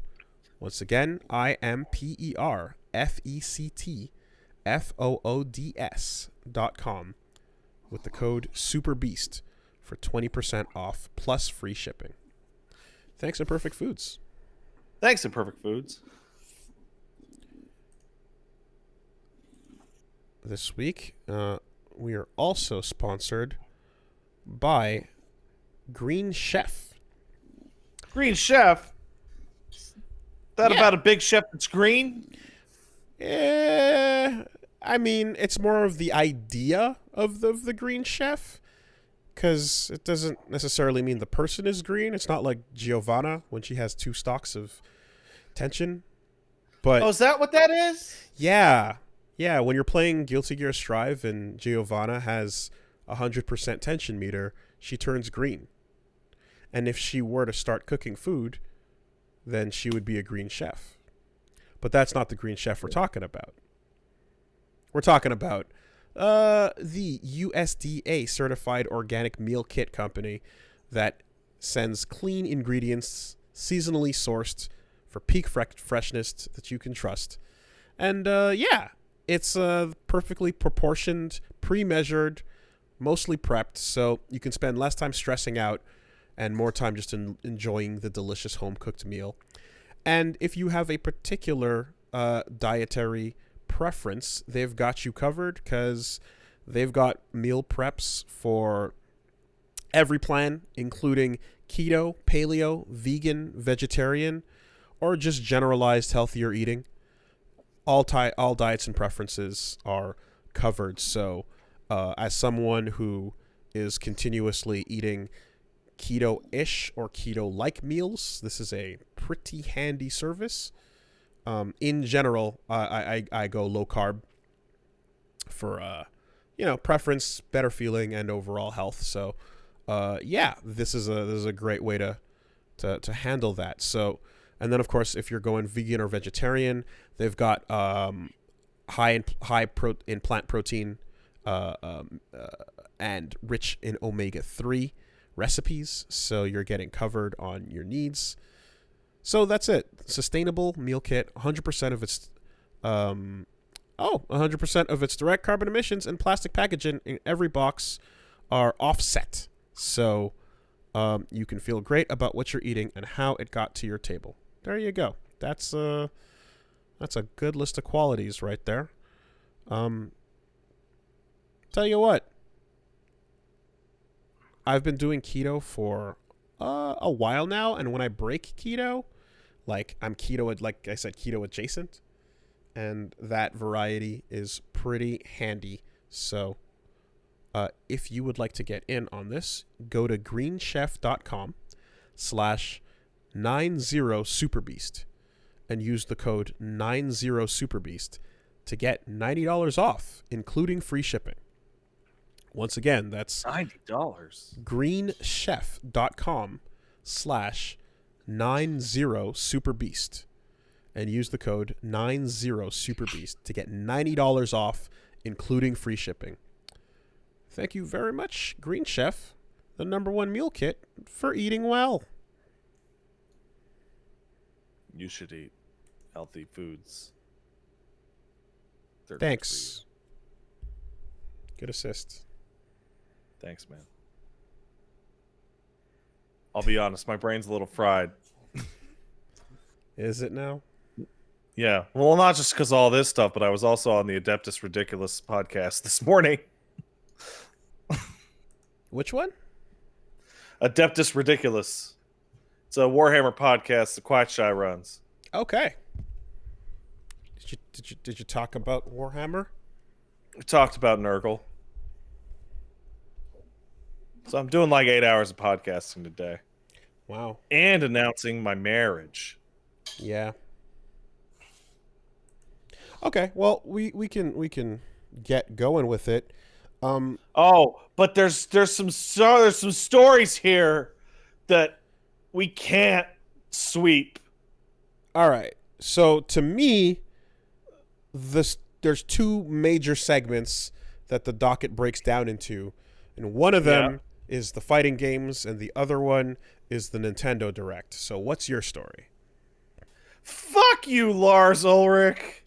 Oh, the Metallica Twitch? Fuck you, James Hetfield. So what? You motherfucking old bastards. What happened there? Because I got an update about there was a footage of Metallica playing on Twitch that was old footage from years ago, but they had to cover it with game music. Not what happened. Okay. BlizzCon happened, and by the way, there's no BlizzCon in the docket because who gives a shit? What are you talking about? We talked about BlizzCon last week. Well, I mean, BlizzCon happened this week. But last week we talked about how excited everyone that's was. Right. Very excited. Guess what? For each new game. Yeah. All right. Anyway, moving on from that. They were playing at BlizzCon digitally. They're playing a show. Digital virtual concert. concert. That's what those are called.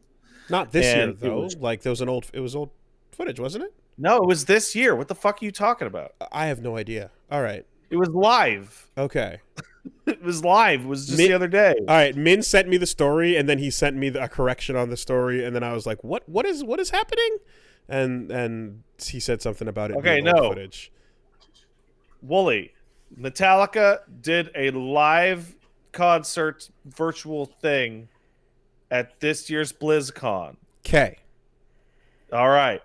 And immediately when it showed up on Twitch's front page, the Twitch front page admins fucking panicked and just played fucking public domain garbage over it because they didn't want to get goddamn fucking DMCA'd on their own shit because of Metallica's music.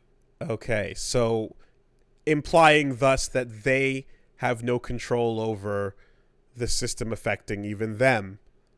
Mm-hmm. So how could they possibly have good news for anyone else? Yeah, and also the icing on the cake. So the footage is hilarious because it's these old dudes rocking out. I have I see it here on Slasher's Twitter. 8-bit folk tune music in the background. And it's just like, congrats, Metallica. This is the future you wanted. Okay. Well, this is what you, Lars, specifically this is exactly what you wanted, where you can't even play your own goddamn live show without being muted because as I started the process of escorting Min under the bus, I would like to continue because the message I received was, holy shit, this is an intense disrespect to Metallica. They performed at BlizzCon on official Twitch Gaming. During their performance, their own fucking song got muted and replaced.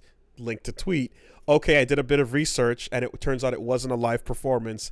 It was just BlizzCon going on a nostalgia trip, showing us the first live performance at BlizzCon from 2014, and out of fear of getting DMCA'd, they replaced the music. Okay, no, wait. It was actually Metallica saying they performed in 2014 and would love to do it again, but can't due to the pandemic. So then there's a recording for this year's BlizzCon, so it's not live, quote unquote, but it's still a shitty thing to do. Okay, so there you go. All right. He brought it back around. He got it there. Oh, all man, right. What a mess. All right. But yeah, no, it's just like Metallica is like the band most directly responsible for ruining the state of music today. And seeing them get fucking treated like clowns on this is just sweet. Sounds to me like you're a fan of Saint Anger. I think it was actually Saint Anger that they were playing. Nice. Fuck those guys. Also, fuck James Hetfield for not knowing where to stand in his pyro and ruining wrestling in this town. Oh, did he get lit on fire? He was they were doing a 1992 show, and he stepped into his own pyro, and it gave him second and third degree burns. And that's why fucking Montreal has the goddamn indoor pyrotechnic ban, which made all the wrestling shows in Montreal look like shit, and why we eventually got kicked down to house shows forever following Survivor Series. Well, they eventually brought Raw back to the it wasn't the stadium. They went to the Place Bonaventure. But to be fair, I will never forget, even though the world seems to have treated this as if it doesn't exist, I will never forget there was an episode of Raw where The Undertaker summoned lightning down, and lightning struck somebody in a live auditorium full of people.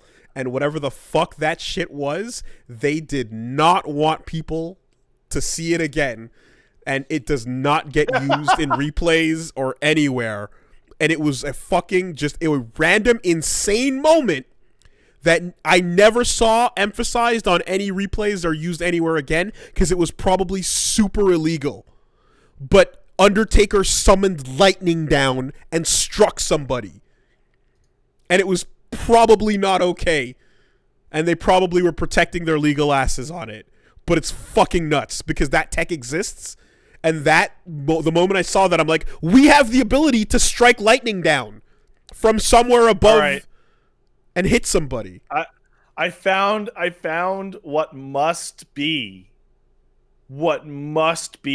much later, where he tries to do the same gimmick, and it is a clip of him destroying the ring with Kurt Angle in it, and they are having the ring posts shoot pyros off, but they're having like fucking 2002 era lightning graphics extending from the ceiling being photoshopped onto the live feed. It is so ugly. I will send you this clip. I don't think it's what you're thinking of, but you should watch this anyway. It's time-stamped at 2:05. It's really stupid. It's called The Undertaker uses his powers to destroy the ring while Kurt Angle is in it. Royal Rumble 2006. No, that is not... That is not it. That is not it. And the ring blows up. No, this is not it. No, the clip I'm specifically talking about, there's a bolt of lightning that hits someone at the top of the ramp. Oh, like a regular ass person? There's someone at the top of the ramp who gets hit. It's not the ring. It's the walkway to the ring that gets struck. And it was some fucking... Or was it Kane? It might have been Kane that did it. It might have been Kane. But anyway, there was some fucking lightning technology that Vince was harnessing Zeodyne at some point. and then we just pretended it never happened. Yeah. Anyway. Shouldn't do that shit. Probably not. Not if the bolt can... I mean, there might be a way that, like, you can ensure the safety by using your Tesla coils and everything, but I don't know, man. What if someone gets zapped, you know? Anyway. Then it'll be you gotta work it into the story. Yeah, lightning powers. Use it. Anywho. All right, fighting game news and Nintendo news. Let's hit it. All right, so big fighting game news, starting with the first thing that happened actually before all the announcements was the Mortal Kombat movie trailer. Looks great. It looks all right. Doesn't it look pretty okay? There's only one thing that has to happen in a Mortal Kombat movie, and that's people need to be viciously, viciously murdered. Which the trailer shows you that they are. They are being viciously, viciously murdered. It looks like it's gonna be a fucking action movie, and it'll do its thing. You know? It'll probably be, like, corny where deliberate, and otherwise, you know, just self-aware. Is what I'm expecting. Well, we'll see. I got good news for you. Somebody in the chat just found your moment. Oh, it's Kane, in fact. It's Kane, and Kane is shooting lightning all over the place. Okay, and totally hits somebody on the ramp, and then the person gets set on fire. Yes, yeah, the dude is on fire, and they have to spray him out. That's the one. Yeah. Okay. This is a really extreme stunt. Yes. Kane zaps someone with lightning on the ramp, and I was like, how the fuck did that happen? And then he gets... put this on my tweets. And the dude is burning, and then he's rolling around, and then they spray him out. That's 1,000% exactly what I'm talking about. This. And I was like, when the fuck did Vince get this power? When did he get access? Yeah. That's it. That's the clip. He didn't, dude. It's Kane's powers. The power of the burnt face. That's right. Which wasn't all that burnt, actually. Mortal Kombat. Let's not worried about it too much. Mortal Kombat's gonna probably be just a dumb romp. And I saw the trailer and I was like, hey, all right, that's fine. It's about as much as good as you can expect Mortal Kombat to be, because any better and it's not Mortal Kombat. Right? Like, if it actually were being super duper serious and, like, I don't know. Maybe you could go for, like, a high concept reboot that is way more advanced than the actual material is. But considering the way the stories in the games have played out, which is also, like, comical and goofy, it's like, yeah, sure, stick some new kid named Cole in there. Whatever. Jax gets his arms frozen and ripped off. There's one part of that that's really bizarre. What is that? It's a birthmark. What does that mean? It means he was born with it. Those are cut together clips from different scenes for sure. But, like, yeah, people know what a birthmark is, man. Why are you acting like that's weird? Also, like, Ed Boon, I believe, has an influence on this movie, because even in the trailer, like, it is obvious that fucking Sub-Zero is going to job to Scorpion. Like, Sub-Zero is being built up as, like, the coolest dude in this. He will job to Scorpion again. Because Scorpion's the coolest and the strongest, and he doesn't afraid of nothing. Because he's my favorite character, said Ed Boon. That's the reason why.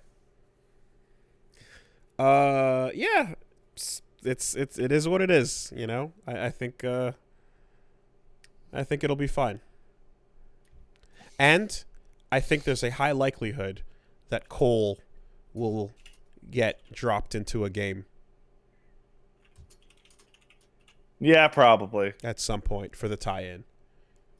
You're going to tie in all these other movies and not tie in your own? Hell no. So that's in there. I anxiously await the Kenny cameo that is bound to happen eventually, because from what I can tell, according to Twitter, legally or not, from what I can tell, Kenny is just getting in there. He's getting in there more and more. When we were at the reveal event, he got the tattoo, because they were just tattooing anybody who wanted a dragon logo, and he got it there. And I was like, Kenny, you're fucking nuts. And he's like, hell yeah. And he regularly, like, I know he hangs out with the cast and shit at, like, cons and stuff. So I feel like Kenny's one step away from just getting his cameo straight in the movie. You know? If he's lucky, he can get fatality'd. That'd be cool. I feel like Kenny will be in the background of the film being chased by security in a shot, like a stunt shot that they couldn't cut out of the movie. And in the director's commentary, they're like, so who's that guy in the background? I don't know. He's crazy. Kept yelling about Mortal Kombat. We couldn't keep him out of the set. He'd always find his way in. I would much sooner imagine him getting a proper, you know, sanctioned cameo and included, and getting fatality'd, but he's just way too happy to be there the whole time. And his corpse head has a fucking smile on it, and he's just loving it with the shades on, you know. Yeah. Anyway, I mean, fuck it. What else? What other fighting game movies are going on, right? Nothing. So, there you go. And no, we don't need to acknowledge fish bait. We can just ignore the hook and move on. What? Fish bait? What? There are some stupid bait stories that came associated with that story. But anyway, Ryu has a gun. Ryu has a gun. And Chun-Li has a gun. Chun-Li taught him how to shoot a gun. Chun-Li having a gun is super normal. Akuma having a gun is very normal, but the most normal of all is Sagat having a gun. Sagat would like a gun. Yeah. I'm talking about that dumb story where they're like, where's Chun-Li in the Mortal Kombat movie? It was dumb. Oh, I auto-deleted that from my brain. because it was the most obvious, like, this is obvious that, and anyway, whatever. It's like, yes, let's get some nerd rage to get our clicks on. Good job, Jezebel. The Fortnite crossover, who haven't they crossed over with at this point? They've done Marvel, they've done Star Wars, they've done Family Guy. Really? Damn. Didn't they do John Wick at some point? That's who they haven't crossed over with, but Family Guy is probably coming.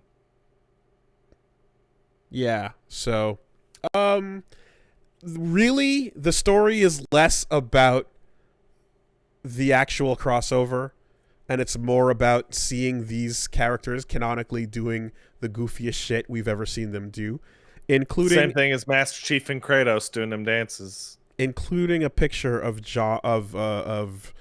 Shinkiro's render of Ryu looking super happy, having a big old shit-eating grin. He's having the time of his life in this cameo.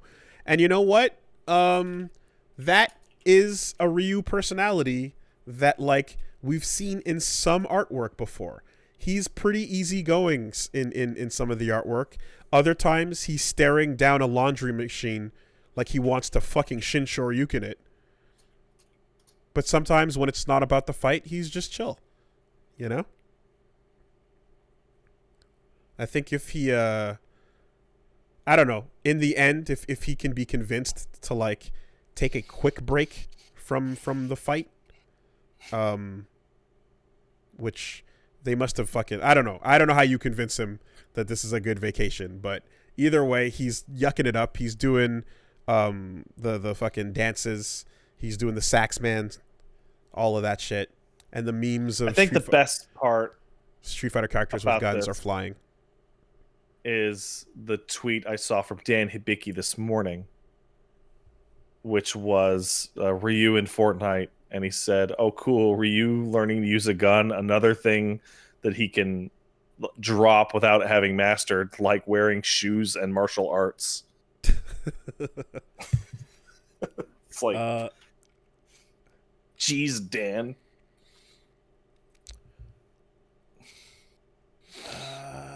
Seriously, though, Ryu, wear some shoes. He's got a taunt Shoryuken, so you know it's in there. Hey, Fortnite acknowledges Street Fighter 2. Yay. How about that? And all the kids go, what? Like that clip with Master Chief or whatever, and it's like, oh, it's the guy from Fortnite. Yeah. I'll fight children. That's okay. I'll fight a child. I bet I could win too. What I always wonder about, though, I always wonder about, like, is Capcom ever gonna, like, give in to the, like, how do I describe this? Like, you know how to anybody who, like, just remembers Street Fighter 2 as a kid and then never thought about it again until today, they always go like, oh yeah, remember, man, like, oh, you get and just the noises, the Shoryuken and Hadouken noises. The weird onomatopoeias. Yeah, I'm like, will there ever be an official, like, recognition of that in some way? Where they, like, or do they just go, like, hardline Hadouken trademark? You know, this is we're gonna teach you the correct way to say it. You know, they'll never do it. Because but you know that if you have a celebrity come on to talk about their Street Fighter memories, that's the first thing you're getting. Like, check the bingo card off for all you can and Tuk Tuk Dukin. It's 100% guaranteed every single time. The hurricane kick noises were always, like, just complete gibberish. You know what? I don't even really blame people because like Mortal Kombat came out really, really close by, and the people in there are actually yelling gibberish. Yeah. And then later on, they were not gibberish; they were just saying it really fast, like, "No, I'm going to throw you over there." Like literally, you know. But yeah, no. Everyone got Tiger though. Everyone heard Tiger loud and clear. Yeah, he's gonna. I swear to God, it has literally been. When did Alpha 3 come out? Like 98, 99? It's been more than 20 years. Original, I think might have been 98. Yeah. Mm-hmm. And every single time I hear it, I start to laugh at fucking Tiger Genocide. Yep. Like, he's gonna do a jump kick, and it's gonna drill in, and he's gonna get those tigers. He's gonna get them. And what about the yoga catastrophe? Yoga, that's much newer. But just it all went man. wrong. They were doing Downward Dog, and it all went wrong. Anyway, it's a yoga catastrophe. So yeah, Fortnite happened, movies happened, all that shit. And then the fighting game roundtable occurred. And the Japanese fighting game publisher roundtable, the second one, the first one was last year when we had no events. Okay. Oh no, I'm sorry. I just saw that people people. I made the wedding announcement, like the marriage announcement, but I before that I had put up the Kane goes nuts and sets things on fire tweet. So those tweets are sitting right next to each other.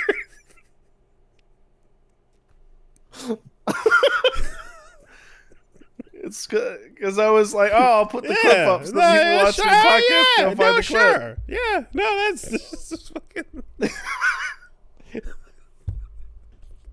So it looks like I'm like, guys, check out Kane lighting things on fire. Also getting married, LOL. Dude rolling around on the ground, burning, getting sprayed with fire extinguishers.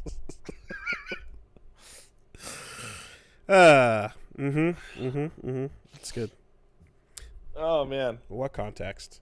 Anyway, all right. So they had the second Japanese fighting game publisher roundtable discussion, and the first one was last year when we had no events, so we had no places, tournaments to reveal things at, and everyone that had announcements decided, hey, why don't we pool together and have a talk about the state of affairs, if you would, the state of the union of fighting games in Japan.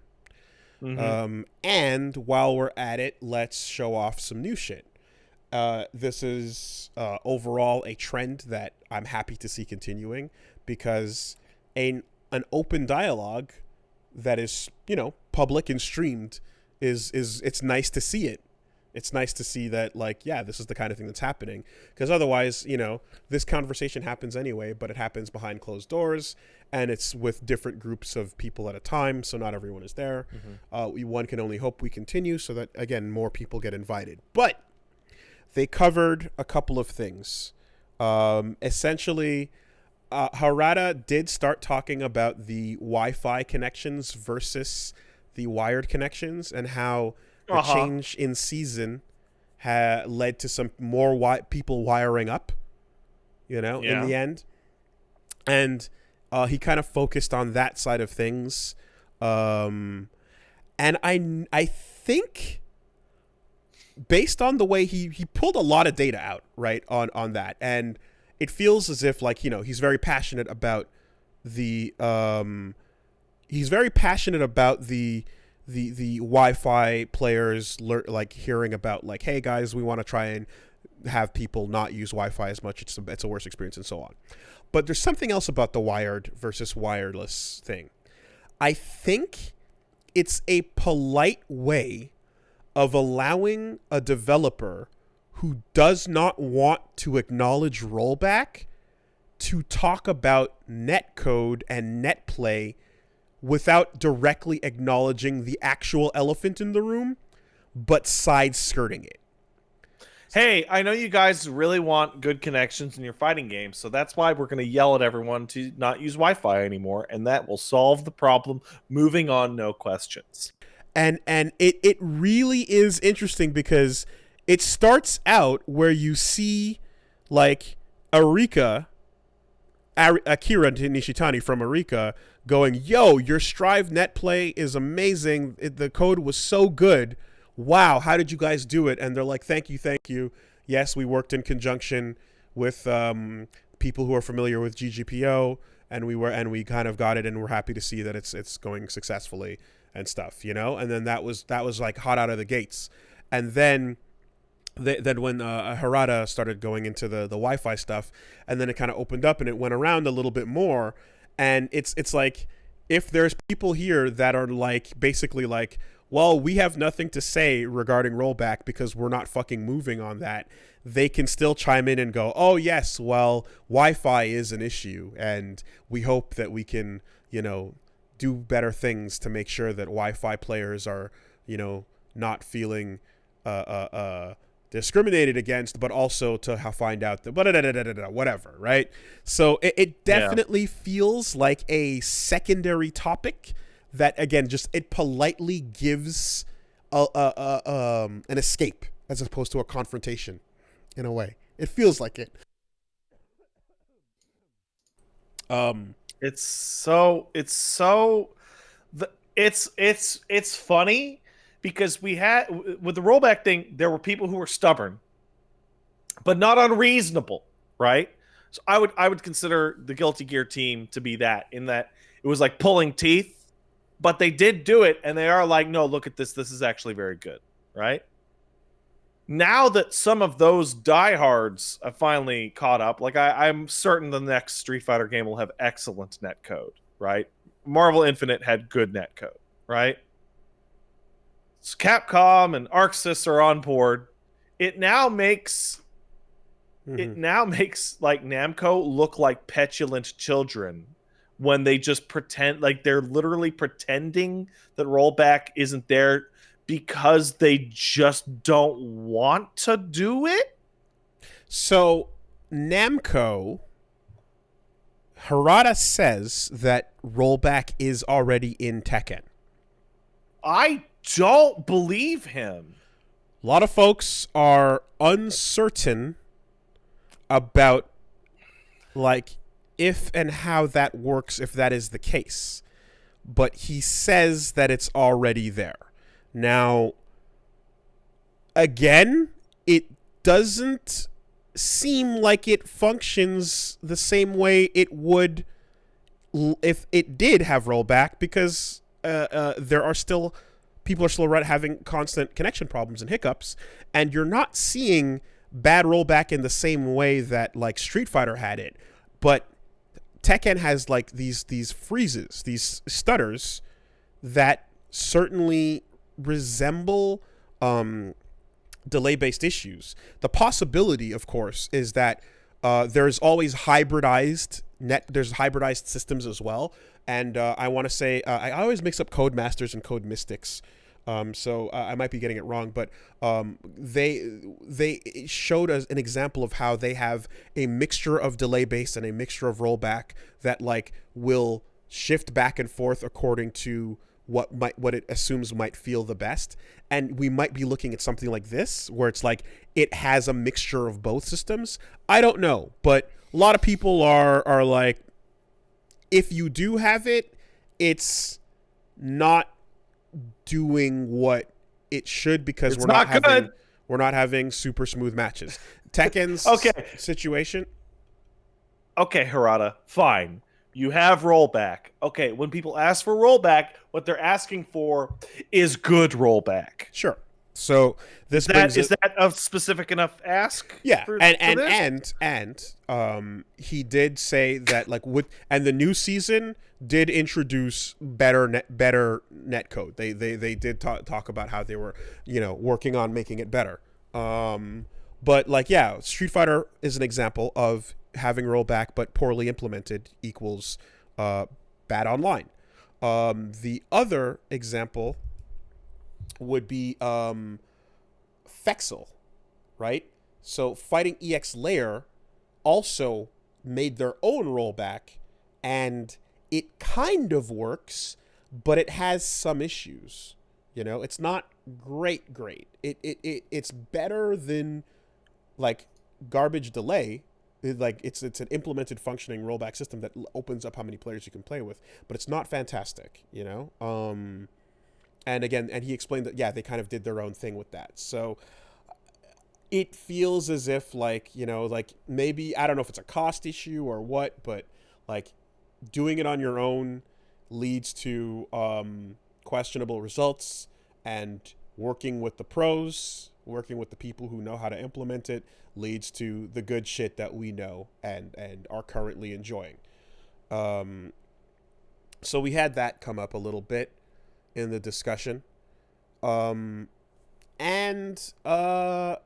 we had some announcements for things, but from the way it sounds, before we even get into everybody's announcements, it feels as if the odd man out at the table is SNK, because SNK is currently announcing all their games, and people are waiting with bated breath to find out what the state of rollback is going to be with their games going forward. With KOF 15, for example. I will tell all of you to exhale and realize that KOF 15's online is going to be dog shit. The fact that just relax, guys. Well, the fact that they didn't come out and say anything about it, and the fact that Giuna was apparently told not to say the word rollback, makes me, in the translation, makes me think that, it's probably not going to be there. There's always a chance that, like Guilty Gear, they're having the discussion and they're trying to make it work, and they don't want to talk about it until they can announce it, until it works or something. But that's only if you believe like the fucking most optimistic world, series of events. It in all likelihood, they just dodged it entirely, despite the fact that everyone was asking for it. In fact, hashtag SNK rollback is currently a thing. And I hope that VF Virtua Fighter Esports, we haven't seen much about it because they found out after they announced it that people just wanted rollback, and so they delayed the Virtua Fighter game so it would have really good rollback, and we're going to get Virtua Fighter 6, and it's going to have the best online ever, and for people play Virtua Fighter. I'm literally almost crying at this fake thing I just invented. I miss Virtua Fighter so bad. Did you watch the roundtable? I did not. Then you didn't hear the part where they said next time we're going to try to bring on our friends from Sega who might have some things to talk about at that time. Hurrah, yay! So those were the words that were exchanged. They said we can't talk about anything on anyone's behalf, but next time we can maybe bring on our friends from Sega. So, Now I'll be extra disappointed next year. Yeah, they didn't specify what that meant. Whoa. Apologies. That's a loud toy, yeah.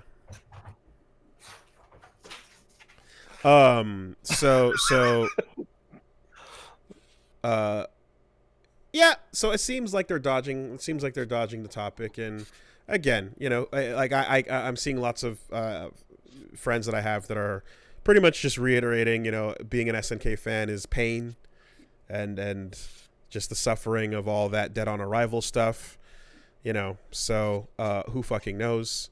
And just in case anyone's wondering, I from what I can gather, there's some mild updates in the form of the Saudi Arabia deal being delayed. So we don't know. So that apparently was not 100% confirmed, but it's being offset for a period of time until some date, and we'll see what happens then.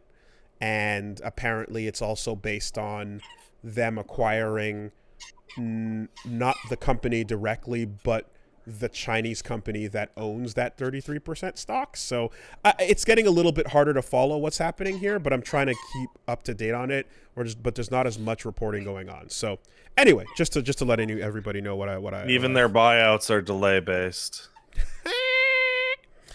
I stole that from the chat. Thanks, hey, Cool Kevinator. That's there you go. That's a fun. Cool Kevinator made that good joke, not me. That's a fun. Oh my God, Zangief. Must you play with your squeaky toy right this second? Yep. I love him. Well, so with those announcements, SNK stepped up first. They announced Chizuru, who was then going to complete the Sacred Treasures team. So she's in, and there's like, all that jazz. They then showed off Sacred Treasures team. It's been a bit. Plot-wise, was that 2003? The Orochi, right? And then she came back for a guest spot in the Dream Match, and then her twin sister, and that was it. She got her shit took. It's like Ash, like reaching all up inside and, doing that shit, doing the thing. It reminds me of when, like, Star Platinum had to pump Jotaro's heart.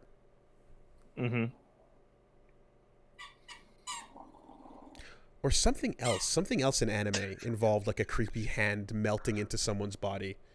Maybe it was. Think about Albedo putting his arm into that lolly chick in Xenosaga 1. Not thinking of that. That scene got censored. Nope, not thinking of that. I think I'm thinking of Paprika. There might be a part in Paprika where like someone's hand goes inside of someone and then it like stretches out and like pulls out the top of their body and it's like, woo, creepy shit. Yeah. Or was, oh no, Ava. Could have been, anyway, something. Oh, you're thinking of Gendo's hand. Gendo's hand, sure. Well, we got that going, and then they announced, she was already pretty much shown off, like, fucking a long time ago. Like, they already announced this when, I think it was, like, almost over a year ago, but Cham Cham for Sam's show. Oh, God, that's being re-announced? So they're showing, her gameplay is showing off now. Yeah, they originally announced, like, all these characters from, like, fucking well over a year ago, and now her gameplay is revealed, as well as a Guilty Gear collaboration for Season 3. That's got to be Nago, right? Baiken, possible. Oh, Baiken, yeah. Nago, Baiken could be the samurai picks to fit in with the world, or they can just go with... If they just go with the brand, then it'll just be Soul, That's so stupid. But that would be the least interesting pick because the thematic pick is more fun, It's just like a Guilty Gear going to Sam's show is going to lose just so much. Yeah. If honestly, like if it were like again, Johnny or Answer, someone that fits in thematically, like it doesn't have to be the two samurais that I love.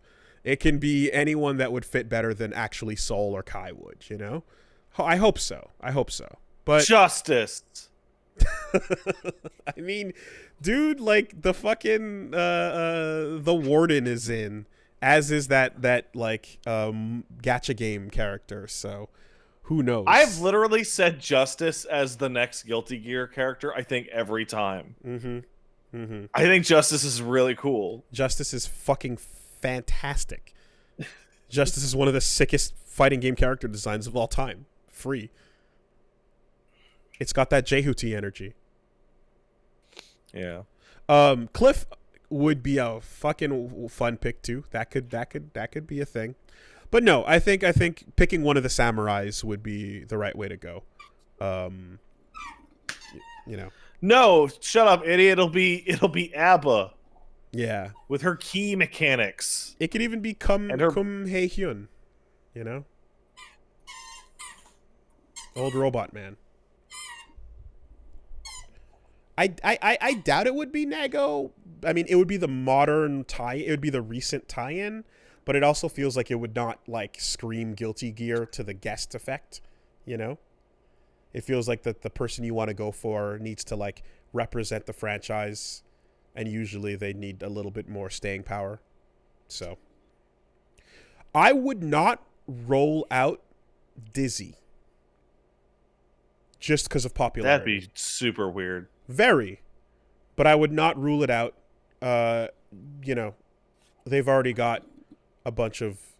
they've got Rimururu in there and, you know, similar ilk, so...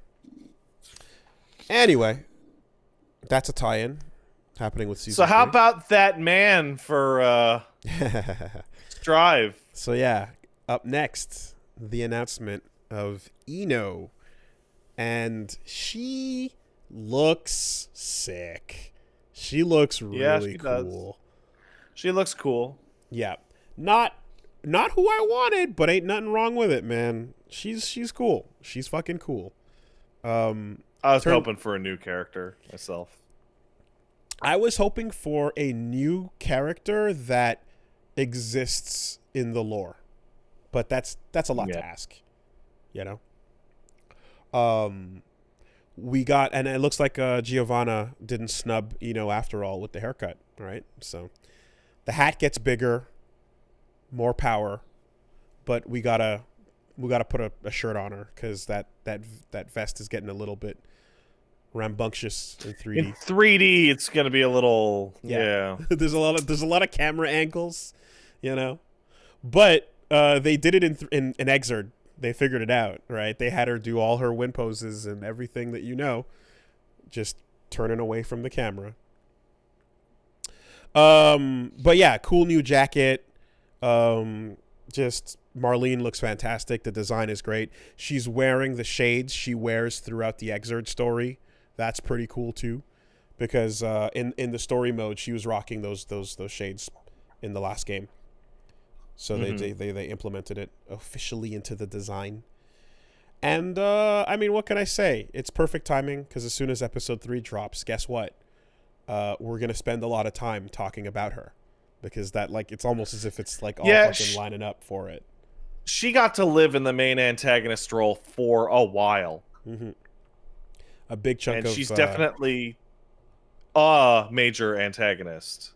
A big chunk of Guilty Gear lore episode 3 is focused on Ino. So I might check that out, mainly because I played a lot of Guilty Gear games and I still don't actually even understand what her deal is at all.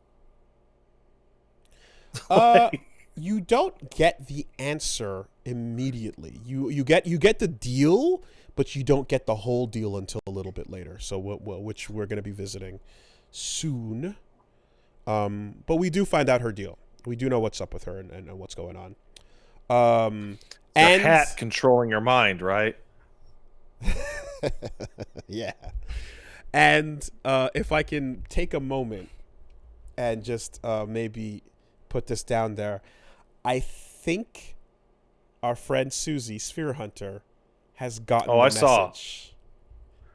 I think she got the picture, guys. I think she knows. I got a urgent request from Susie the other day, and it was a photo of a Steam library with every fucking Guilty Gear game you can get on Steam.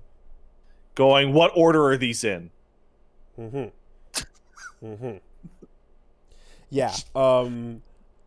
I think I got tagged in like no fewer than 50 or so replies to her newfound interest in Guilty Gear, because Ino looks rad, rightfully so, and she's like, time to go through them, and it's like, hell yeah, get in there, that'd be great. And a lot of people were like, you know, helpfully like, hey, there's a lore series you can check out, and she's like, yes, but I do also want to play them, you know. But like, I think she did get the heads up on it. So we'll find out. But how'd she miss that? Ino's been around forever. I don't know. We all miss things, right? It's a fighting game franchise. Like, I don't know if she. Yeah, no one cares about those. She's from my impression is that Susie's super into Capcom stuff, but not as much the fighting game stuff. Mm-hmm. So she's probably one of the biggest marks I know for the non-fighting game division Capcom stuff. You know. Oh, god damn it. He found the other squeaky toy. Yeah. Also, there's a Devil May Cry event combo off thing going down that I saw she's taking part in, so that looks pretty cool. Oh, jeez. That's heavy. Yeah.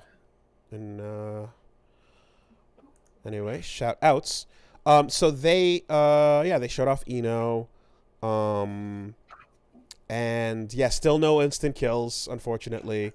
Another glimpse at the arcade mode where you saw the striker system where Kai jumps in and you see a little bit of a dramatic battle going on. That's pretty cool. In that footage, Eno is kicking the shit out of Soul and Kai. Yeah, seems about right. Like, just absolutely fucking wrecking their asses. I really hope they find a way, because so Megalomania got used to be her big boss mode only super. And then in Exerd... Turned it into a shmup for a little bit. Yeah. Three patterns. You recognize them, and you find the way to avoid it. But I always remember it represented, like, a ridiculous, like, boss wall thing early on in those games when you didn't know what to do or how to deal with it. Like, Megalomania was almost like an early meme of, like, go fuck yourself, SNK boss syndrome moment. You would just die until you learned the very specific places you had to be for each. Yes. And you know, if you see the curve going upwards, back all the way to the end to the back of the screen and crouch. If you see it doing a parabola, walk forward under the curve. And if you see it doing an array, huge wide open thing. Get point blank and jump over them, and then you'll be fine. So, but anyway, Megalomania attack then got relegated to her instant kill. So I was like, hey, cool, they got it in there, you know? Now that the game doesn't seem to have IKs, I hope they find a way to work it in as a super. Because it just, I fucking love the look of, like, the speakers with wings. Just, like, creating the fucking, like, pattern of X's. You know? Like, it looks super cool. I would love to see that. And then the sound effect of it firing off is really... Do we miss instant kills? I like them as a function in the game. I don't care about how practical they are to use, but it's a cool cinematic thing that's just, if it's there for fluff, it's there for fluff. But I would love to see them, because they've been a tradition at this point. It would be like fatalities being gone, you know? Yeah. At a tournament level, you don't care about the fatalities, but fucking put them in. Let's have some fun with it, guys. You know? Brutalities people are saying that are a nice mix of instant both. kills are confirmed. They're just not in there now. I haven't heard any... I didn't see any interviews where that was mentioned, or any of the developers... I'll go find backyard things where they mentioned it. But it'd be cool. Personally, my favorite implementation of it, I've said in the past, is the way Order Soul combos into it. Yeah. You deserve it. I like that. I like that system, you know? I also like in Exerd, in Rev 2, you could combo into certain ones off of, like, really particular moments and setups. Like, the game would let it happen. So I like that sort of, like, ultra combo style.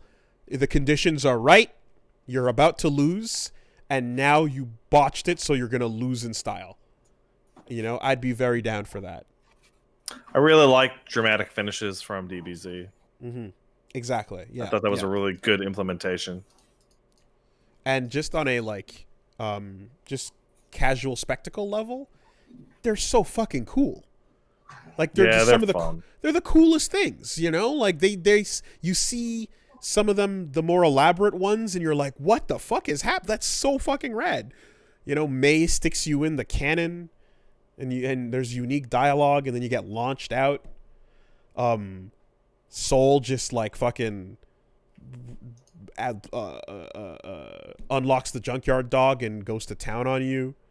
You know, Kai does his big hope thing. Faust hitting you with a nuclear bomb. Sure.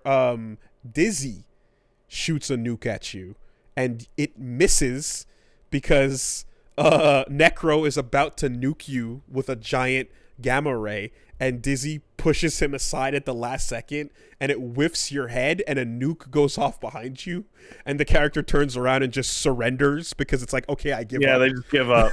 Yeah, I don't want to do this anymore. You know, no other fighting game does that, so it would be sad if this one lost it. It cracks me up. Dizzy has one of my favorite like non-canon fighting game like storylines of all time in the XX story mode, where she falls out of the ship, the jellyfish, and knocked unconscious, and spends an entire story mode unconsciously kicking the shit out of most of the cast. It's like, man, this character is literally beating all of you in her fucking sleep. Goes up there and pushes her off and stirs up some shit. Although it's one of those, like, it's all non-canon, but it's canon in a way, but it's pretty much not canon. Hey, do you know what the deal with Faust is? Why he looks so weird? I think it's I don't know why for sure, but I think it's likely due to an experiment with Zappa's experiment with researching into Zappa going wrong. Yeah, a friend of mine told me that he thought it was he has stitched some of Zappa's skin to his body to try and cure him of his ghost. But now Faust is fucking ghosted up as well, which is why he looks like that now. It might be related to that, and if it's not that, then it might be like Dr. Baldhead coming back. Well, because he's not acting like Baldhead. No, he's not. And he's still got his mask on. Baldhead is a very particular attitude, and he's not acting like Baldhead, so it seems much likely like it's the former. Yeah. Man, what a glow up on a character. Dr. Faust? Dr. Baldhead to Faust. Dr. Baldhead is fucking lame. Very much so. But you give him a new suit of clothes and a different attitude, and now it's all fucking cool. But he still murdered the shit out of a lot of innocent people. Oh yeah, no matter how you feel about Faust, he killed the fuck out of a lot of innocent people for what effectively appeared to be no good reason, especially when it turned out he was framed. For the first thing. He was evil, by the way. So that's the reason. The reason he's evil. Well, he thought because he was so sure that his like resurrection techniques were like working, and then he was using them on this patient, this girl, but then secretly, Zato actually kills her, and the conclave makes it look like he failed because they wanted his resurrection tech, and as a result he then thinks he failed, and him thinking that he failed leads to him going crazy and thinking that like, oh, when I fix people they die, therefore if I go and try to kill everybody I'll be actually helping them, and he just completely snaps because he seems like he has so much confidence in his skills that like he just doesn't accept or get why that happened, and then like goes on a fucking rampage, and then he stops, and then he tries to undo the harm he has caused. Yes, which good luck with that shit. I'll put a bag on my head so you won't know who I am. Also, I'll stop crouching down so you can see how tall I am. Also, May somehow knows that he's bald in there. She has bald sense. She can feel it. Man, May is so much better now. Her design, She's great. like, it's a million times better. Yeah. I like everyone's clothing glow up. I think everyone's fashion has fucking stepped it up, gone through the roof. Axel is like absolutely just super cool grunge, you know. Kai and Saul are fucking looking great. May's hat's My looking favorite great. version of Soul ever. Mm-hmm. I just wish that like there would be a DLC costume for Old Pot. It would be really cool to get that. I prefer New Potemkin, but just barely. Slave Like, Potemkin. I really, really like Old Potemkin too. Mm-hmm. And canonically, there is a reason why he has all the suit on. Like, the reason why he gets more clothing, besides the fact that he actually is, like, becoming an official in the Zep army and getting higher up there because, you know, he freed the nation and shit, is because, like, the gigantism in his body that makes it grow so fucking nuts has to be contained. And, like, they're putting shit on him to help him contain his body's crazy muscle growth problem. Oh. Because it's out of control, and what you saw would be what in the first game would be much worse if he didn't have it, you know? I assume that's Soul. what the metal restraints in the original Guilty Gear are about. No. The original metal restraints he has are a explosive collar that all slaves of Zep wear. Oh, so he doesn't have that anymore. If they ever disobey, they get battle royaled. Cool. So when Gabriel frees him, he takes the collar off of him. That's what that big red thing was originally. Yeah, that sucks. Yeah. Anyway. I wish I could just change his shoes, dude. Honestly. His fucking shoes are terrible. Little lore tangent there, but they announced Eno, and then Fighting EX Layer announced the Switch version, Another Dash, which introduced some new defensive mechanics that look really weird. Really, really weird. Looks like you can just kind of like jump out of it's like almost like you can just jump out of getting comboed in the corner. And just some weird EX action shit. Yeah. I don't quite know what to make of it, but okay, but they showed off like 3 new wacky defensive features.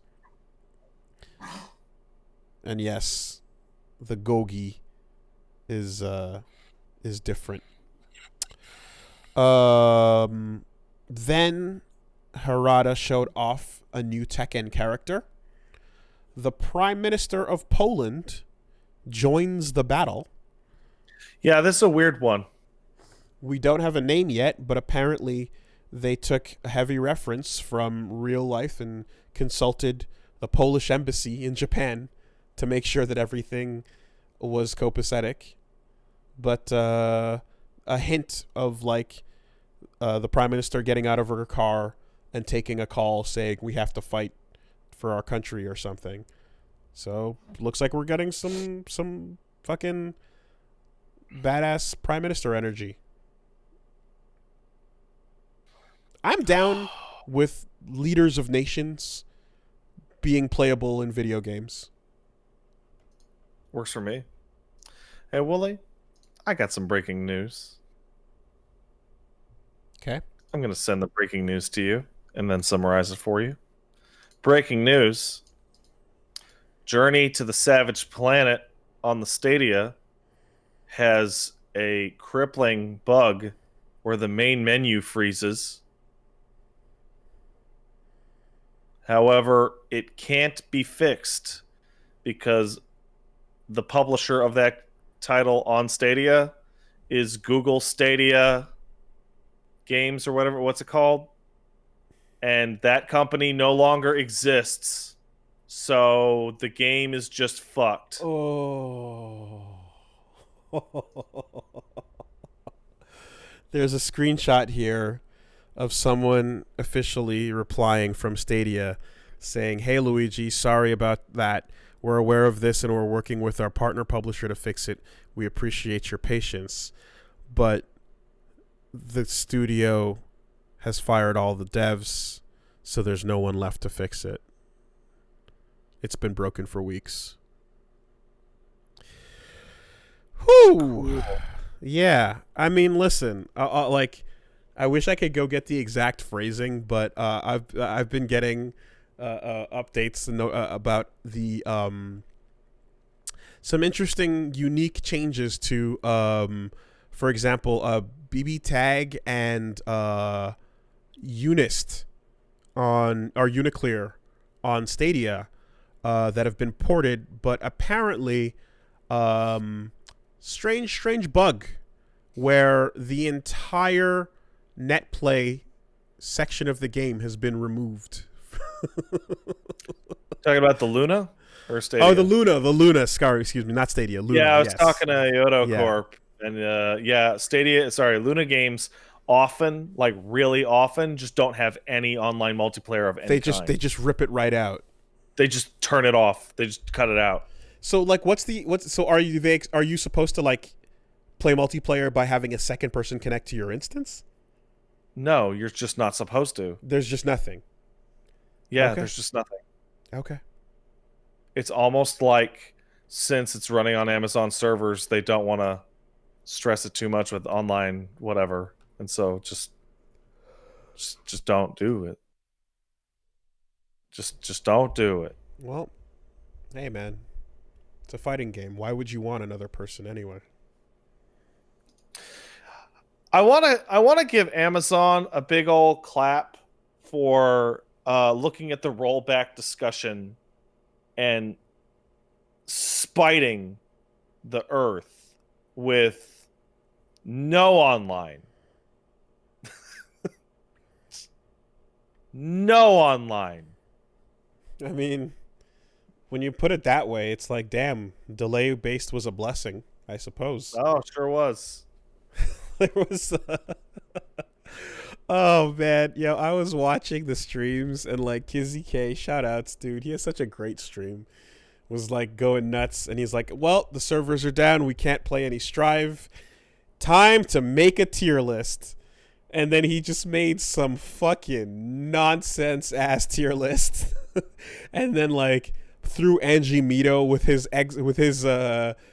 accent core portrait on it, and then threw it up there, and it was just some bullshit. And then like everyone's like, man, this is what happens when you don't have net play, and when you don't have this is what happens because the servers are down, and if we were still on delay based, we could still be playing the game. And then Justin Wong just replies, give us back delay based net code.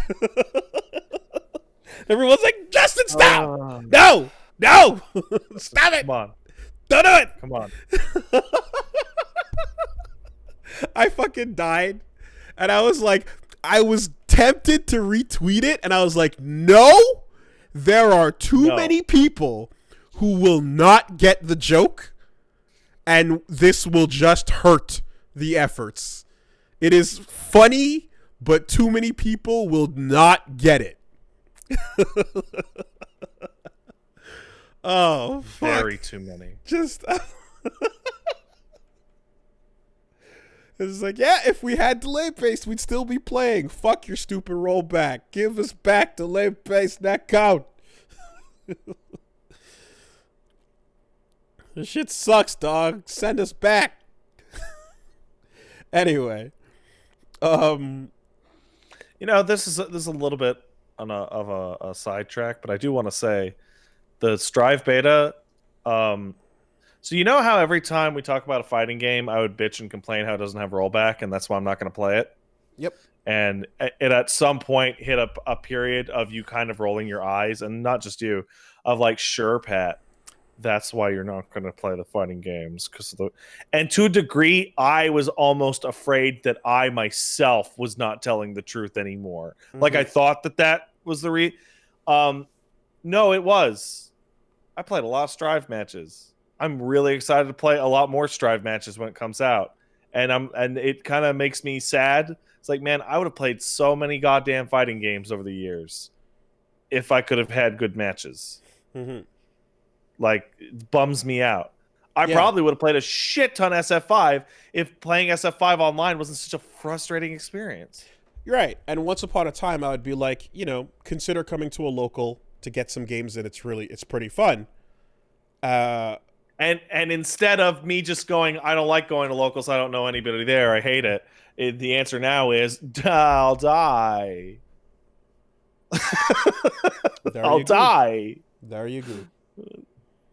Yeah. So, anyway, Polish Prime Minister coming to Tekken. Then the beta was extended to the 23rd. That's pretty cool. 2 extra days. That is pretty cool.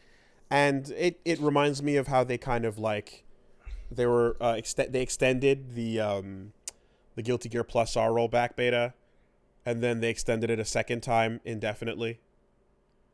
They just went, hey, it works, so it's here now. And that was that. So yeah, maybe, I think this is I don't know whether it was planned or not, but the fact that they had downtime for most of the a couple days there, it's nice to have some time to make up for it. That being said, I expected outages because stress testing and network testing usually involves periods of up and down so that they can regress bugs and then fix them and then try to implement changes and then go live again, For the amount of people hitting this, I'm pretty impressed with how stable it's been. Well, it ain't all roses. People are hitting it hard. I mean, there's been quite a few all right, I'm just going to hit this menu for 20 minutes until it works, Yeah. And but then I guess what I mean is when it's been up for long periods and it's been solid. Mm-hmm. Yes. And also the if you can find a way you can exploit to get yourself through the main menu into training mode offline, but you have to either get rid of your data or make a new account and figure that out once the servers are down or whatever. Which, I mean, personally, dude, I want a lab forever. I want a lab so much more than I want to get sets in because that's what helps me.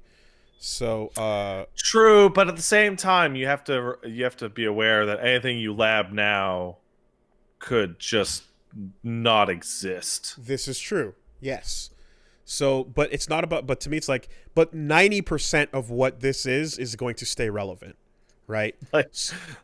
So, learning how to do stuff with Nikali in the beta, in the end, they took a bunch of that shit out. But the character was still the character, Yeah. So, that makes sense. Mm-hmm. I mean, I learned how to do Kara throws with Pot. I learned how to do Roman cancels, even if I can't do those specific things. Those are good pieces of knowledge. Very good pieces of knowledge. Man, I spent literally 90 minutes last night talking to somebody trying to understand how a hitbox even works. Oh, and watching videos and Well, okay. Are you talking about the new one or you're talking the cross up? Straight up, cross up is what sparked the conversation. Because the regular hitbox is the thing. By the way, you can do Kara backwards Mega Fist, and it'll move it. I know. Okay. Oh boy, do I know! It'll move you forward. Super good. It'll move you forward, and it'll be plus as fuck. It moves you like 1 foot forward, and it's way safer. Super plus. Yep. Enjoy. And it's not that hard to do either. Have fun. Yeah. Crazy shit, dude. Anyway. So the hitbox is a arcade stick that replaces the actual joystick with 4 buttons so that you can tap them for extra precision. If you like better, even better than keyboard precision, I'd say, based on its placement. And it allows for like faster, like almost like there's no travel time between, like, say you're doing a sonic boom, back for 2 seconds, forward punch. Like, you can go straight from back to forward without having the neutral input, which allows you to be a little bit quicker on some of those things. Let me ask you a question. Mainly, if I'm it's been beneficial to my friends who have had wrist pain. So my friend Pedro, for example, has had a lot of wrist pain playing anime fighters, and so this is a way of dealing with that. Because if I'm holding back on a hitbox, yes, and tap forward while still holding back, and punch, yes, will a sonic boom come out? No.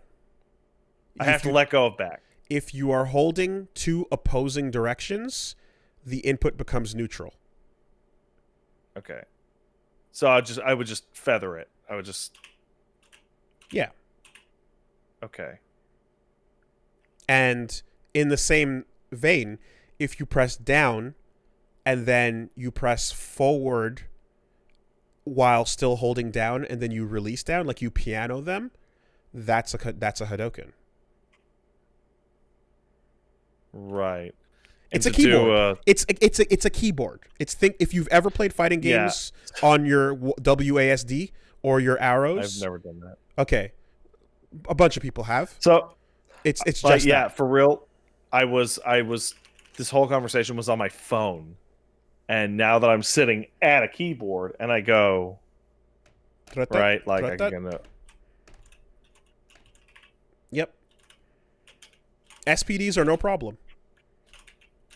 Now, the only thing that might strike you as weird is that the button that is like the 3 directional buttons are back, down, and forward, and then the up button space bar is where your thumb is. Exactly. So it might be a little wise up over there. It's where your resting thumb goes, right? So that's what a normal hitbox is.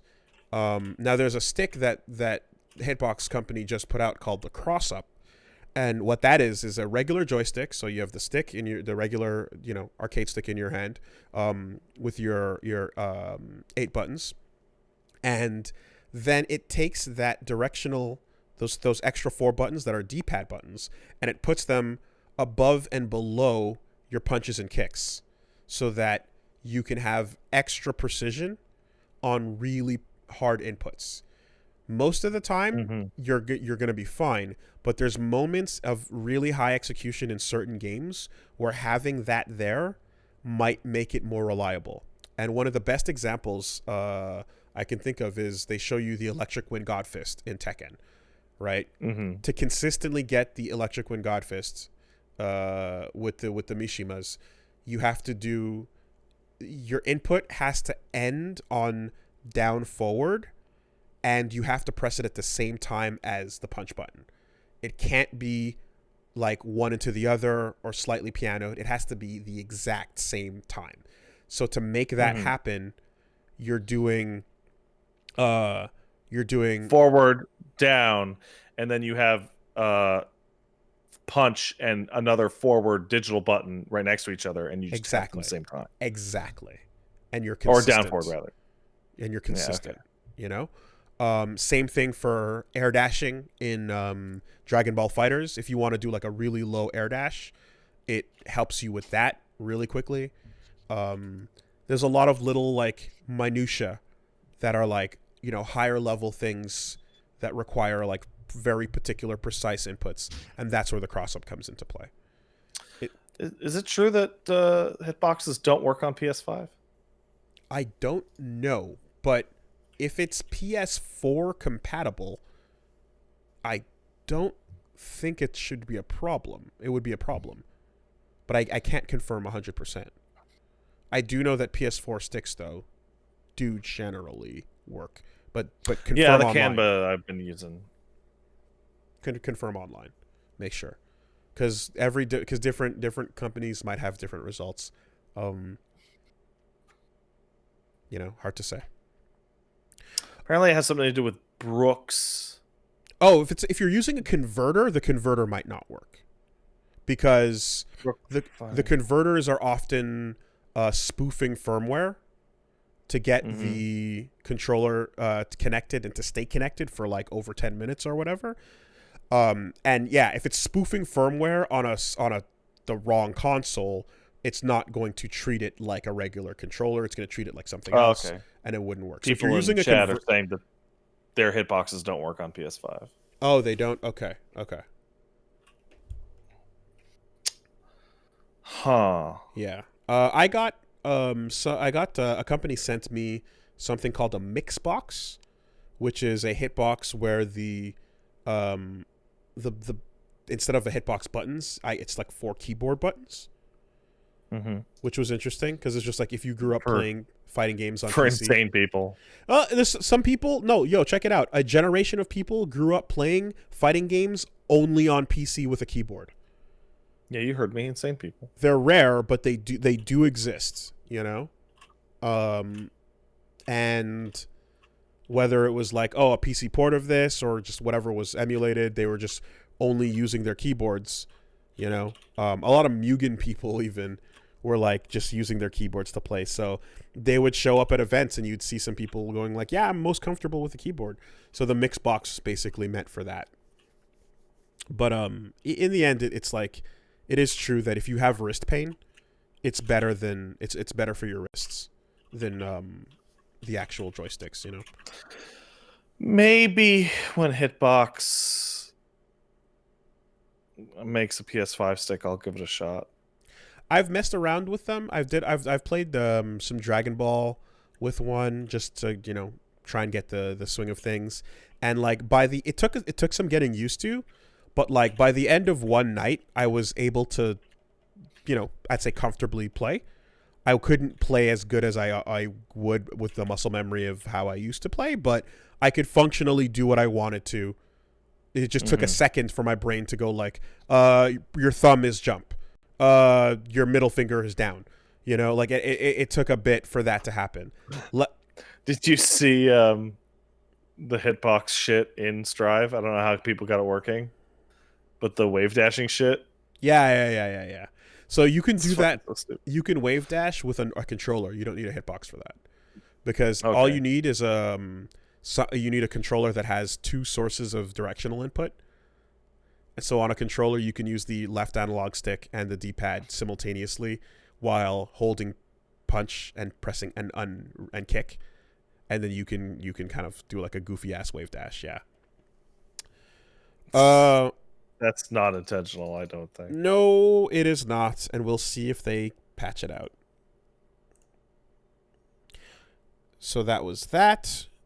Overall, the roundtable was slightly more productive this time than last time. There was besides the snafu with the English translation issues, which were fucked for a while, and they like also played what was being called the anti-foreigner alarm, where the headphones burst out with like a really loud annoying noise at a certain point when they're trying to fix the commentary. So not too sure what the fuck the deal with that was, but Great.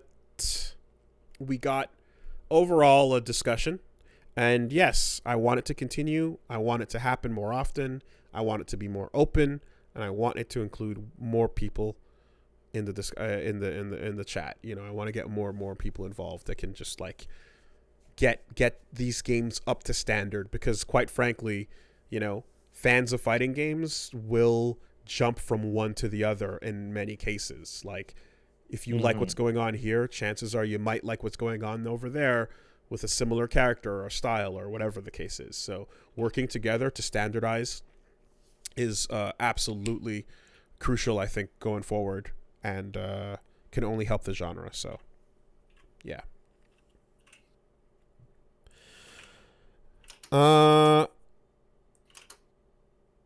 And then we got the trailer for Pyra and Mythra. Mythra. There we go. from Xenoblade 2. Those are the new Smash characters. They're the same Smash character. Is it Pyra or Pyra? I don't know. Pyra. Pyra is the Soul Calibur character, right? I think so. Yeah, I think Pyra is Soul Calibur. Right. Anyway, Xenoblade. I think it's really funny that Rex doesn't get in because Rex is so lame. He gets a cameo in this final Smash. That's all he deserves.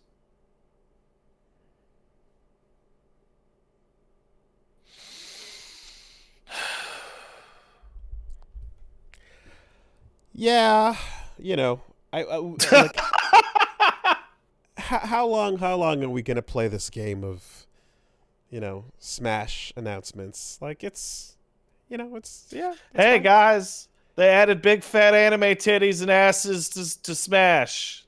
Look, they did it. They just dropped Sephiroth, and Terry Bogard is still cool. I ain't complaining about nothing. That's a really cool. That roster's got some good picks. The fact that they're still adding people is kind of nuts, all things considered. Like, how is this game still fucking going? Let's be real. How many are left? 2? Was it 2 in the season? I don't know. Just that being said, oh, wow, this sword character thing is actually awful. It is pretty funny to look at how much it's it's kind of a thing. And I think it's quite clear at this point that Sakurai just thinks it's the coolest shit. Well, it is. I actually like the sword characters the most in general. Well, here's the problem, I know I'm dude. We all did back when there was only 3 of them. Back when there was Marth, Roy, and Link, we all thought the swords were cool. And then that number kept going up. And now there are probably more that do than those that don't. No, that's not true at all, but let's fucking pull it up. 17 out of 80. Ganon counts now, by the way. Okay, fine. All right. Smash Ultimate. We're doing it. I don't care. It's not. Is it like Shoto's and SVC Chaos? No, it's not.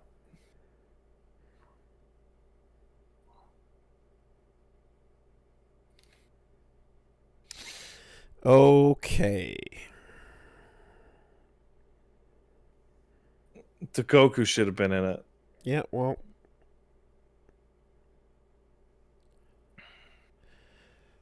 Should have had Goku. So, Banjo-Kazooie, no. Bayonetta, no. Bowser, no. Junior, no. Byleth, yes. No Falcon, no Charizard. Yes, Chrom. Yes, Cloud. Corrin is technically a... Is Corrin really... Is that kind of just magic? I genuinely don't know.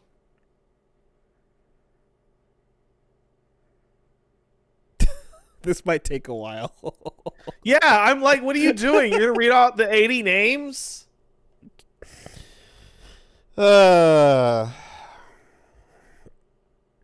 Whatever. Point being, this is not the hot pick people wanted. Though Xenoblade 2 fans are happy. And I noticed they're using the quote-unquote censored or toned down versions of Pyra and Mythra's designs, which were so popular that they got added to Xenoblade 2. Like, I'm not the only one who thinks that Mythra's design is way better with the tights. Like, they literally added that to Xenoblade 2 afterwards.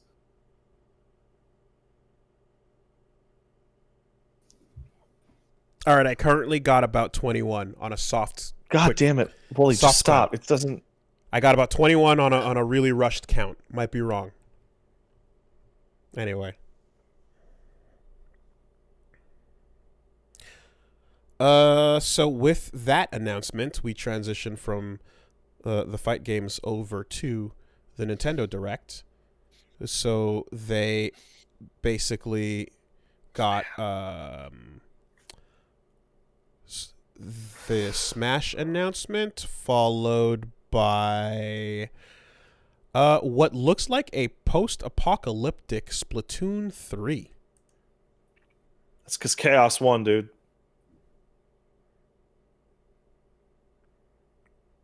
Did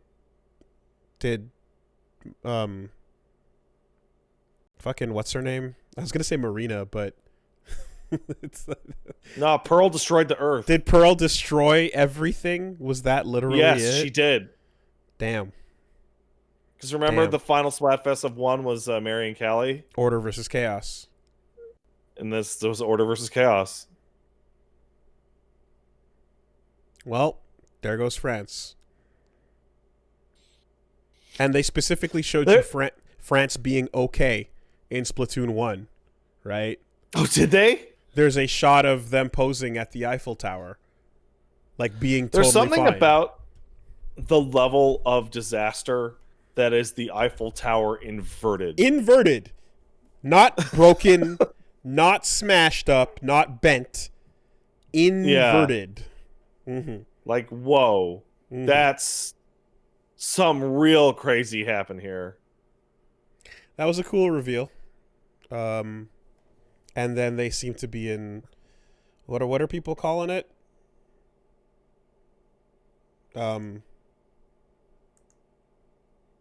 Clamurocho or whatever, or boo.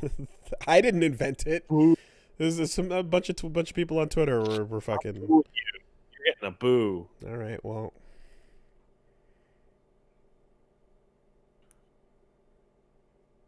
Boo. They announced Triangle Strategy. The Triangle Strategy project from the makers of Octopath Traveler appears to be the same visual style of Octopath applied to a turn-based strategy RPG. And Tactics, or Tactics Ogre. With an isometric view instead of like old Final Fantasy 2D. Played the demo. It's the demo drops you in a really bizarre place, like a third through the game, but it's pretty good. It really feels like a sequel to Tactics Ogre or Tactics. It's cool. I like this Octopath style of like, here's a demo. It's up right now. Go play the thing and see if you like it. Tell us what you think. We don't even have a game name yet. Yeah, the fact that it literally doesn't even have a real name is hilarious, because I think Triangle Strategy is actually a really good name. Really? Yeah, I do. Why? Because it's unique. It's unique. I literally cannot remember the last game ever that had the word triangle in it. It is unique, but it sounds weird. Okay, so full disclosure, I think triangles are one of the coolest shapes. Triceratops is my favorite dinosaur. I mean, this doesn't really have to be an exclamation. There's nothing wrong with triangles. I don't really have a bias towards shapes. You do. You just haven't found the shape that you love the most. Circles are pleasing. It might be a hexagon. Hexagons are pretty cool. Hexagons are fine. Nothing wrong with that either. Triangles are pretty cool. Shapes They're are sharp fine. on one side. I'll hit up a tetrahedron. I got no problem with that. Anyway. Not a big fan of anything over an octagon. It's too much. It's too much like a circle. Just do a circle.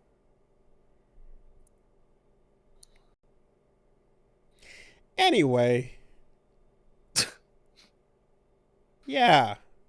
that game seems pretty interesting. It looks really cool. They also dropped Skyward Sword HD, and they immediately announced that you can use it without swing controls, with regular controller controls. And did a clip of me watching that stream get to you? No. Okay, so the Skyward Sword announcement. I'm happy because I wanted to finish that off. I wanted to get back to that, so works for me. Skyward Sword HD announcement was pretty crazy for 3 reasons. 1, Skyward Sword's kind of bad, so the fact they're charging full price like they did for Twilight Princess and Wind Waker is kind of actually much worse than before because I know. Every time it's come up recently or for the last forever, it's been immediately followed by how bad it is. So yeah, it's not. I would call it kind of bad. Like it's still a Zelda game, right? But kind of bad. That's the thing is like if it does what it did for the parts that I played it for the rest of the game, that's not gonna go down in my head as bad. It's going to do literally exactly those bits over and over is the reason why it's kind of bad. Okay. All right.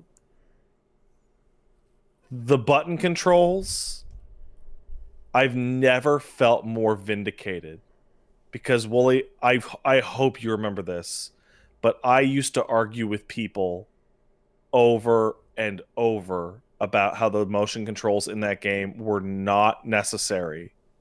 And how you could just replicate the exact same gameplay with an analog stick, like in MGS2 at least. And then MGS Rising came out. Mm-hmm. And I'm like, you could just literally do exactly that with an analog stick. Nope. And I was told over and over, no, you can't do that because the motion controls really... And it's like, oh, yeah, Nintendo says you totally can. I mean, if they only need, like, what is it?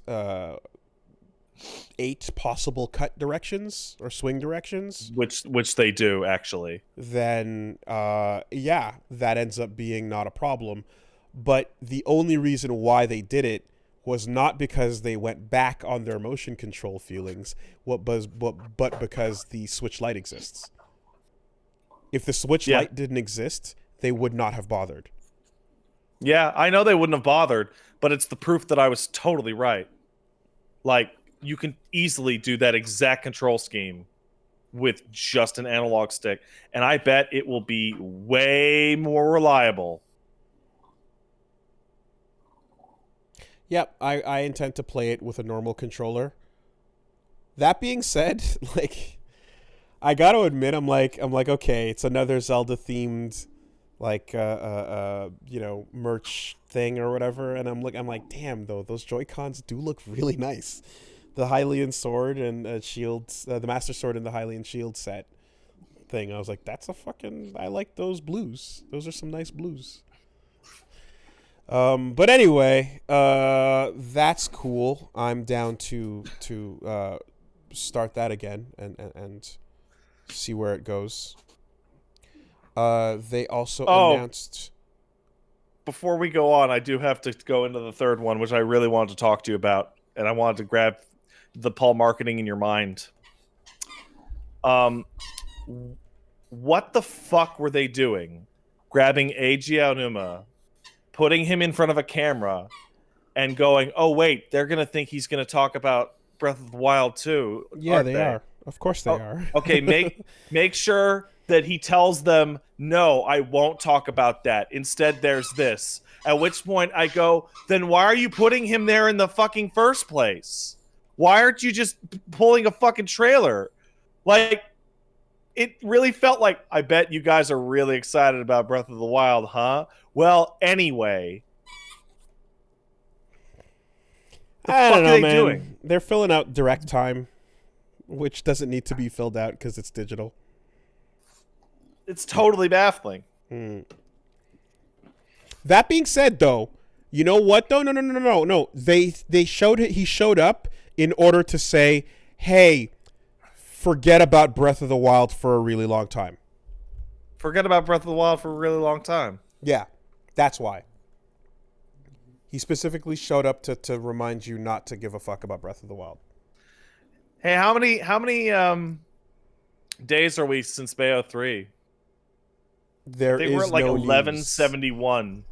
The news desk.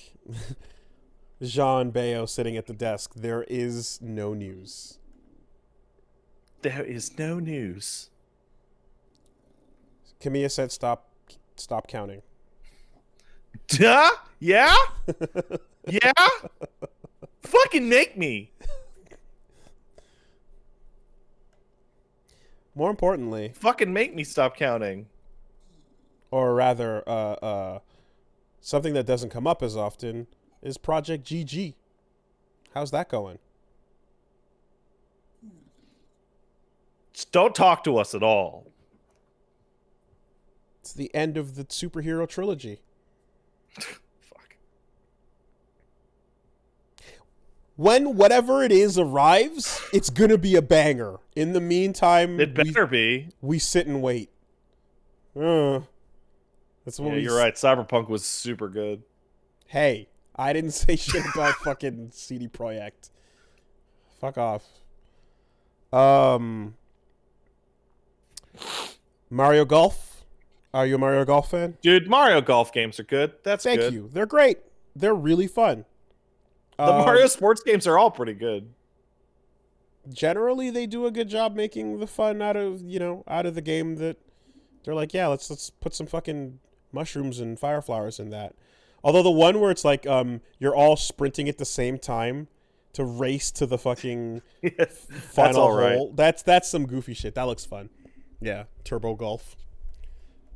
I like seeing that come back. Though I wouldn't mind if they like expanded Mario out into some other sports too. What has he not done yet? He hasn't done squash. There's no football. Fuck squash. Cosmic Smash. He's not gonna do football. Yeah. Cosmic Smash is fun. I would kill for a Mario hockey game. I would legitimately kill someone. Mario Hockey would be wild. That'd be great. Mario Hockey would be because man, hockey, like arcade style hockey games are really fun. And I literally don't even know when the last one was. Yeah, I don't know how they would like Marioify American football because it's too technical in nature. I think like the system of like pauses, downs, plays, and stuff would just never really land in a kid friendly way. But hockey, you can kind of just throw the players out there and say go. I want to see get like Bowser like shoulder check and goon on Mario and like knock him through the boards, and then oh no, there's lava underneath the rink. Or just like Waluigi cheating because his long mangly limbs are really good at blocking the puck. Fucking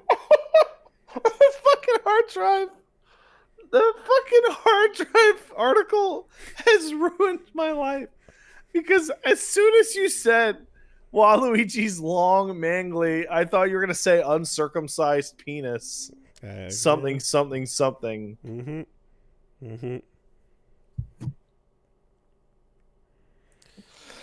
Oh man. And then they did not show this in the American Direct, but the Japanese Direct got a trailer for Crayon Shin-Chan. Have you seen this? Yeah, it looks great. Why didn't we get to see so cool. It looks so fucking cool. I was like, that's dumb. Like, if they don't translate this game is it's one of the most beautiful looking Switch games. It's just a like fucking colorful, like the company is literally called Wholesome Games. Oh wait, no, hold on a second. That's sweet. Is that? No, that's just the people that tweeted this out. Never mind. Sorry. All right. There's a Twitter called Wholesome Games that tweeted out the trailer to it, but it's a fucking Crayon Shin-Chan game, and it looks incredible. And I like Crayon Shin-Chan. He's cool, man. They just fucking, like really, you're not even gonna bother. Just translate the thing. Not even gonna bother. Just do it. It looks great. Like it's got like such incredible fucking just backgrounds and colors, and like the style of like making like a cell shaded Shin-chan kind of look, like appropriate to that art. Like it's really cool. Why the Japanese directs always show thing that we don't get to see, but then also later a game that is being published by Nintendo or whatever, they also show off thing, and every time it's like, why wasn't this in the fucking direct? Probably because like,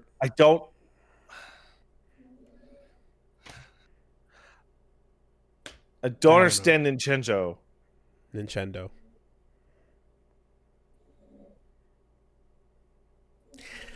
Look, Crayon Shin-chan might actually not sell that much, but it's a thing. It might. Like some people know what it is. I fucking heard of it. I know what it is. And it looks cute. I know what stuff is. It would sell more than a lot of shit currently going up on the store right now. The effort they're putting in compared to the shit that goes up and sells way less right now, there's no reason to not just translate it. There's no reason not to do it, so just do it.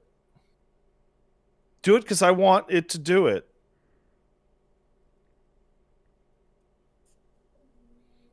Do it for me. They do more for less. So, would need Adult Swim behind it. Yeah, could.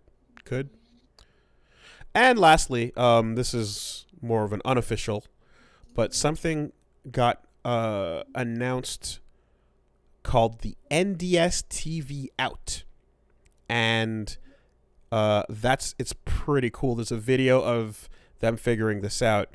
A Nintendo DS Lite with a TV Out function on it. A hidden feature by Nintendo, now brought to light. And sick. They basically have like a DS Lite bottom hooked up to video outputs for the top screen. So like the top screen is all on your TV and the bottom screen is in your hand. Looks like right now it's a mod, and they're going to be putting out repo information so that you can do it on a GitHub page.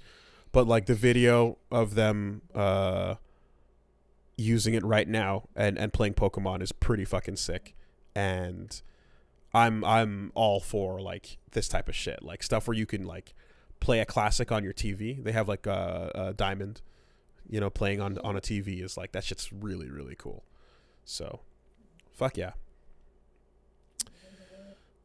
All right, let's take some letters and get out of here. I just wish they would have the TV out normally. Agreed.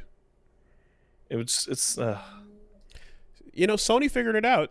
They put TV out on their PSP, and then they just made a Vita that you plug into the fucking HDMI slot. And then they killed that thing. Oh, it still gets use in this house. Yeah. Like it's a nice and easy portable thing to just fucking like pop in over there. And all right, let's get an email in here. Send it to castlesuperbeastmail@gmail.com. Mm-hmm. We got one coming in from what do you want to be known by here, friend? Brass Fist says, Brass Fist. Dear Nago Ryuki's long ass taunt and Potemkin's Hammerfall, I wanted that taunt is ridiculous. To bring your attention. He's not the only one, actually. Ramblethal has one too, and Giovanna has a long one. Jeez.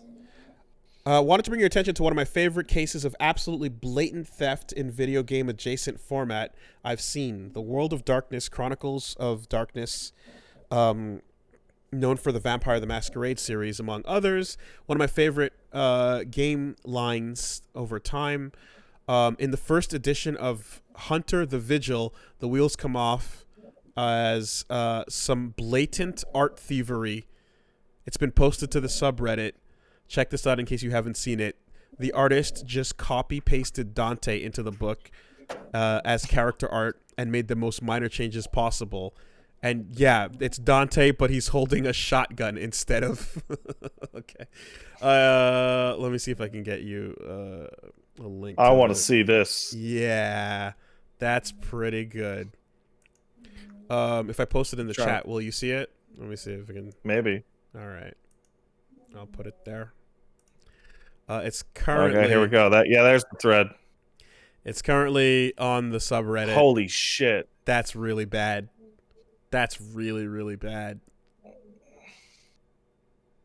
You traced Dante, and then you made it black and white, and then you put a gun in his hand. Which is funny, because it's one of the only photos of Dante without an actual gun already in his hand. True. If you are listening on MP3, just head over to the subreddit and like it's the side by side with Dante's Awakening Dante. Even the skull is in the same spot. Also, there's a second image of the same artist turning Lil Wayne into a mage. Oh shit. Here's a link to that. Yeah. That's good. I like that. Yep. It's good. So, oh wow, that's not even... Come on! That one's so bad! This one's posted on the Reddit /White Wolf RPG called LOL, Jesus Lil shit. Wayne is a mage. What is some of the most ridiculous plagiarism and thievery you've seen? I mean, honestly, like, it's been a minute since we've brought it up, and every time we repeat a story, it's new to somebody. But if you haven't heard us talk about Diesel, then it's time to hear the story of Diesel, because basically that's going to be the winner. Diesel is what happens when an American comic book company sees JoJo's Bizarre Adventure, but sees it's not being translated, and decides that apparently the story is so good that it needed to be brought to America, even if it meant just lifting and fucking copying the entire concept and replacing the characters with Western ones. So there is a comic called Diesel where a stand user fights other stand users, and literally, I want to say Geb and Indul are like amongst the first ones that get fought by... Because they're copying the OVA. They're copying the anime movies from early on, and the first guy they fight is Indul. So they fucking just do it, and then like it's just the most blatant dumb shit lifted garbage ever, and the art is also Liefeldian. Oh, it's terrible. So just to make matters, even better, because if the art was great, it would be less funny of a story, but the shit looks like trash. So yes, they just completely ripped off Araki, and then when they asked the guy what the fuck, he's like, yeah, I didn't think it would ever get translated, so I didn't want people to miss out. And it's like, but you were stealing the creative credit for these ideas. And it looks like trash. You don't, like, if you hear a catchy song in another country, you don't get to go, oh man, America needs to hear this, but they never will. Time for me to come back home and redo it. Like, you don't get to fucking do that, asshole. You find a way to, like, license it or work with the creator or do something, but you can't just decide on your own, we need to share the story of JoJo with the world unofficially. It's the only way. There's no other way. There's no other way. Yeah, that's a pretty bad one. Runner up goes to fucking what's his name's, whose son was it that did the Bleach copy? Oh, somebody just mentioned it. Someone's kid. Some musician's kid copied Bleach. Nick Simmons. Gene Simmons' kid. There you go. The Kiss guy's kid. Fucking just traced over Bleach and copied Bleach and made his own Bleach, and then pretended it wasn't Bleach. So then there's that. And third, I would give Plagiarism's bad. to, and this one, like, say what you fucking will, but the evidence has been presented. Ikki Tosen for straight up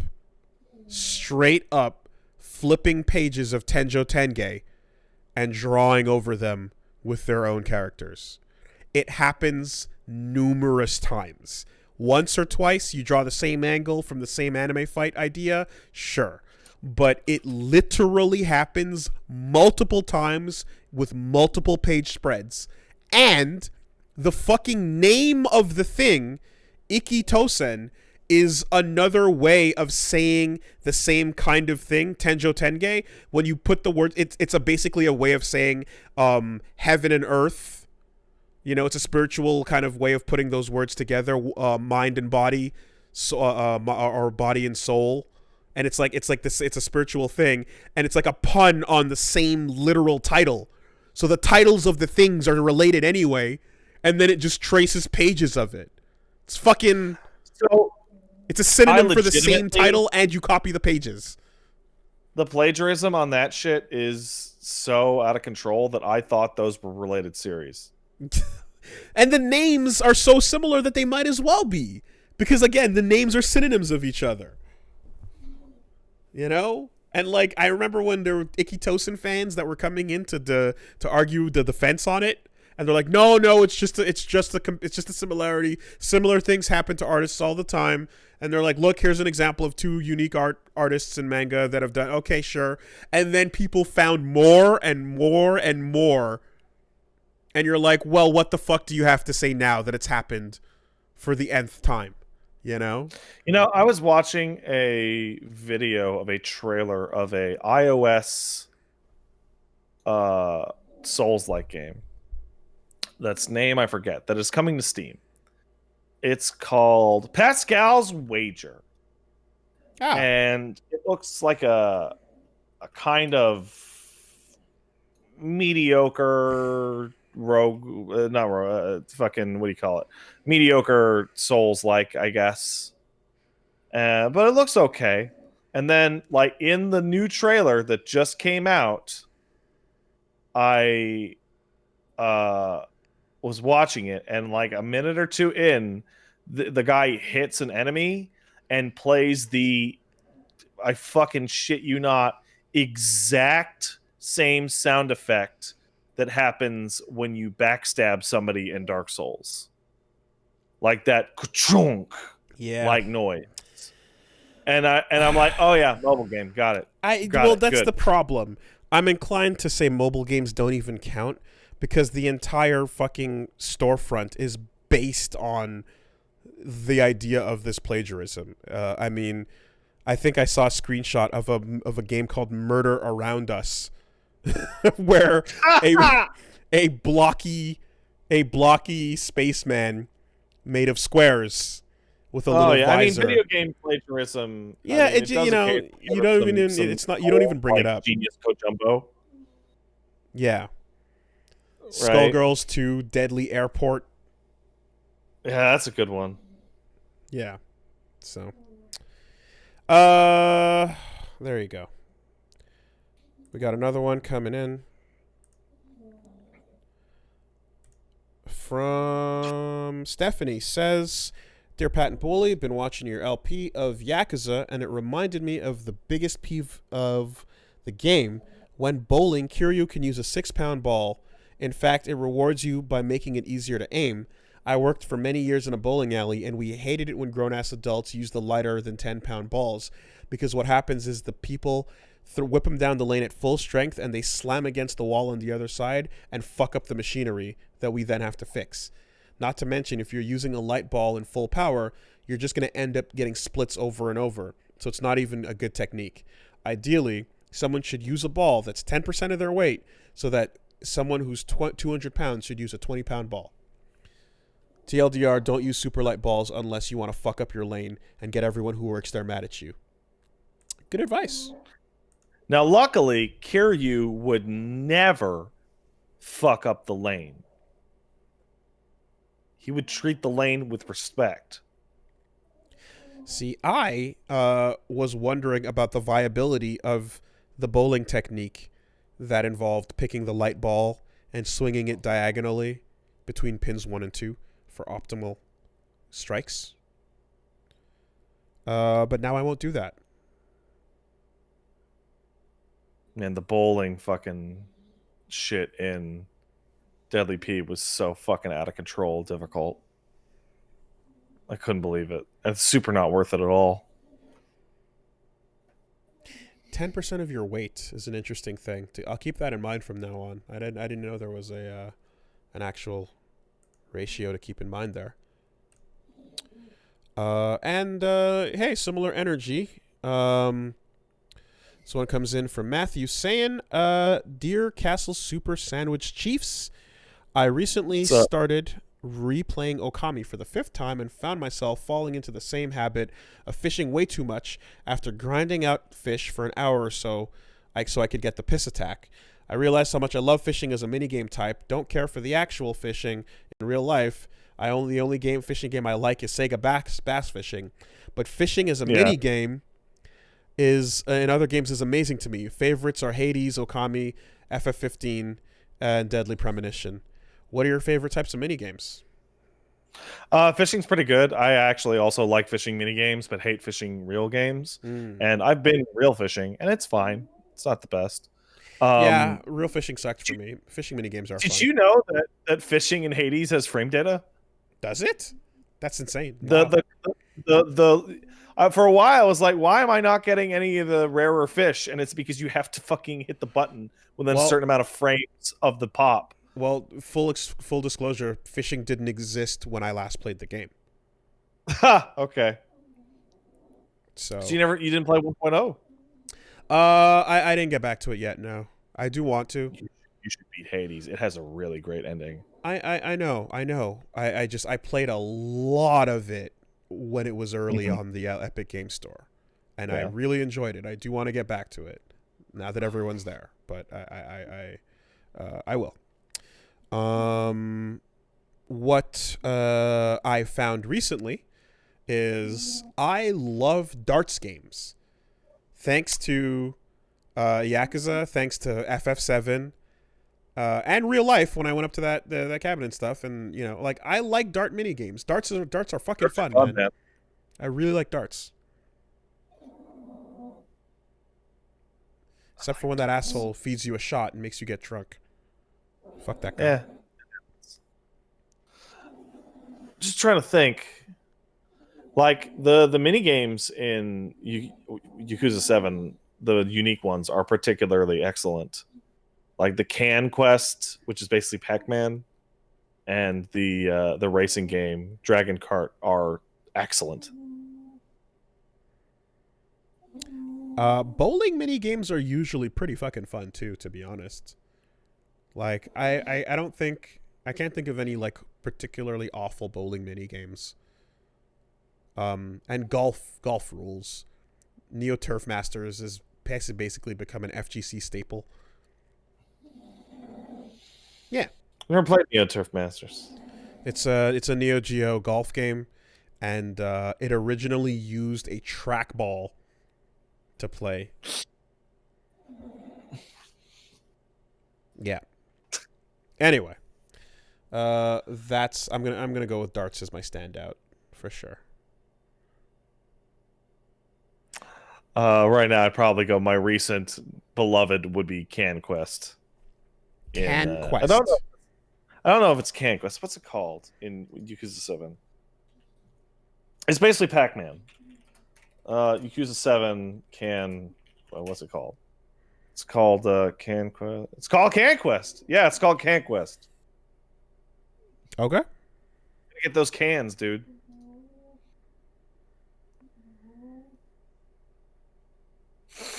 All right. I guess it's over now. Yes. We did it. Yes, we did. We defeated the podcast. Anything to note for this week? I'm gonna be playing that. Wait, hold on. What week is it? It's this week. I'm gonna be playing the Outriders demo later this week. That game looks cool. That's the Square Enix joint that they're pushing really, really, really hard to make up for the total failure that is Avengers. Okay. Yeah, and we're gonna be continuing our Demon Souls and Yakuza 0, and I'm gonna pick a fighting game. I have a couple things planned out, so we'll be doing it. All right, that's a long one. We are outie. Congratulations once again. Hooray! Goodbye.